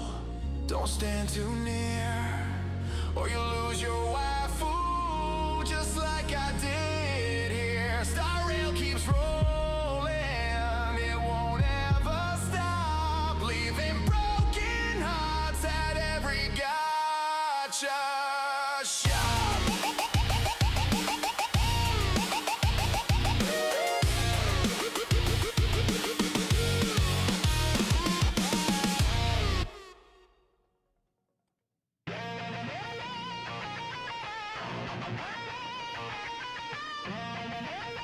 Probably should go for this.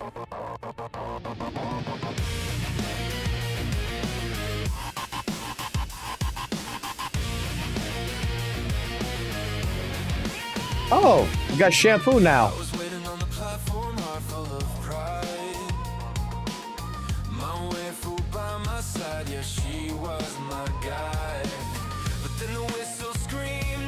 And one more. Go. Waste it all.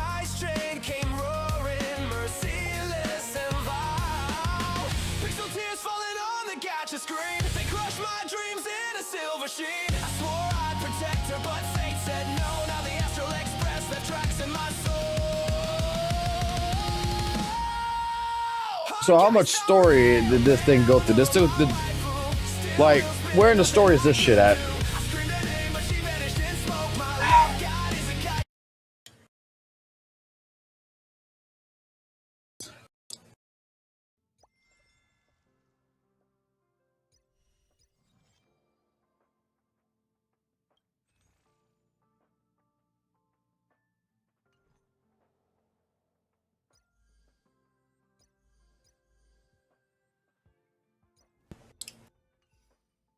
Let's see, that's gonna be under assignments, right?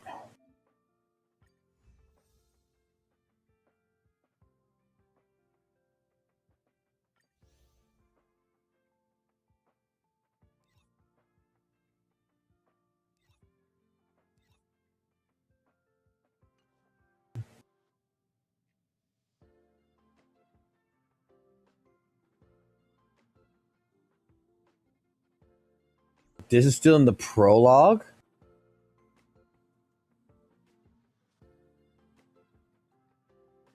Is ain't past Bellabok? There's no way this is in the fucking starting of the game, is it?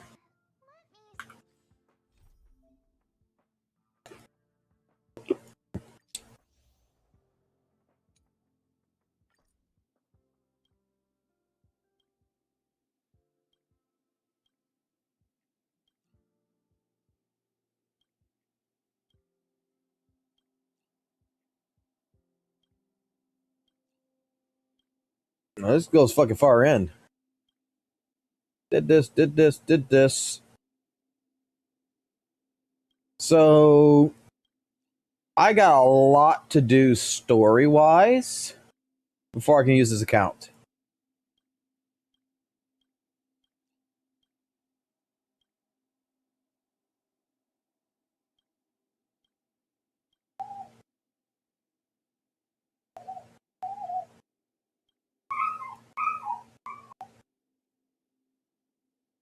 And this is the shit y'all say. This is the fucking story that I'm gonna fucking hate the most.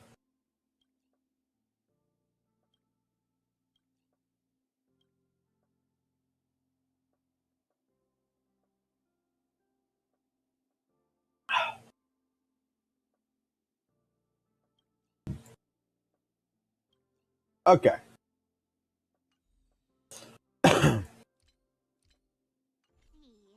Well, I think for an account that after I'm done with the other account, this would be a good one to get involved with.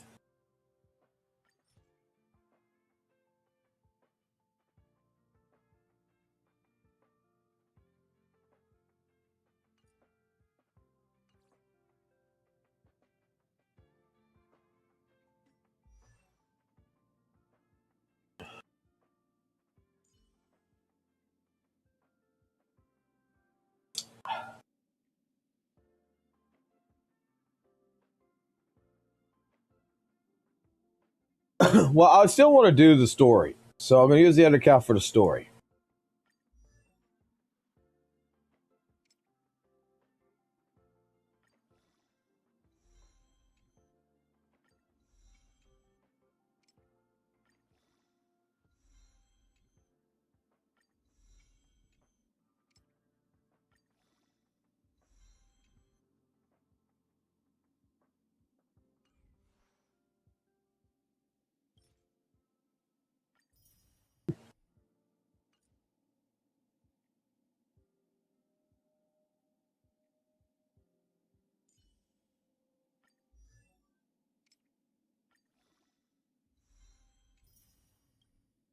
The good stuff is further ahead. Don't stop now.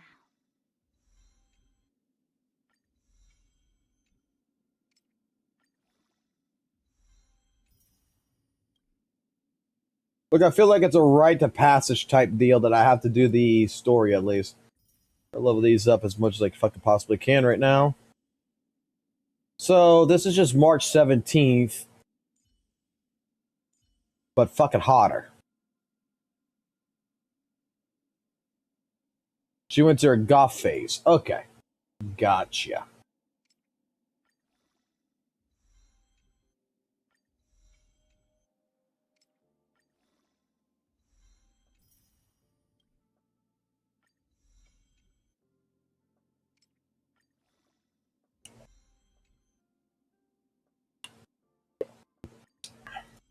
Hey, look, I'm all about fucking bitches to get to their fucking goddamn hot phases.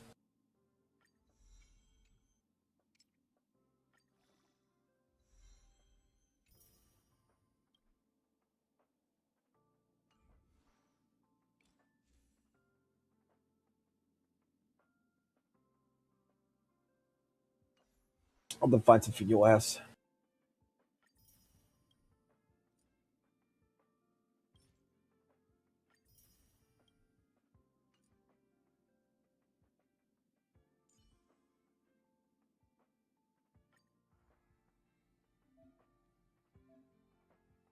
The fuck?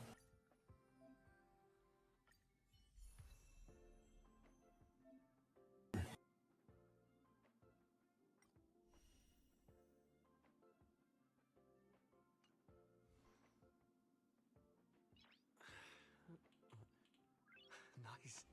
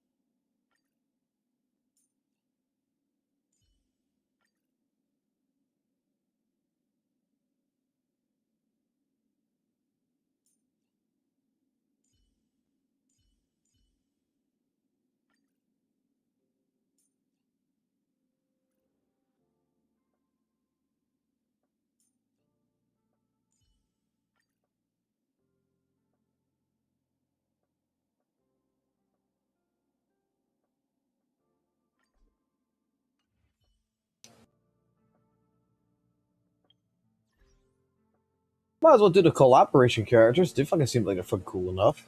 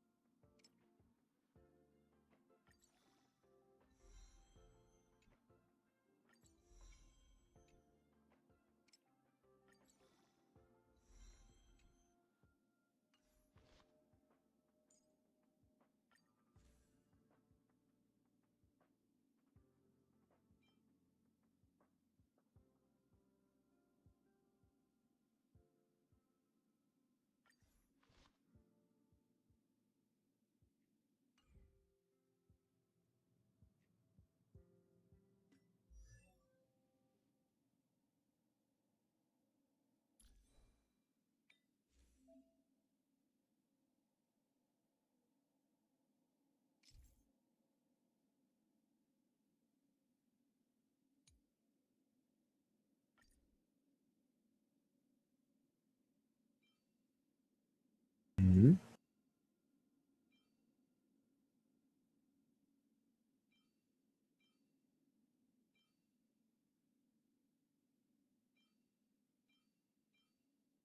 Oh, great. Now I gotta learn this shit.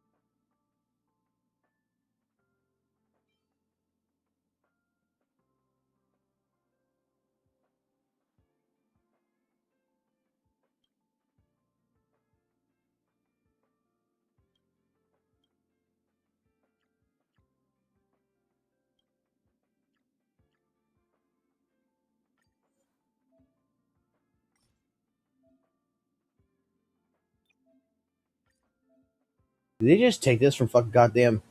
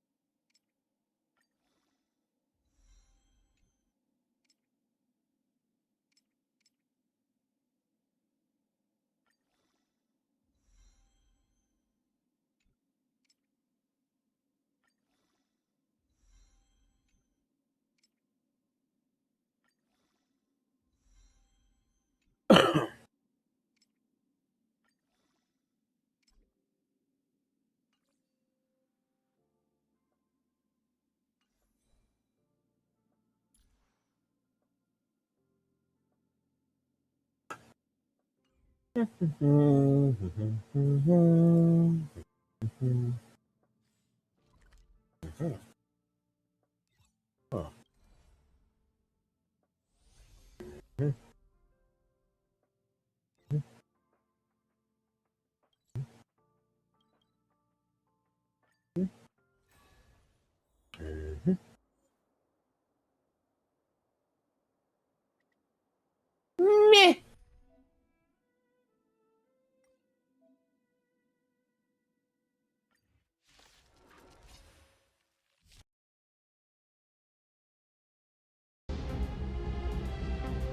So how bad I fucking do with this shit.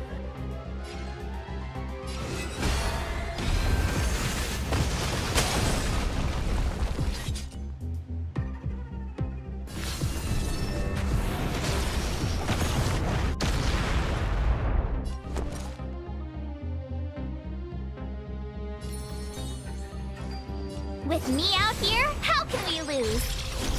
Naughty child. Gotta try hard sometimes. Watch this awesome move! Nap time.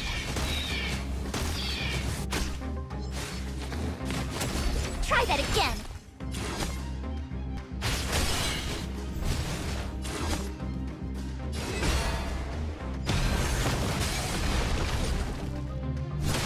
My turn! Phew! You can't run!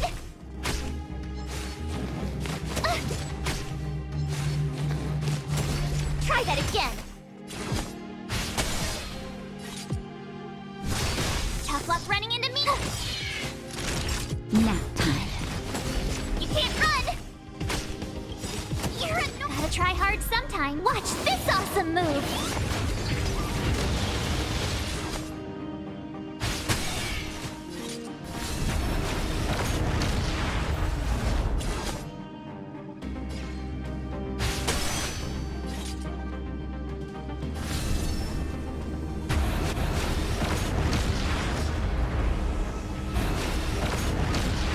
Turn. That'll take more than medicine. Try that again.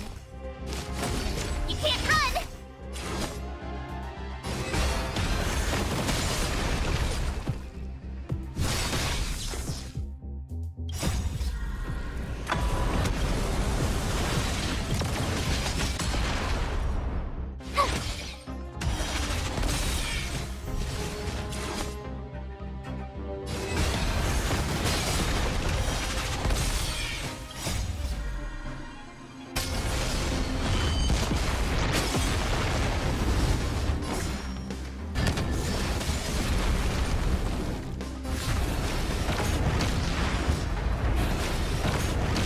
Tough luck running into me. Nap time.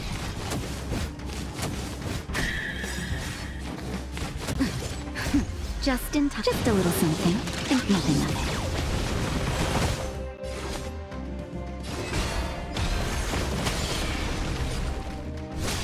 My turn. Phew! Time for a shot. Try that again.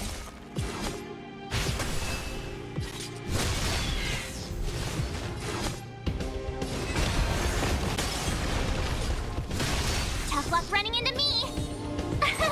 Here. Gotta try hard sometime. Watch this awesome move. That'll nap time. You can't run.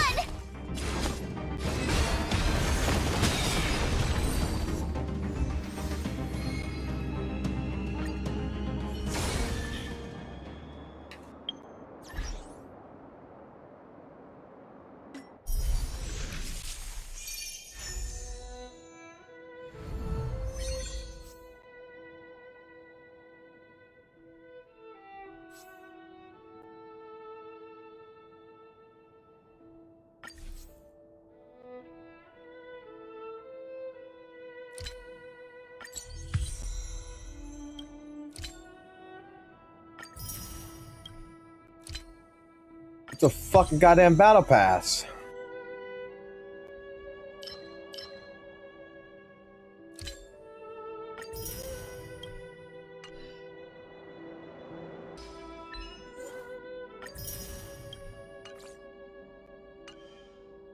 Alright.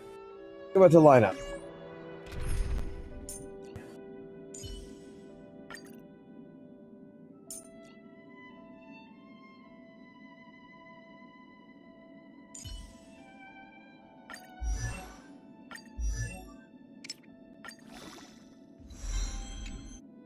The seeds of memories shall sprout in the rain. That's how this character works.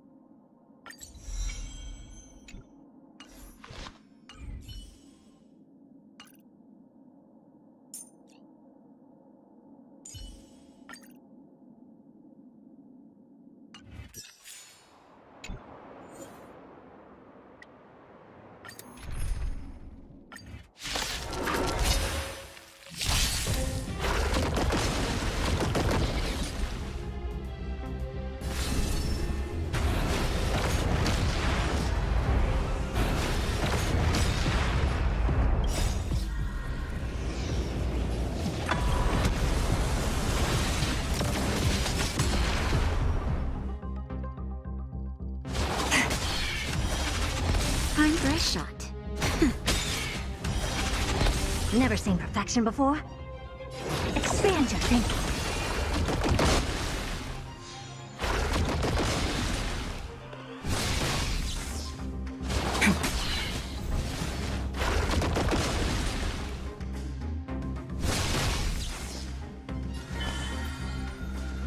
Treat our guests nicely. Naughty child. Nap time. I don't have time for games. Open sesame.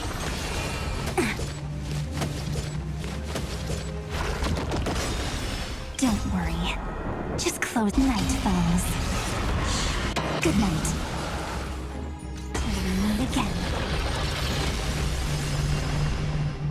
So it's fucking Camellia.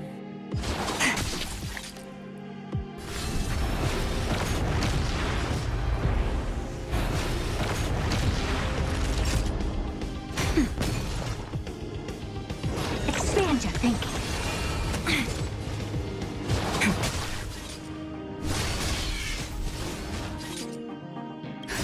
Just a little something. Think nothing of it. Impressive. This is worth learning.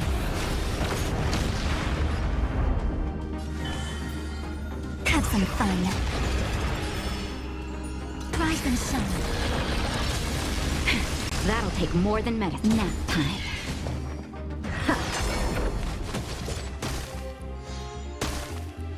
Time for some sweet dreams. Your time to shine.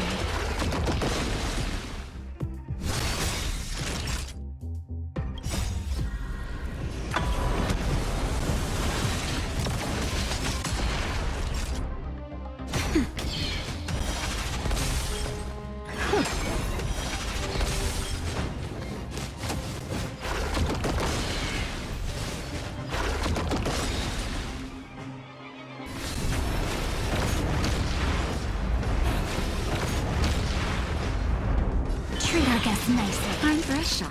Don't worry. Just close. Night falls. Good night. Nap time. Open sesame. Till we meet again. Stop messing around. Again.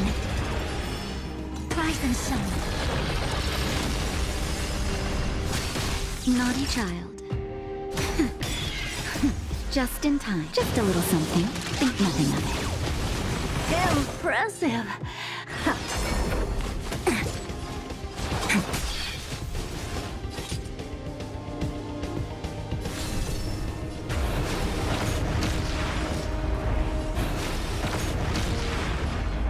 Your time to shine. Nap time. I don't have time for games. Expand your thinking. Curiosity.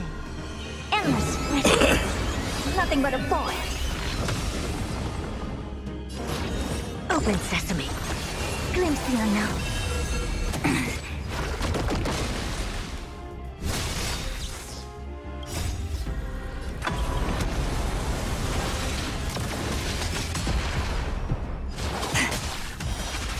Time for a shot.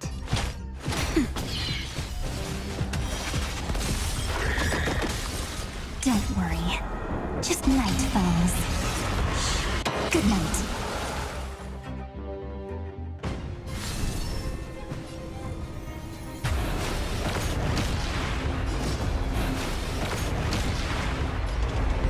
Have some fun. Till we meet again. Nap time. Expand your thinking. Just in time. Just a little something. Think nothing of it. Again. Again. Rise and shine.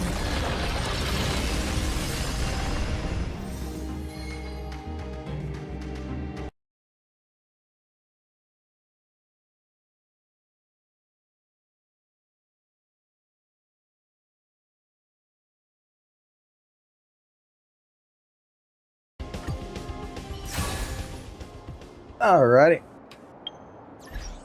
By the way, EOS the bot has to do that. That's part of the deal with LDSHOP. I have to have it do that after so much shit. No, I was actually learn how the fuck all this shit fucking works later on. Okay.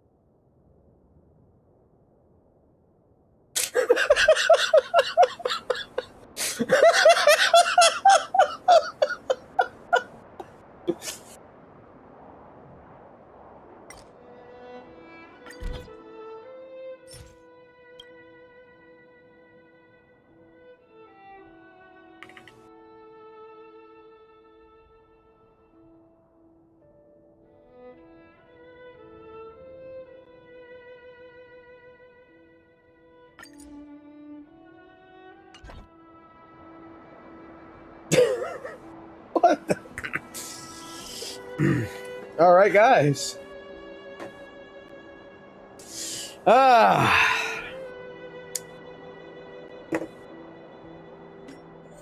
Let me go ahead and remove.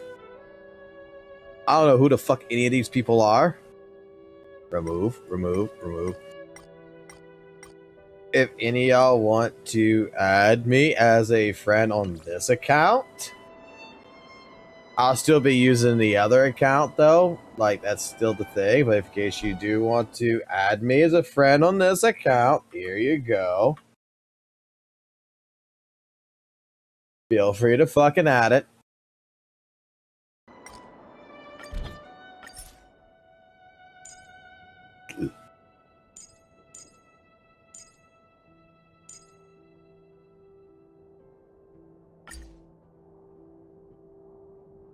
I have no idea what. No, this should be in North America. This should be a North American account. I didn't change servers. I have no idea where this fucker thing's at. It's gotta be US, right?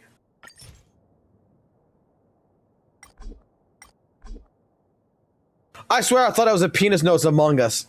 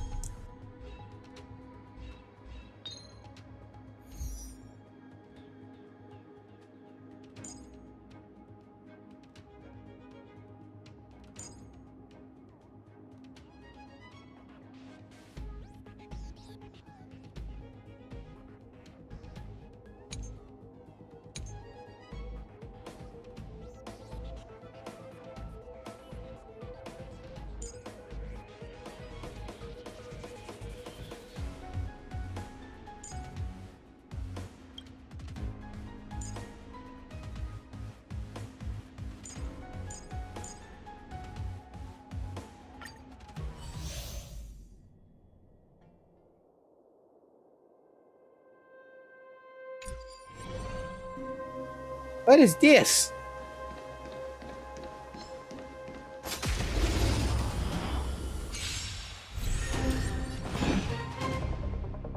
This doesn't look right.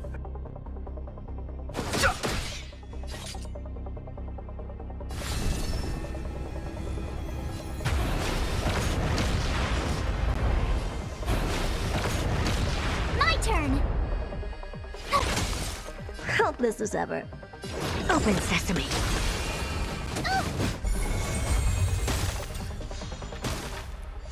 Too late to repent.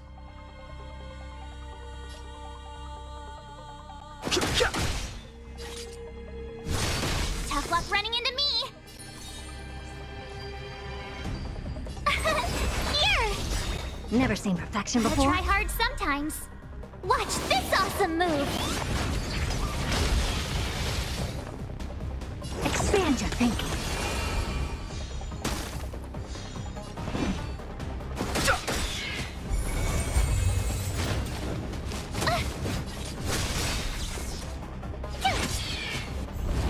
Move carefully.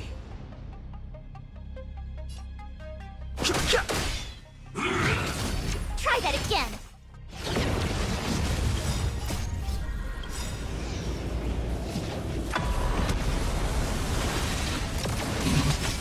The truth of life and death, revealed in an instant. The sanctuary is but a vision. Break!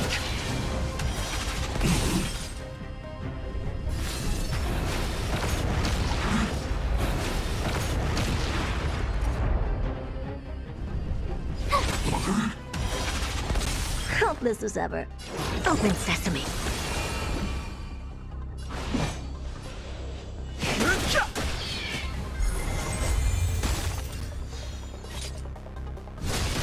Fighting is me. Gotta try hard sometimes. Watch this awesome move.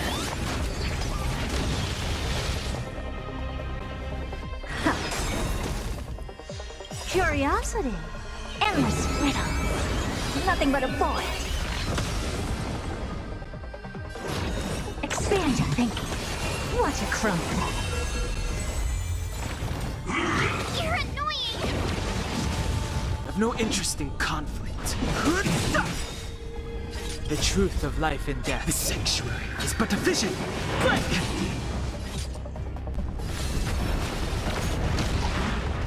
My turn. Never seen perfection before. Fighting is meaningless.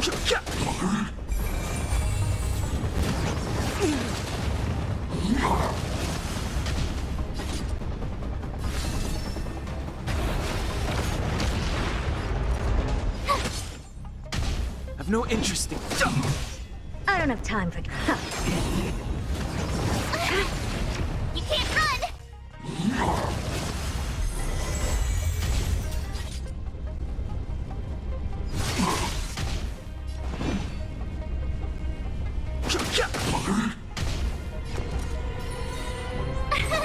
Here! Try that again. Gotta try hard sometimes. Watch this awesome move! The truth of life in this sanctuary is but a vision. Break!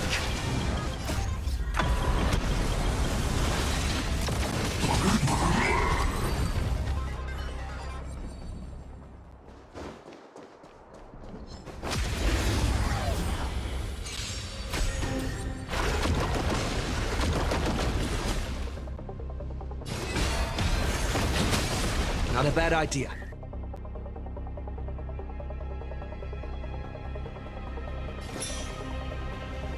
We can do it!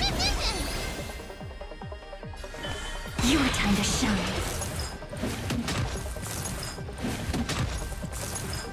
That's me. Naughty child. Don't worry.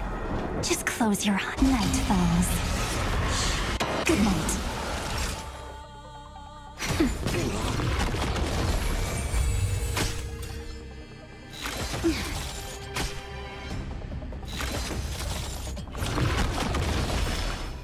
Rise and shine.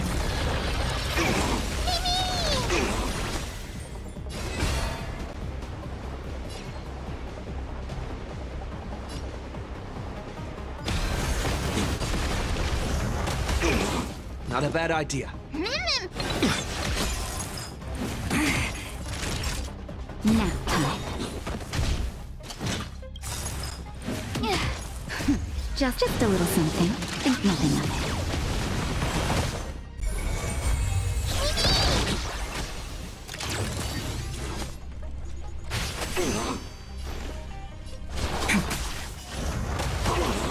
Not a bad idea. Still here.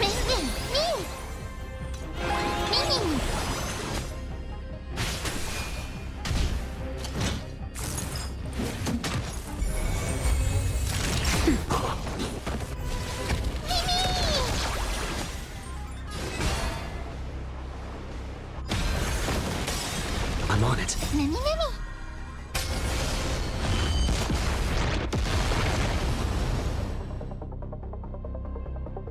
Trust me. We can do anything! This is so gay. You can do it!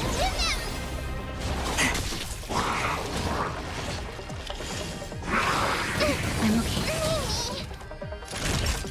Now time.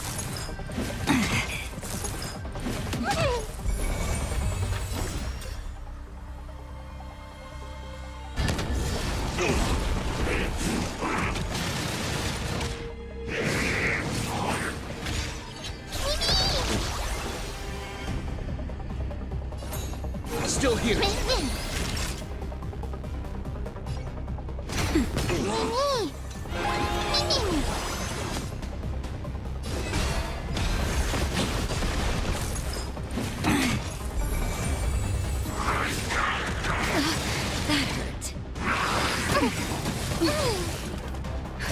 Just a little something. Think nothing of it. Break's over. This is being in sync? Mimi! You can do it! Again. Again. Trust me. We can do anything! We meet again. Now time.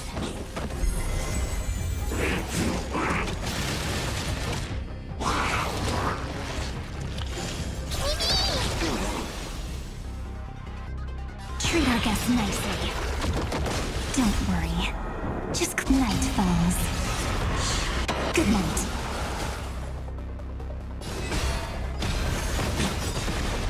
last shot.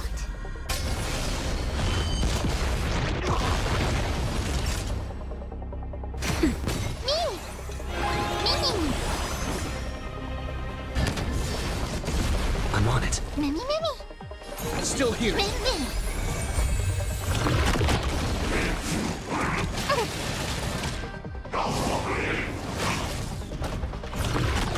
Stop messing around. Have some fun.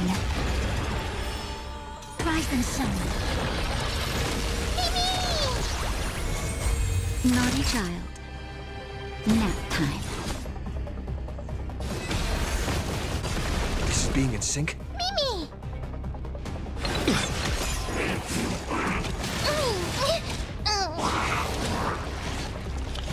Time for some sweet dreams. Again. Till we meet again.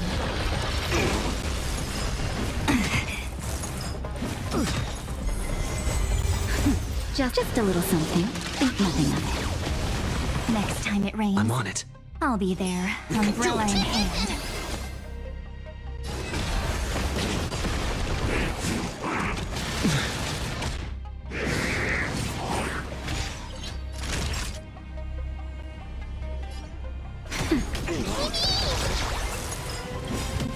Trust me.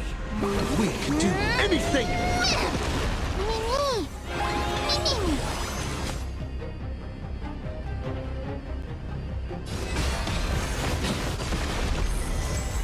Stop messing around.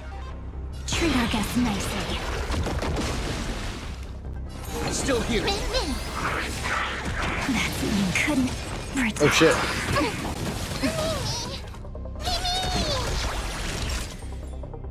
Nap time.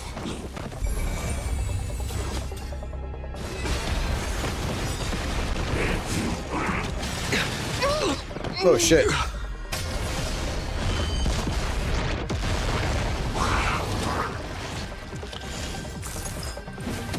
Oh shit.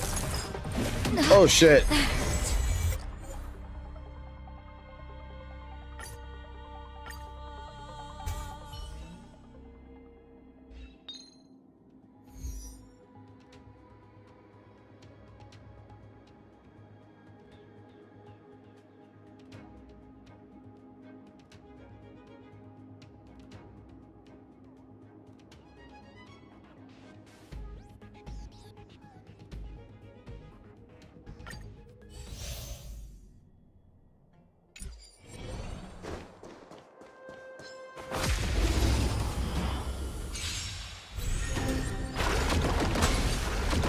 Too late to repent.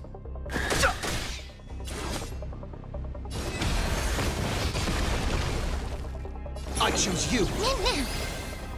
Your time to shine.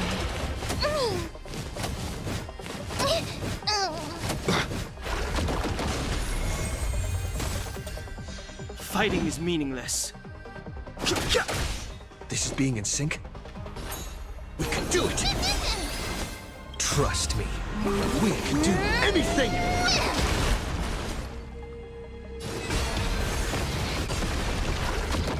Not thinking of running, are you? Treat our guests nicely. Don't worry. Night falls. Good night.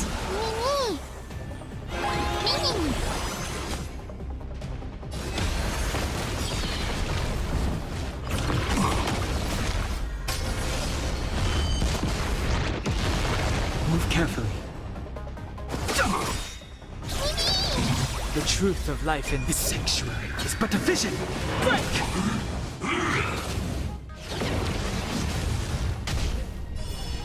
Rise and shine.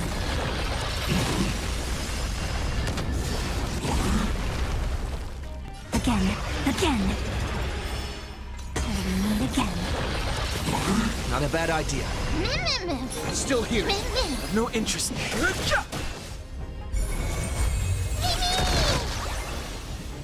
Your time to shine.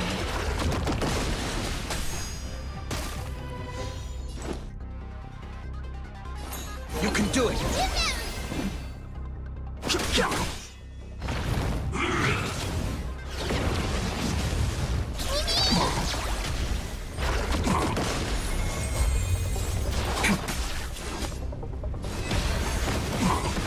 Fighting is meaningless. Still here.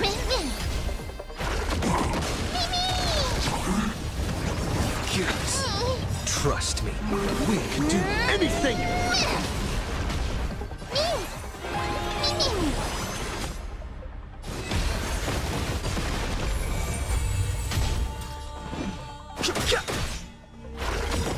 The truth of life and death. The sanctuary is but a vision.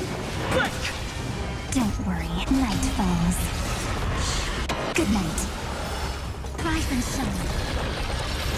Time for... I'm on it. Mimi.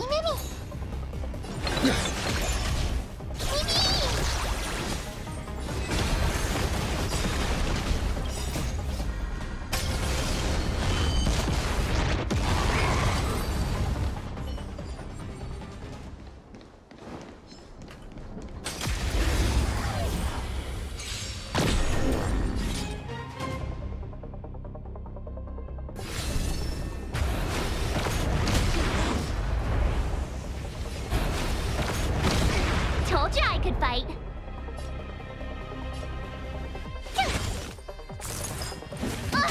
Naughty child. Nap time. Open sesame.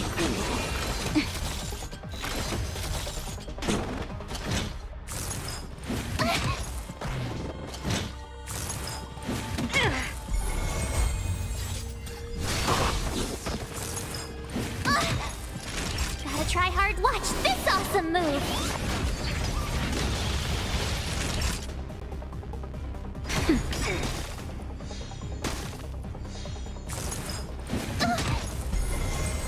I don't have time for games. Expand your thinking.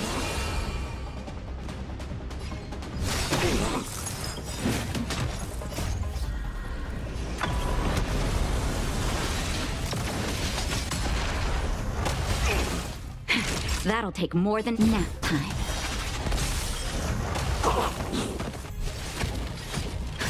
Just a little something. Think nothing of it. Thanks a lot.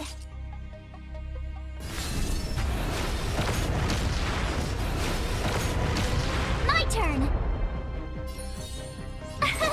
Here.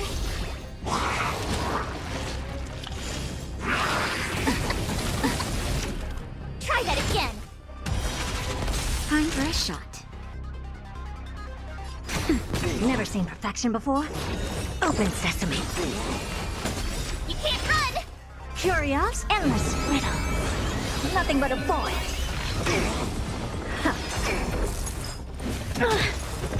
Yeah, she was useless anyway.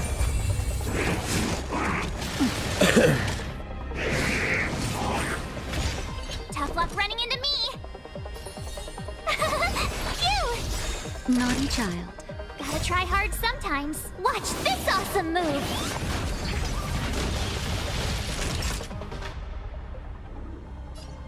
Nap time.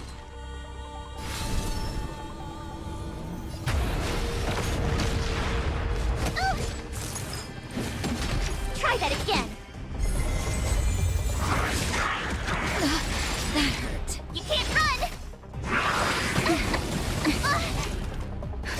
Just a little something. Think nothing of it. Thanks a lot.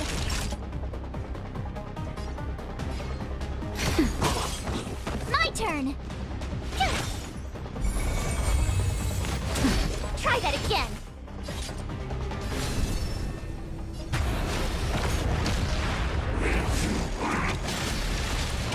You can't run.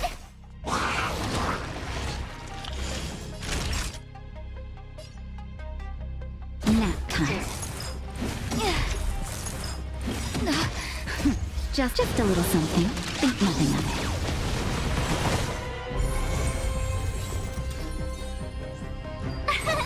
Here.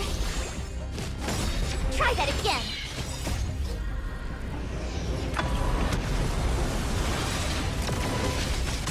Gotta try hard. Watch this awesome move.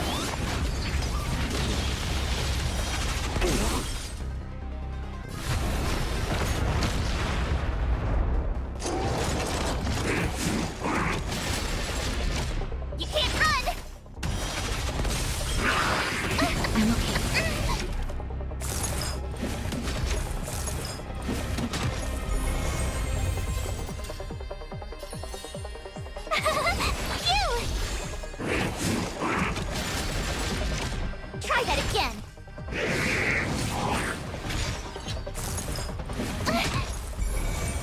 Naughty child.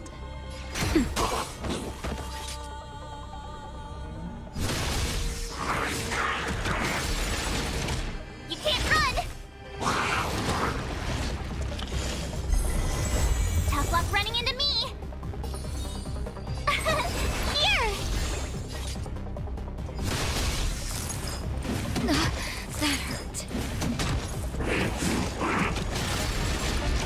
Try that again! Gotta try hard sometimes. Watch this awesome move!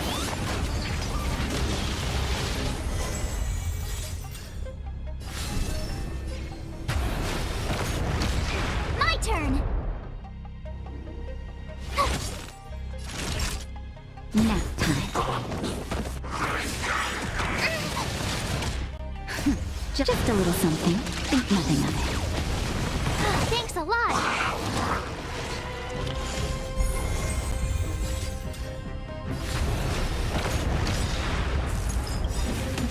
You can't run!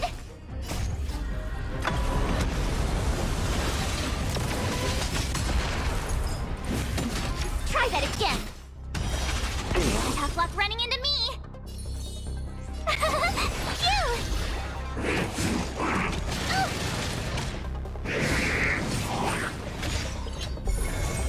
Time for a shot. You can't run! Try that again! Gotta try hard. Watch this awesome move!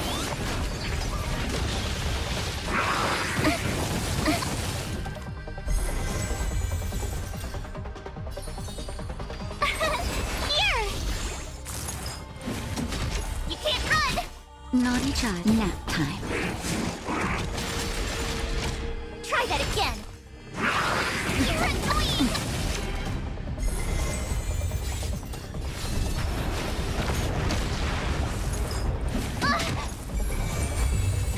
That'll take more than medicine. Phew!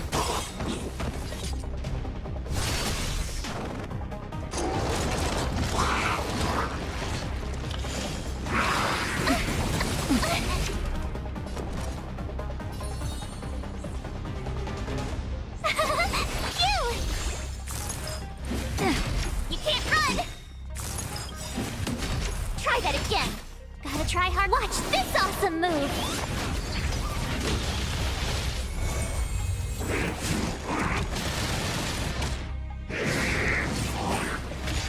Time for a shot. Nap time.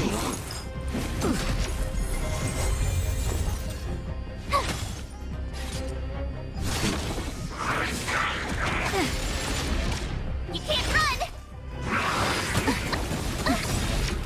Try that again!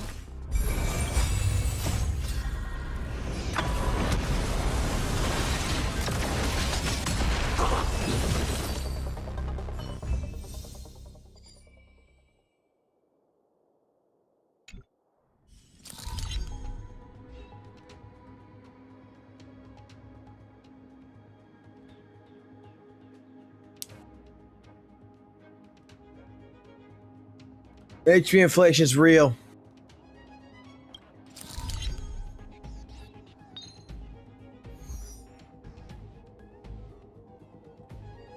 The HP inflation's fucking real.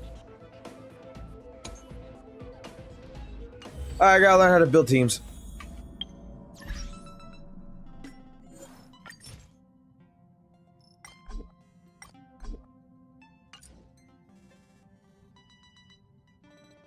But I still fucking cleared it. I didn't clear it right, but I still fucking cleared it to a certain fucking point. I'm fucking still happy about that shit. Kiss my ass. You can all kiss my ass. I fucking still cleared it. On the best account ever. WUWA is better. We cleared it on the WUWA account. Alright, guys. Here's what's gonna happen. Okay, we're gonna add a new command later. It's gonna be called play WUWA. And anytime someone says play WUWA, I am straight up just gonna dive into I'm just gonna dive into fucking HSR. Because when someone's gonna say, hey, you should play WUWA. Okay, I'll play WUWA. We'll instantly leave ZZZ and we'll come here.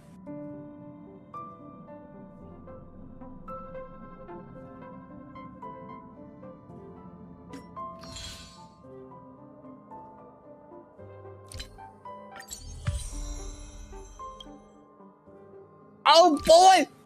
I'm level 3!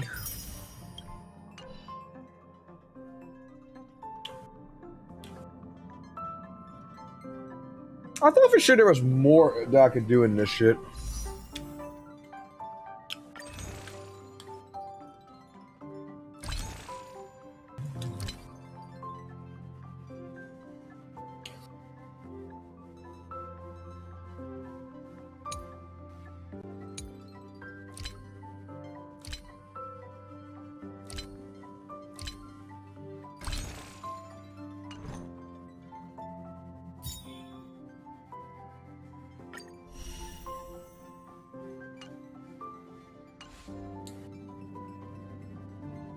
What the fuck is Traces?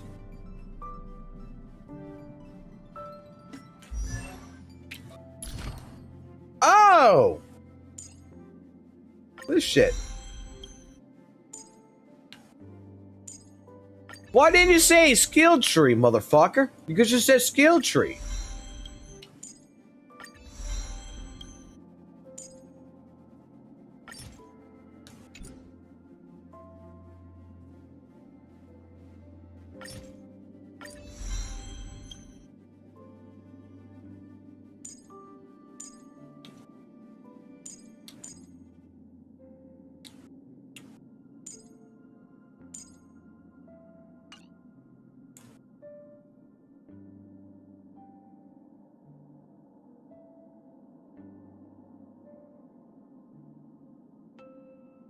You know what's funny?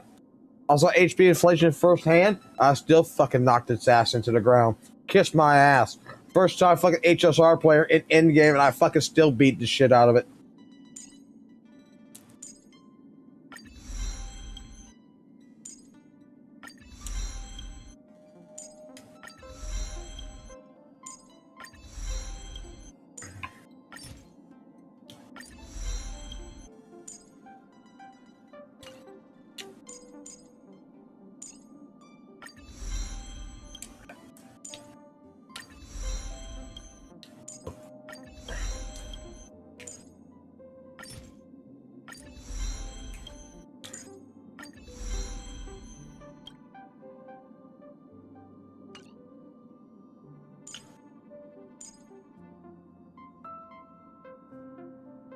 Oh, this motherfucker already leveled this shit up. Motherfucker didn't do this shit to this.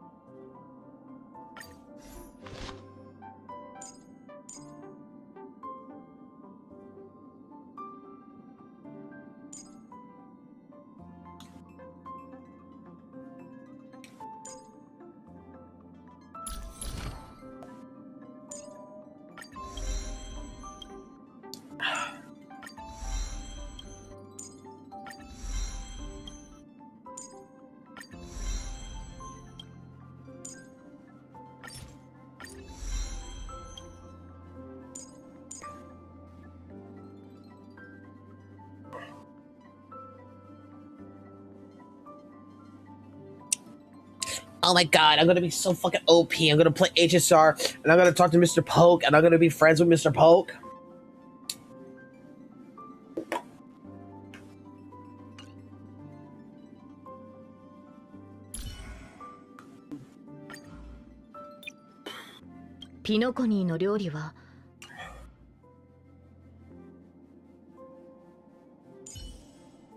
Then after I become friends with Mr. Poke, I could go ahead and we can have fucking butt sexual relations. I like that idea.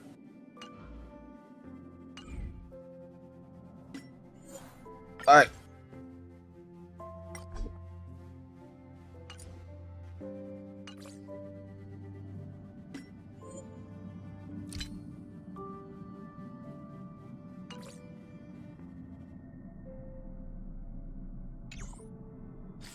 Dumb question here. This is not like ZZ. This is not like ZZZ, right? Where I could just, you know.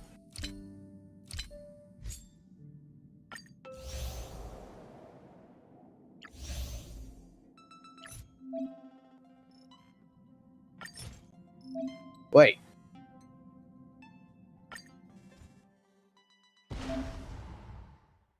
Wait. I could do the fucking story as a movie? Hyacinth? What happened? No.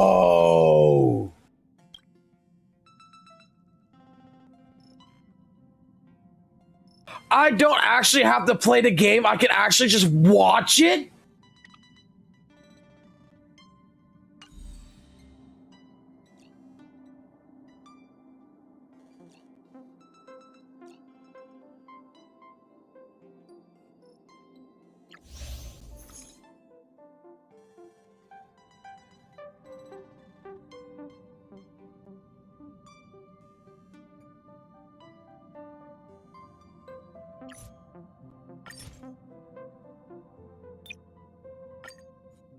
Hey, where do you think you're going?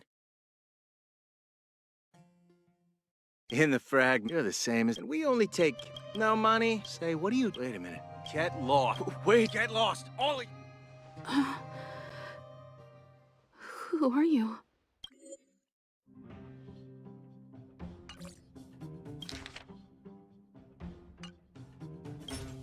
Hold on here. Hold the fuck on here. So I could actually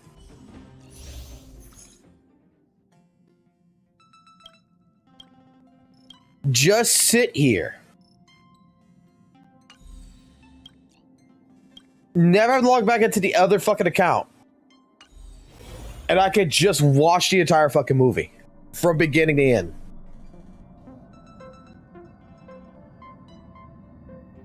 It'll give me the entire story.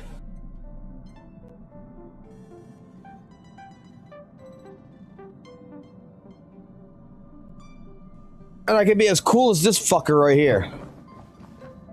Mr. Boothill.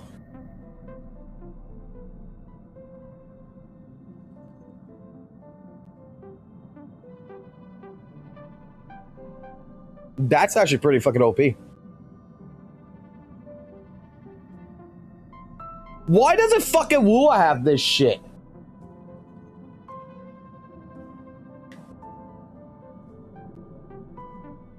I like westerns, okay? I saw his name. His name is Boothill. Some motherfucker said I sound like a long time ago said I sound like Boothill. Does he talk? What the fuck does he sound like? Holy shirt balls! The synthesizer on this express is lit as fudge. I don't say shirt balls or fudge. I say holy shit balls. The synthesizer on this express is lit as fuck. Following this synthesizing method, would it turn a bag of trash into treasure? It's not a new term. It just means very peak. It means very fucking awesome. What the fork? This synesthesia anyway. Other than this synthesizer, are there any other cool toys on the Express? I like this character. Is he playable? Can I get him? Can I get his ass? This is my fucking spirit animal.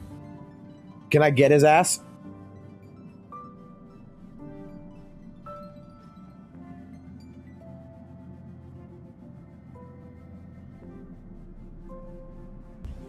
I'm gonna get his ass. I found my main. I found my main.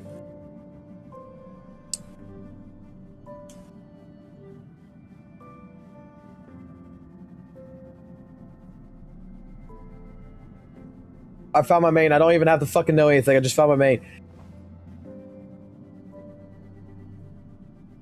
Holy shirt balls. That is fudging awesome. If I could play him and he talks like this shit and this is all he says and kind of shit, then at that fucking point in time, I will change my cursing to fit him. We will no longer curse on this channel. We will just say holy fork. Ah, fark. Oh, fork. Holy shirt balls. Fudge rockets.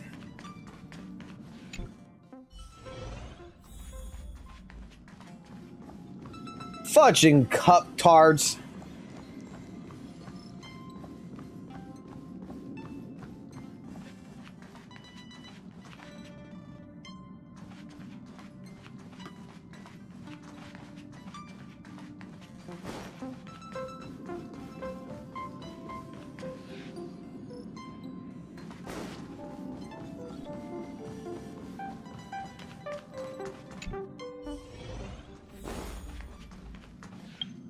Alright, so let's take a look at the account real quick on terms of characters. We have Archer. We have Bitch. We have Bitch. We have MILF. We have Bitch. We have Man. We have GN. We got Anime. We got Lolly. We got Wet Wipes.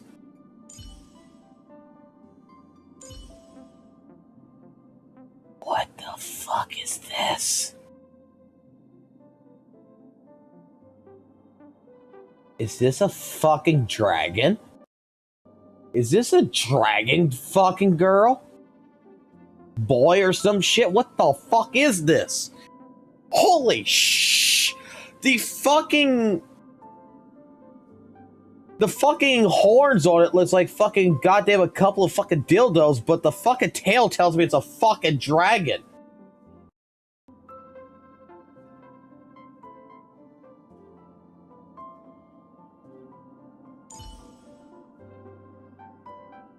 Plain Jane. This motherfucker must get drunk a lot. I'll build him up. I like him.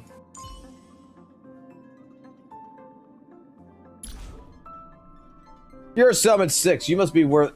So you must be worth building.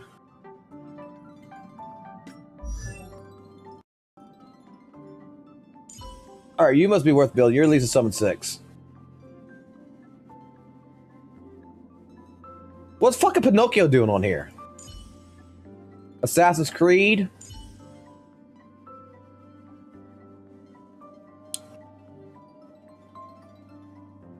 Taylor Swift. Head and Shoulders. No personality robot fucking chick. Child.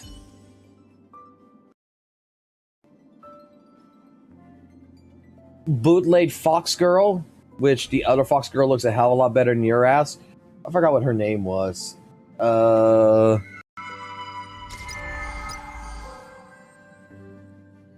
another fucking Fox Girl.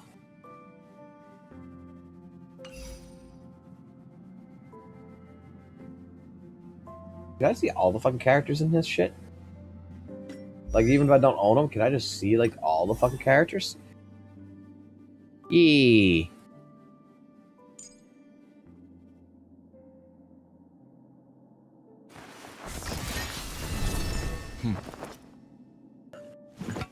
Look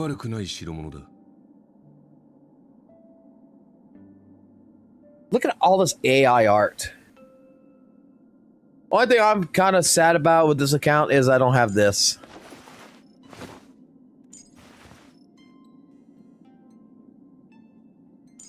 About to warp? What the fuck does that mean?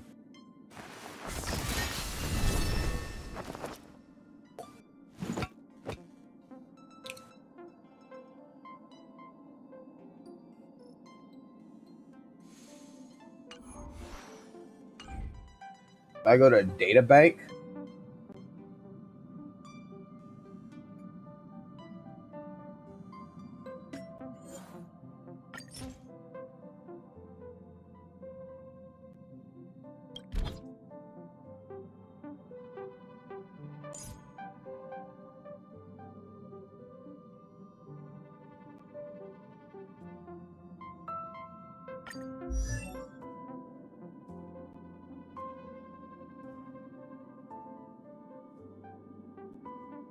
I saw white hair.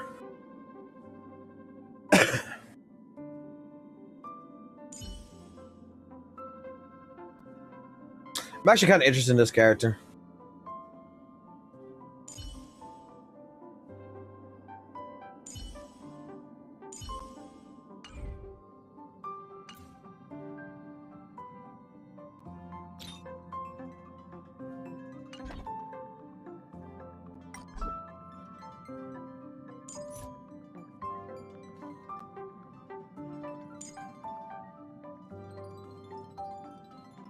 She looks like a bitch.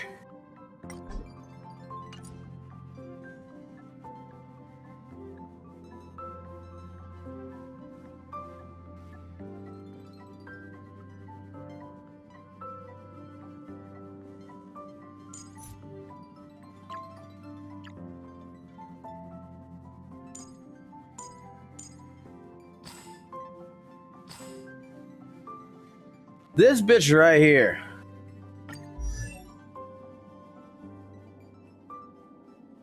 This is the bitch that made fucking Honkai Star Rail this year a lot of fucking money, isn't it?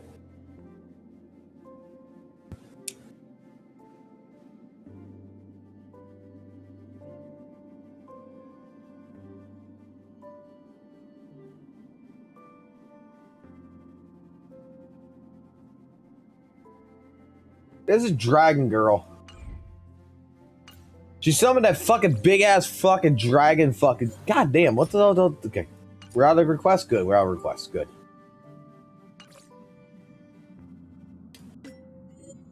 Okay, so we got a new fucking deal then. We got a new deal for the weekend. Because tomorrow is fucking ZZZ day for me. And I don't think it's gonna last. I don't think the update's gonna last me till fucking goddamn fucking Saturday. So Saturday, I'm gonna bore the fuck out of anyone who comes into my stream.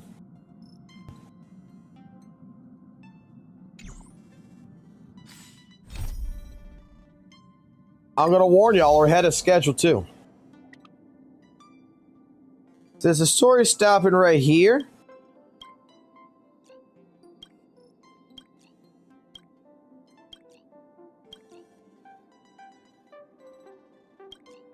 I'm gonna fucking watch all of this.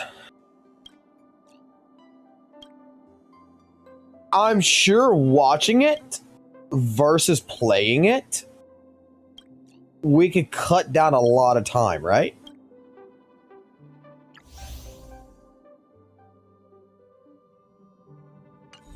It's not like it's gonna be like 500 hours of fucking cutscenes.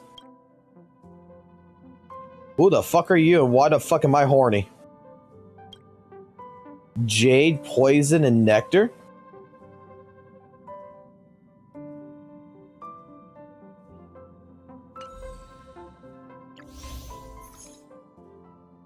Oh, this wasn't done.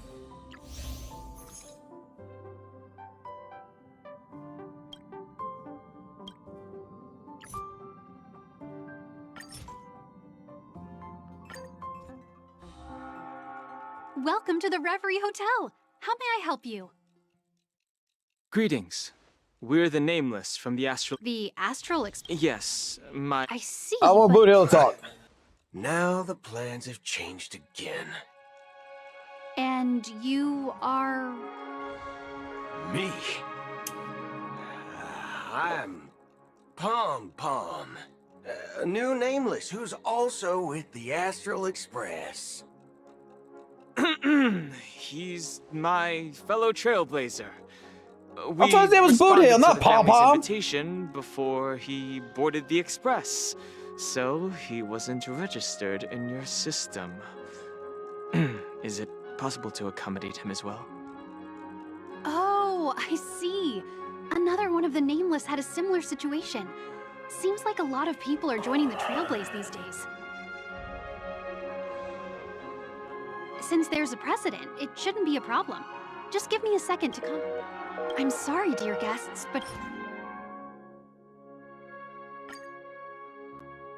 but it seems I'm This is neat.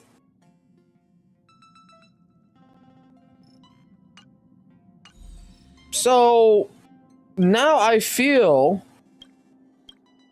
So this right here, the reason why I'm gonna say this is neat is the same reason why I say ZZZ shit is actually really good, with the be able to replay the story. Now, granted, you're not actually replaying the battles in this shit. You're only just replaying the story segment, which I'm just gonna put it like this. That's actually really good because this is the kind of shit that makes you feel like you own the game. That you could always go back and you could always go replay those certain scenes that you like so much.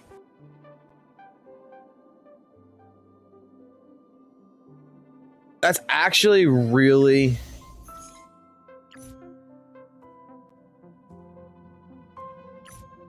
And there's some part of the story which is not done.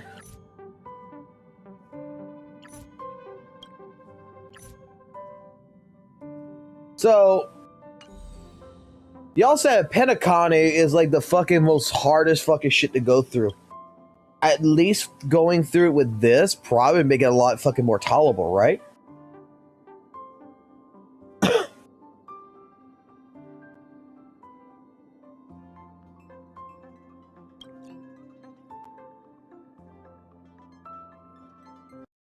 Alright, so I'll do what I did like I did with ZZZ. I'm just gonna sit here, I'm gonna start from the very beginning, and I'm just gonna watch the fucking story.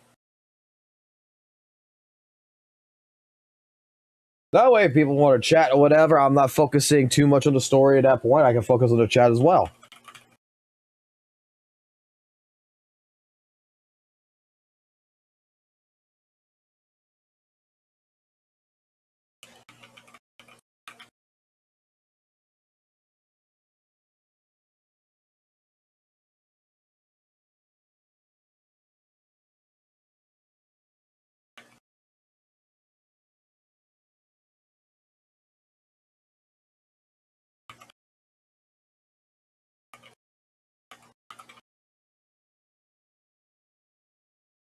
I want to try some here.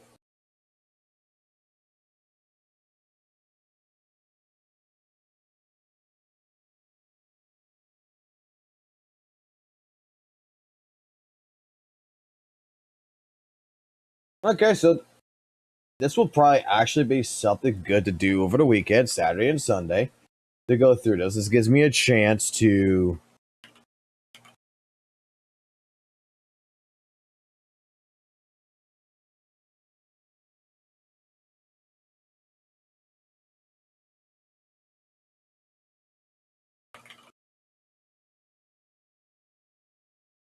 This gives me a chance to go through this, like I did with ZZ, get the entire scope of the story the way I want to.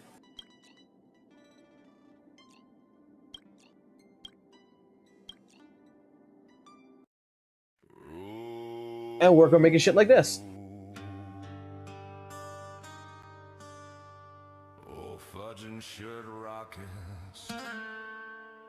Holy shit, boss! The ground is shaking, hear the thunder calls. Boot hills rise and the graves awake. Better run, boy, before your bones all break.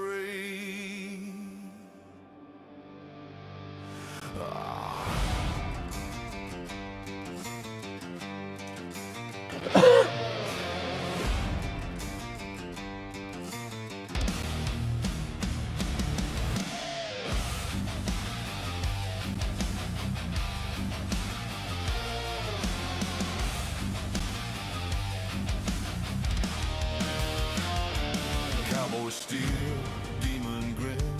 He's the nightmare riding in. Iron spurs and fire eyes. He's the storm that never dies. From the dust, from the tomb, echoes louder. Doom, doom, doom. Pull the trigger, final breath.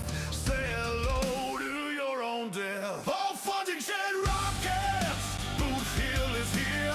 Bang your heads, feel the fear. Holy shirt ball, sound the alarm. The outlaw king brings fatal harm. All funding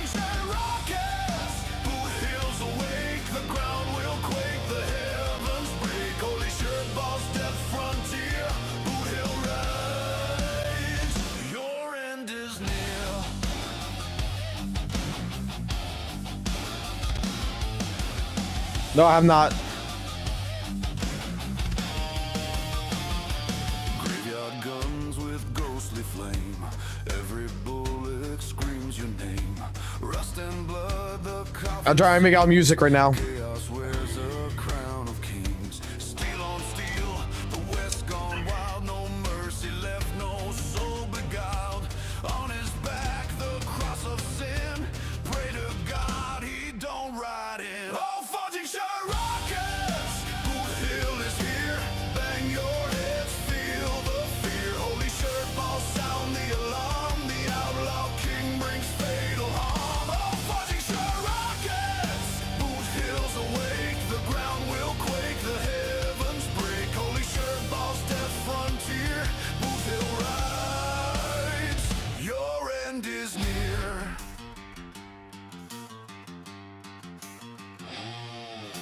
Horse hooves pounding like a war machine. 6 guns blazing, painted red and mean. Every scream is fuel to fire. Boot Hill's wrath takes you higher.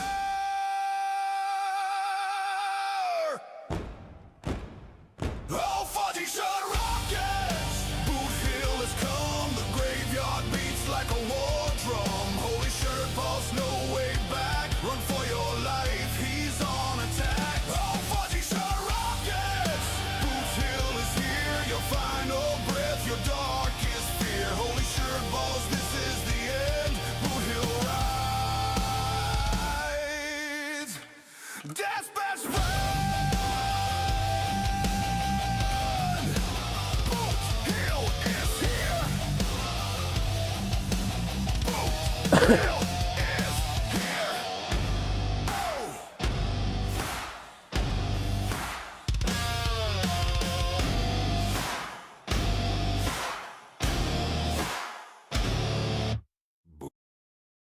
God damn. I can't believe the fucking Suno 5.0 is doing really well.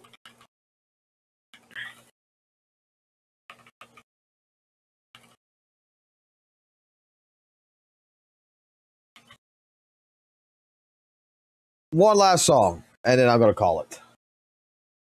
Why? Because I think we just need to do it.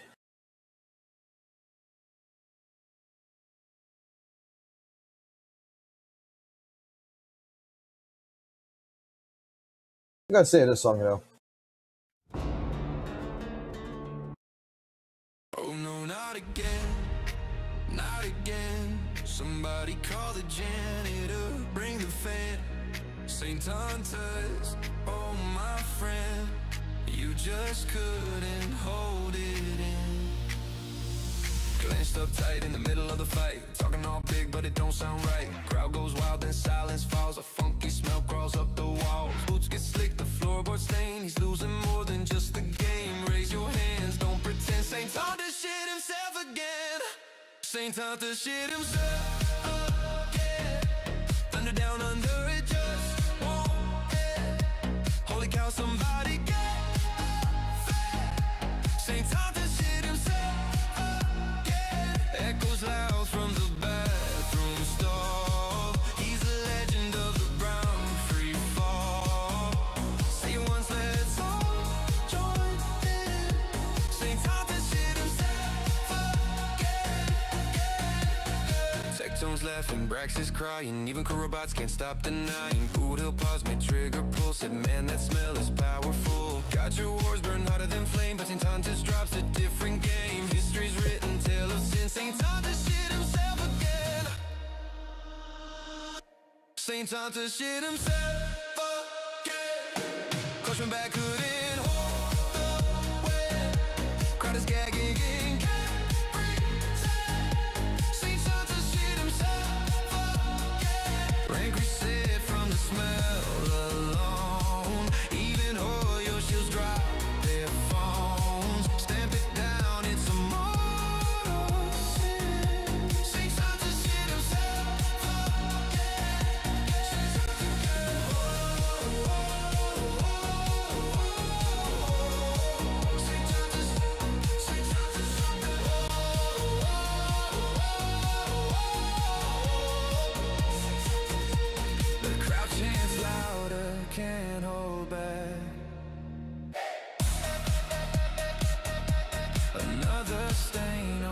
GACHA track.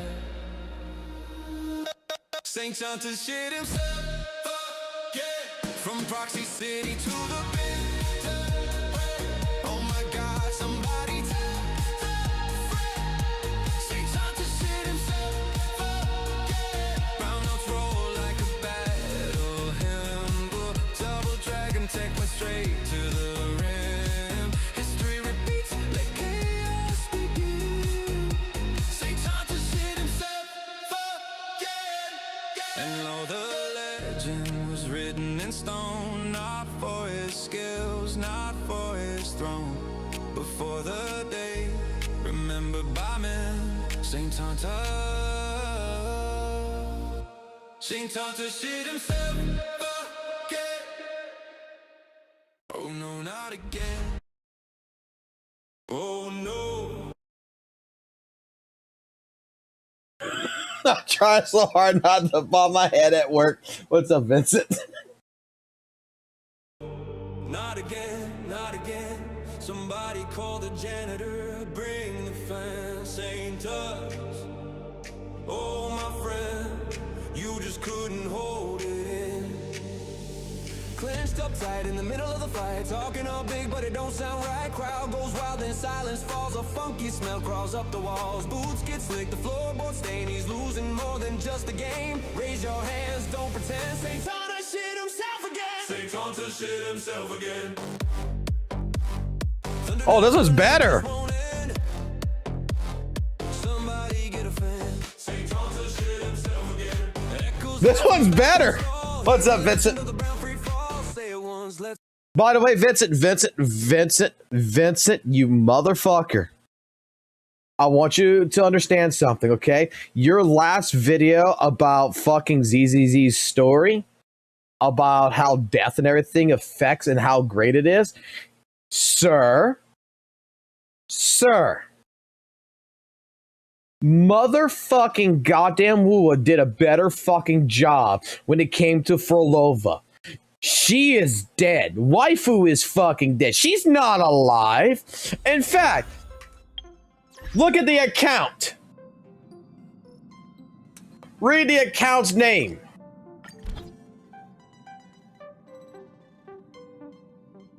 I'll give you a minute with this.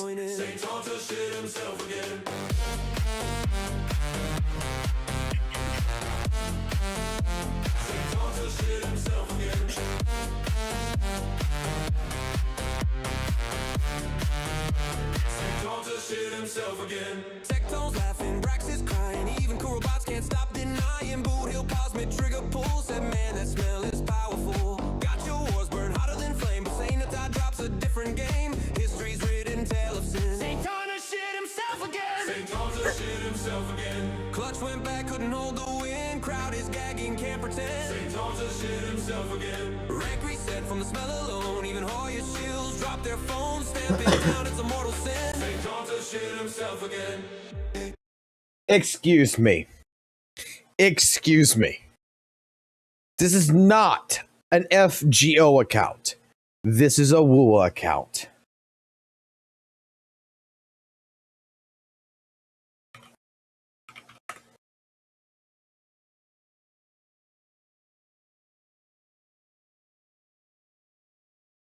Okay, she basically merged herself into the Lost Beyond, blah, blah, blah, blah, blah.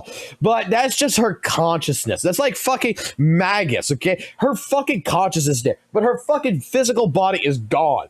Do you not understand?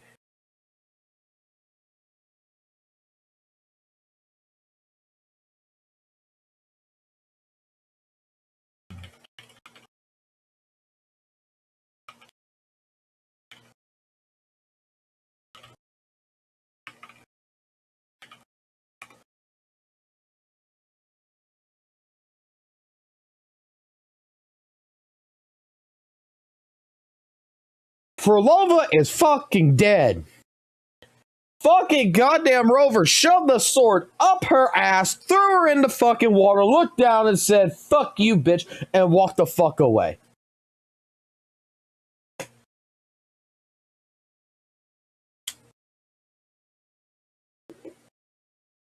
That screams, okay, let's be honest here, Fitz, that doesn't scream resurrection incoming.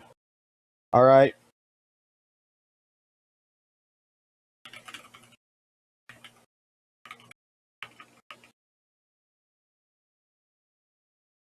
That does not scream that. That screams. Let's smell it. Let's all smell it together.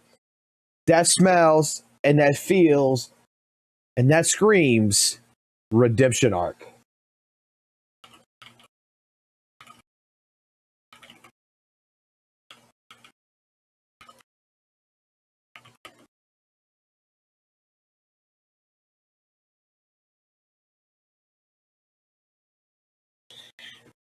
I will fucking fight you, you son of a bitch.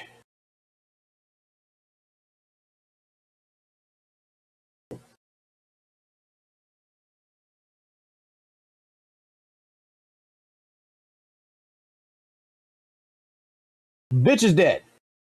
We almost accept it. The bitch is dead.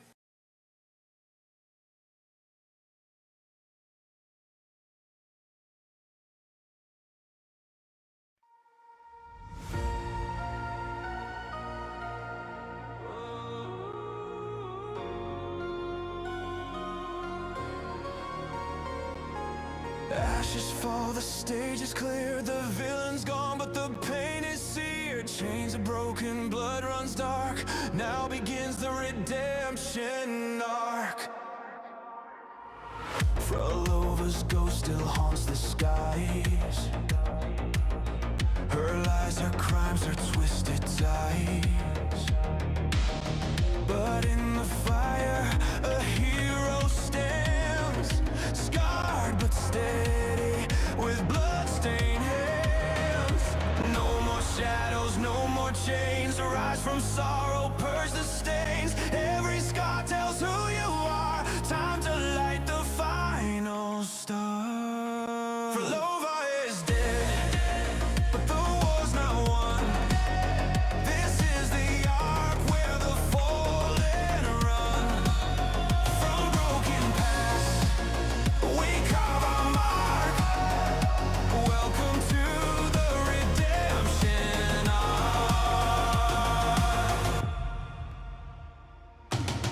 The silence screams where she once reigned. A kingdom lost, but hope remains.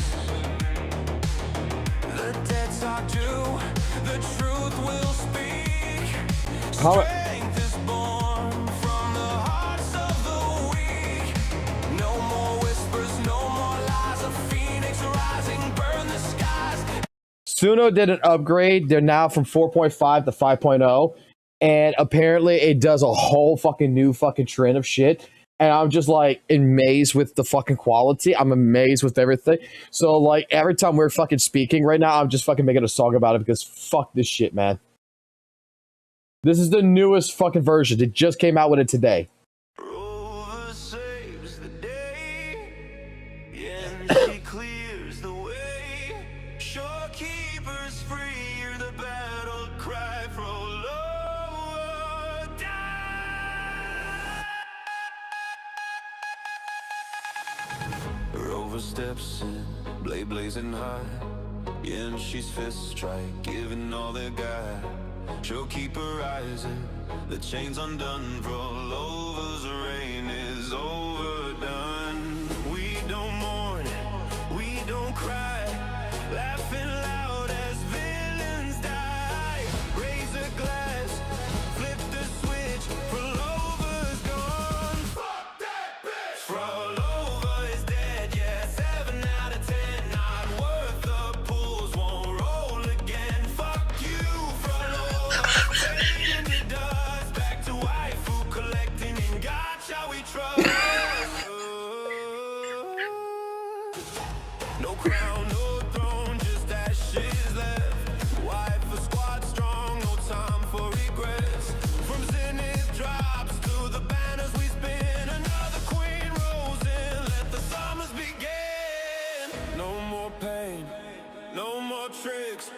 Shorekeepers free and the clock still ticks. Yeah, she smiles, Rover laughs. The future's bright, pull another drag.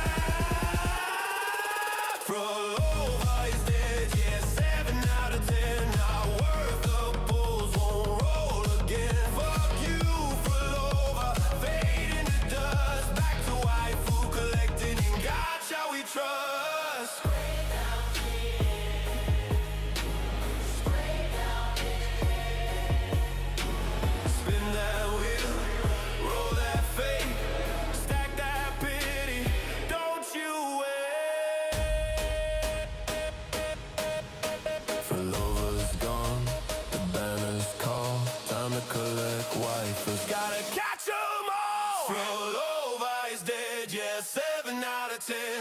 Wife of paradise, we rise again. Fuck you, Rolova, you're yesterday's rust. Back to waifu, collected in GACHA we trust.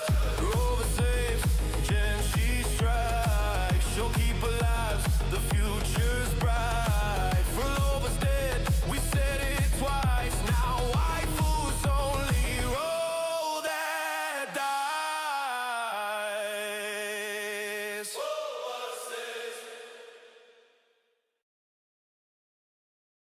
What do you think about that song, boys and girls?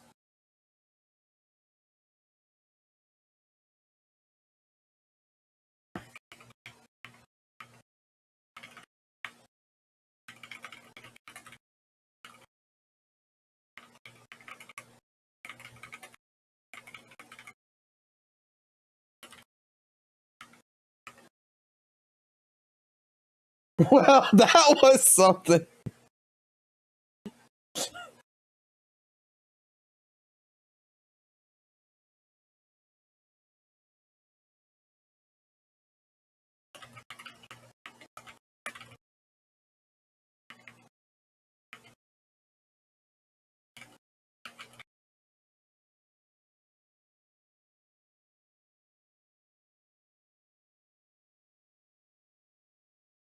Like, do we even honestly know what the story anymore for fucking Weather and Waves is?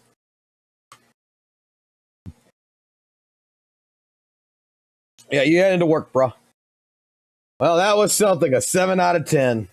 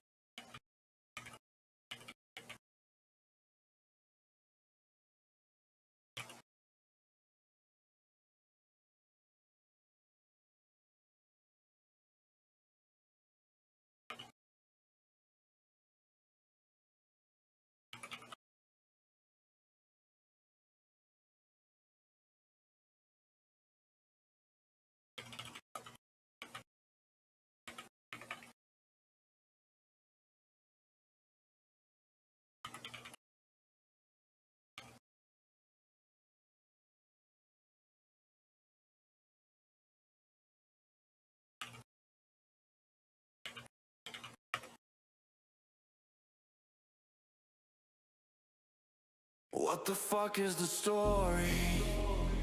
Somebody tell me the lore, please. Fragments and echoes, cutscenes galore. I'm still confused. What is this for? You wake up in a wasteland, memory wiped. Monsters in the shadows, resonators hype. Couch arrow brood, Verena smiles, GM flexes with dragon style. But every time I try to piece it together, it falls apart like broken tether. WUWA devs just laughing loud. Mystery fog, story shroud. I'm pulling pulls while scratching my head. What the fuck did the cutscene just say? What the fuck is the story lead to? Ring once, do I fight for the future or dig my own grave? I got echoes, weapons, stamina drained, but the lore in my brain feels completely deranged. What the fuck is the story lead to? Ring once, I smell the critters. Hide your wafers, hide your balls. The critter dogs are coming again. Bark, bark, bark, bark. Out in the streets they prowl in packs. Ayosha shaking, don't look back. Banner wars and pity. Not that one. I smell the corridors. Hide your wayforce, hide your pulls. The corridors are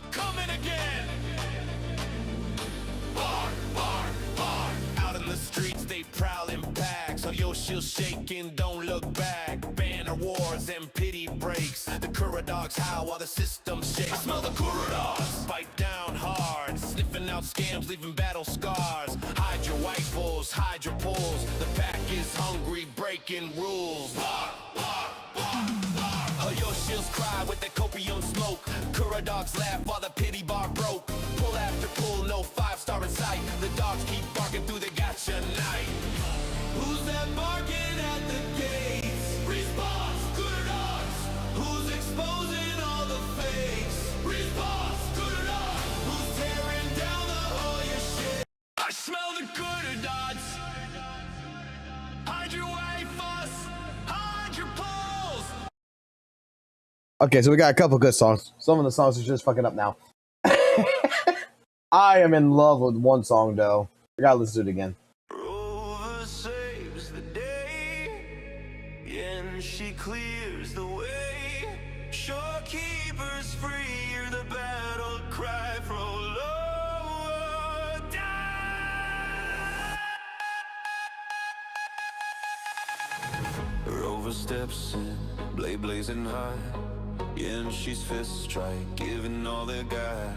Showkeeper rising, the chains undone. Rollover's reign is overdone. We don't mourn, we don't cry, laughing loud as villains die.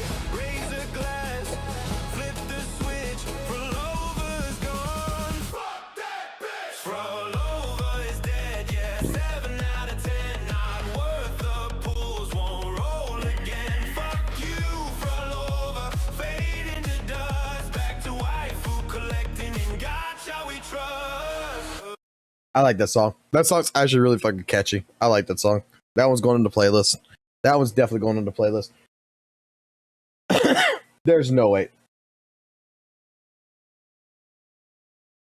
Wait, did I say for a year Fox got mad characters? Oh, you think that's what I got? You think that's what I got, DPT? You already added me. You fucking already added me. You weren't here when all this shit fucking broke down? Like...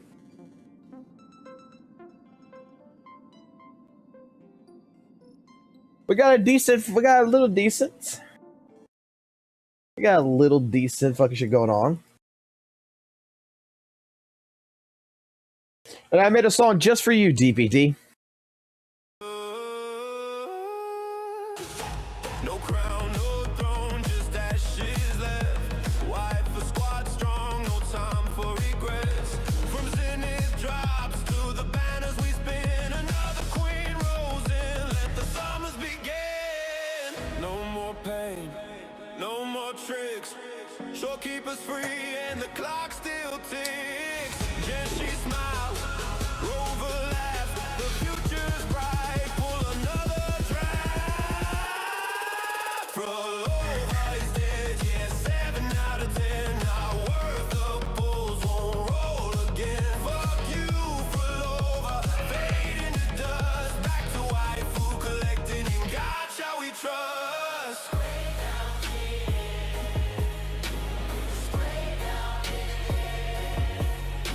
Spin that wheel, roll that fate, stack that pity, don't you wait. Rollover's gone, the banners call, time to collect wifers. Gotta catch 'em all. Rollover is dead, yeah, 7 out of 10. Waifu paradise, we rise again. Fuck you, Rollover, you're yesterday's rust. Back to waifu collecting and gacha we trust. Rover saves, Jen she strikes. She'll keep alive, the future's bright. Rollover's dead, we said it twice. Now waifu's only roll that. Oh, DPT went back to sleep, right? I'm sorry, DPT. I didn't mean to make you go back to sleep.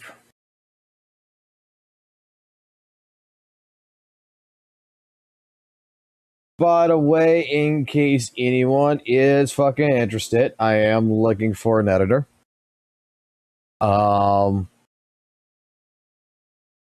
our job board on Discord. I feel that I put it out this morning.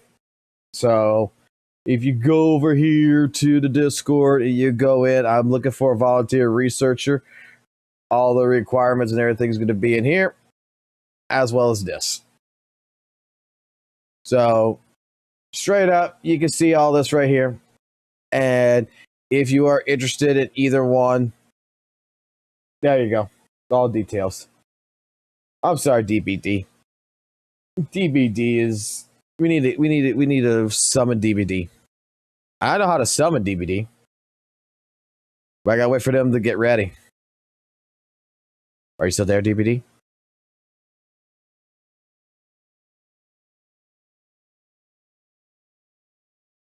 I guess they left. I guess I should leave too.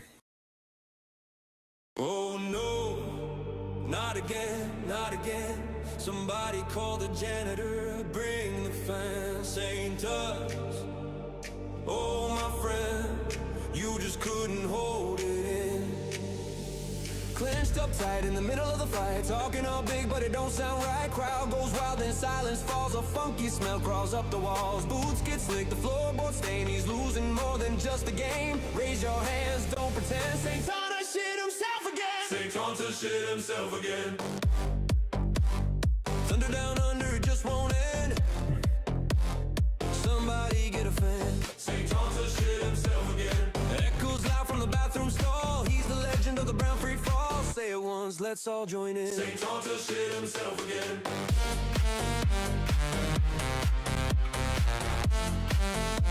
St. Tuss shit himself again.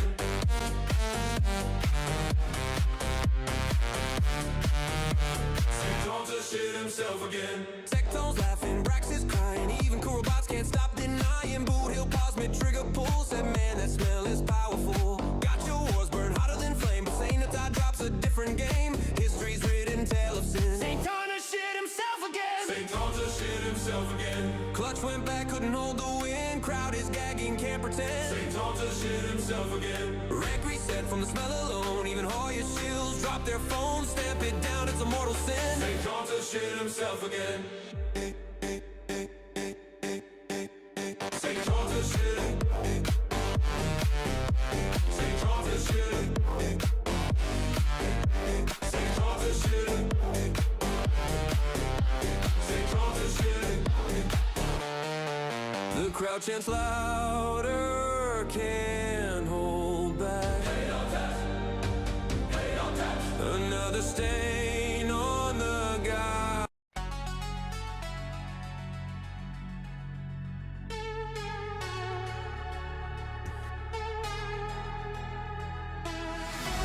Oh, huntress, brave in WUWA's fight, but one fateful night, the air wasn't right.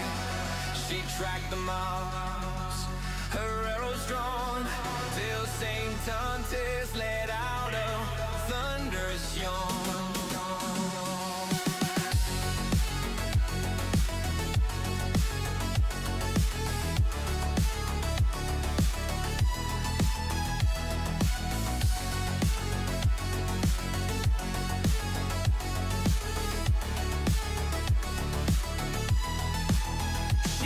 The wind, thought danger was near, but it wasn't a boss, it was much more severe. A stink so foul, it shattered the sky. St. Tuss shat himself, and Huntress died. Farewell, DPD Huntress, your legend lives on. Though your death was tragic, it became a song. You braved the abyss, but you couldn't survive the toxic blast of St. Tuss alive. WUWA devs buried their heads. The swamp was silent, the bayou still. A St. Tuss dropped that damage overkill. Farewell, DPD Huntress, forever you'll be a martyr of stench in WUWA's history. No monster, no rival, no blade at your side could match the fart where St. Tuss died inside. In Gilchat they wept, in Discord they cried. Press F for the Huntress who nobly died. but in the patch notes, the truth was denied. They called it a bug, but we all know they lied. Farewell, DPD Huntress, rest now in peace. From St. Tanta's horror, you found release. The stench lives forever, the memes never fade. A WUWA tale of the dead Huntress made.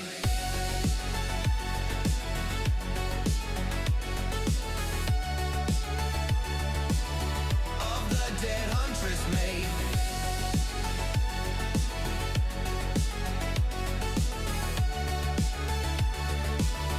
Of the dead Huntress made. So light a candle, pour one out, friend, for Huntress's journey met a stinky end.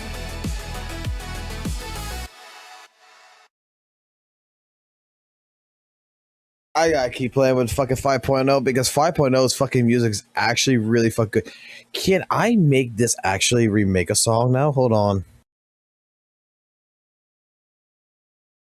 Can I make it redo this one by some fucking dumb chance? Let's see. I don't want to create a persona. I want to...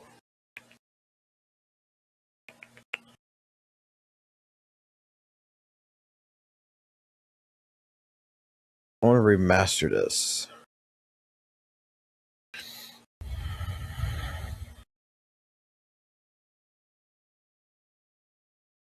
All right. I'm going to get some sleep myself. I'll chat back with you guys tomorrow.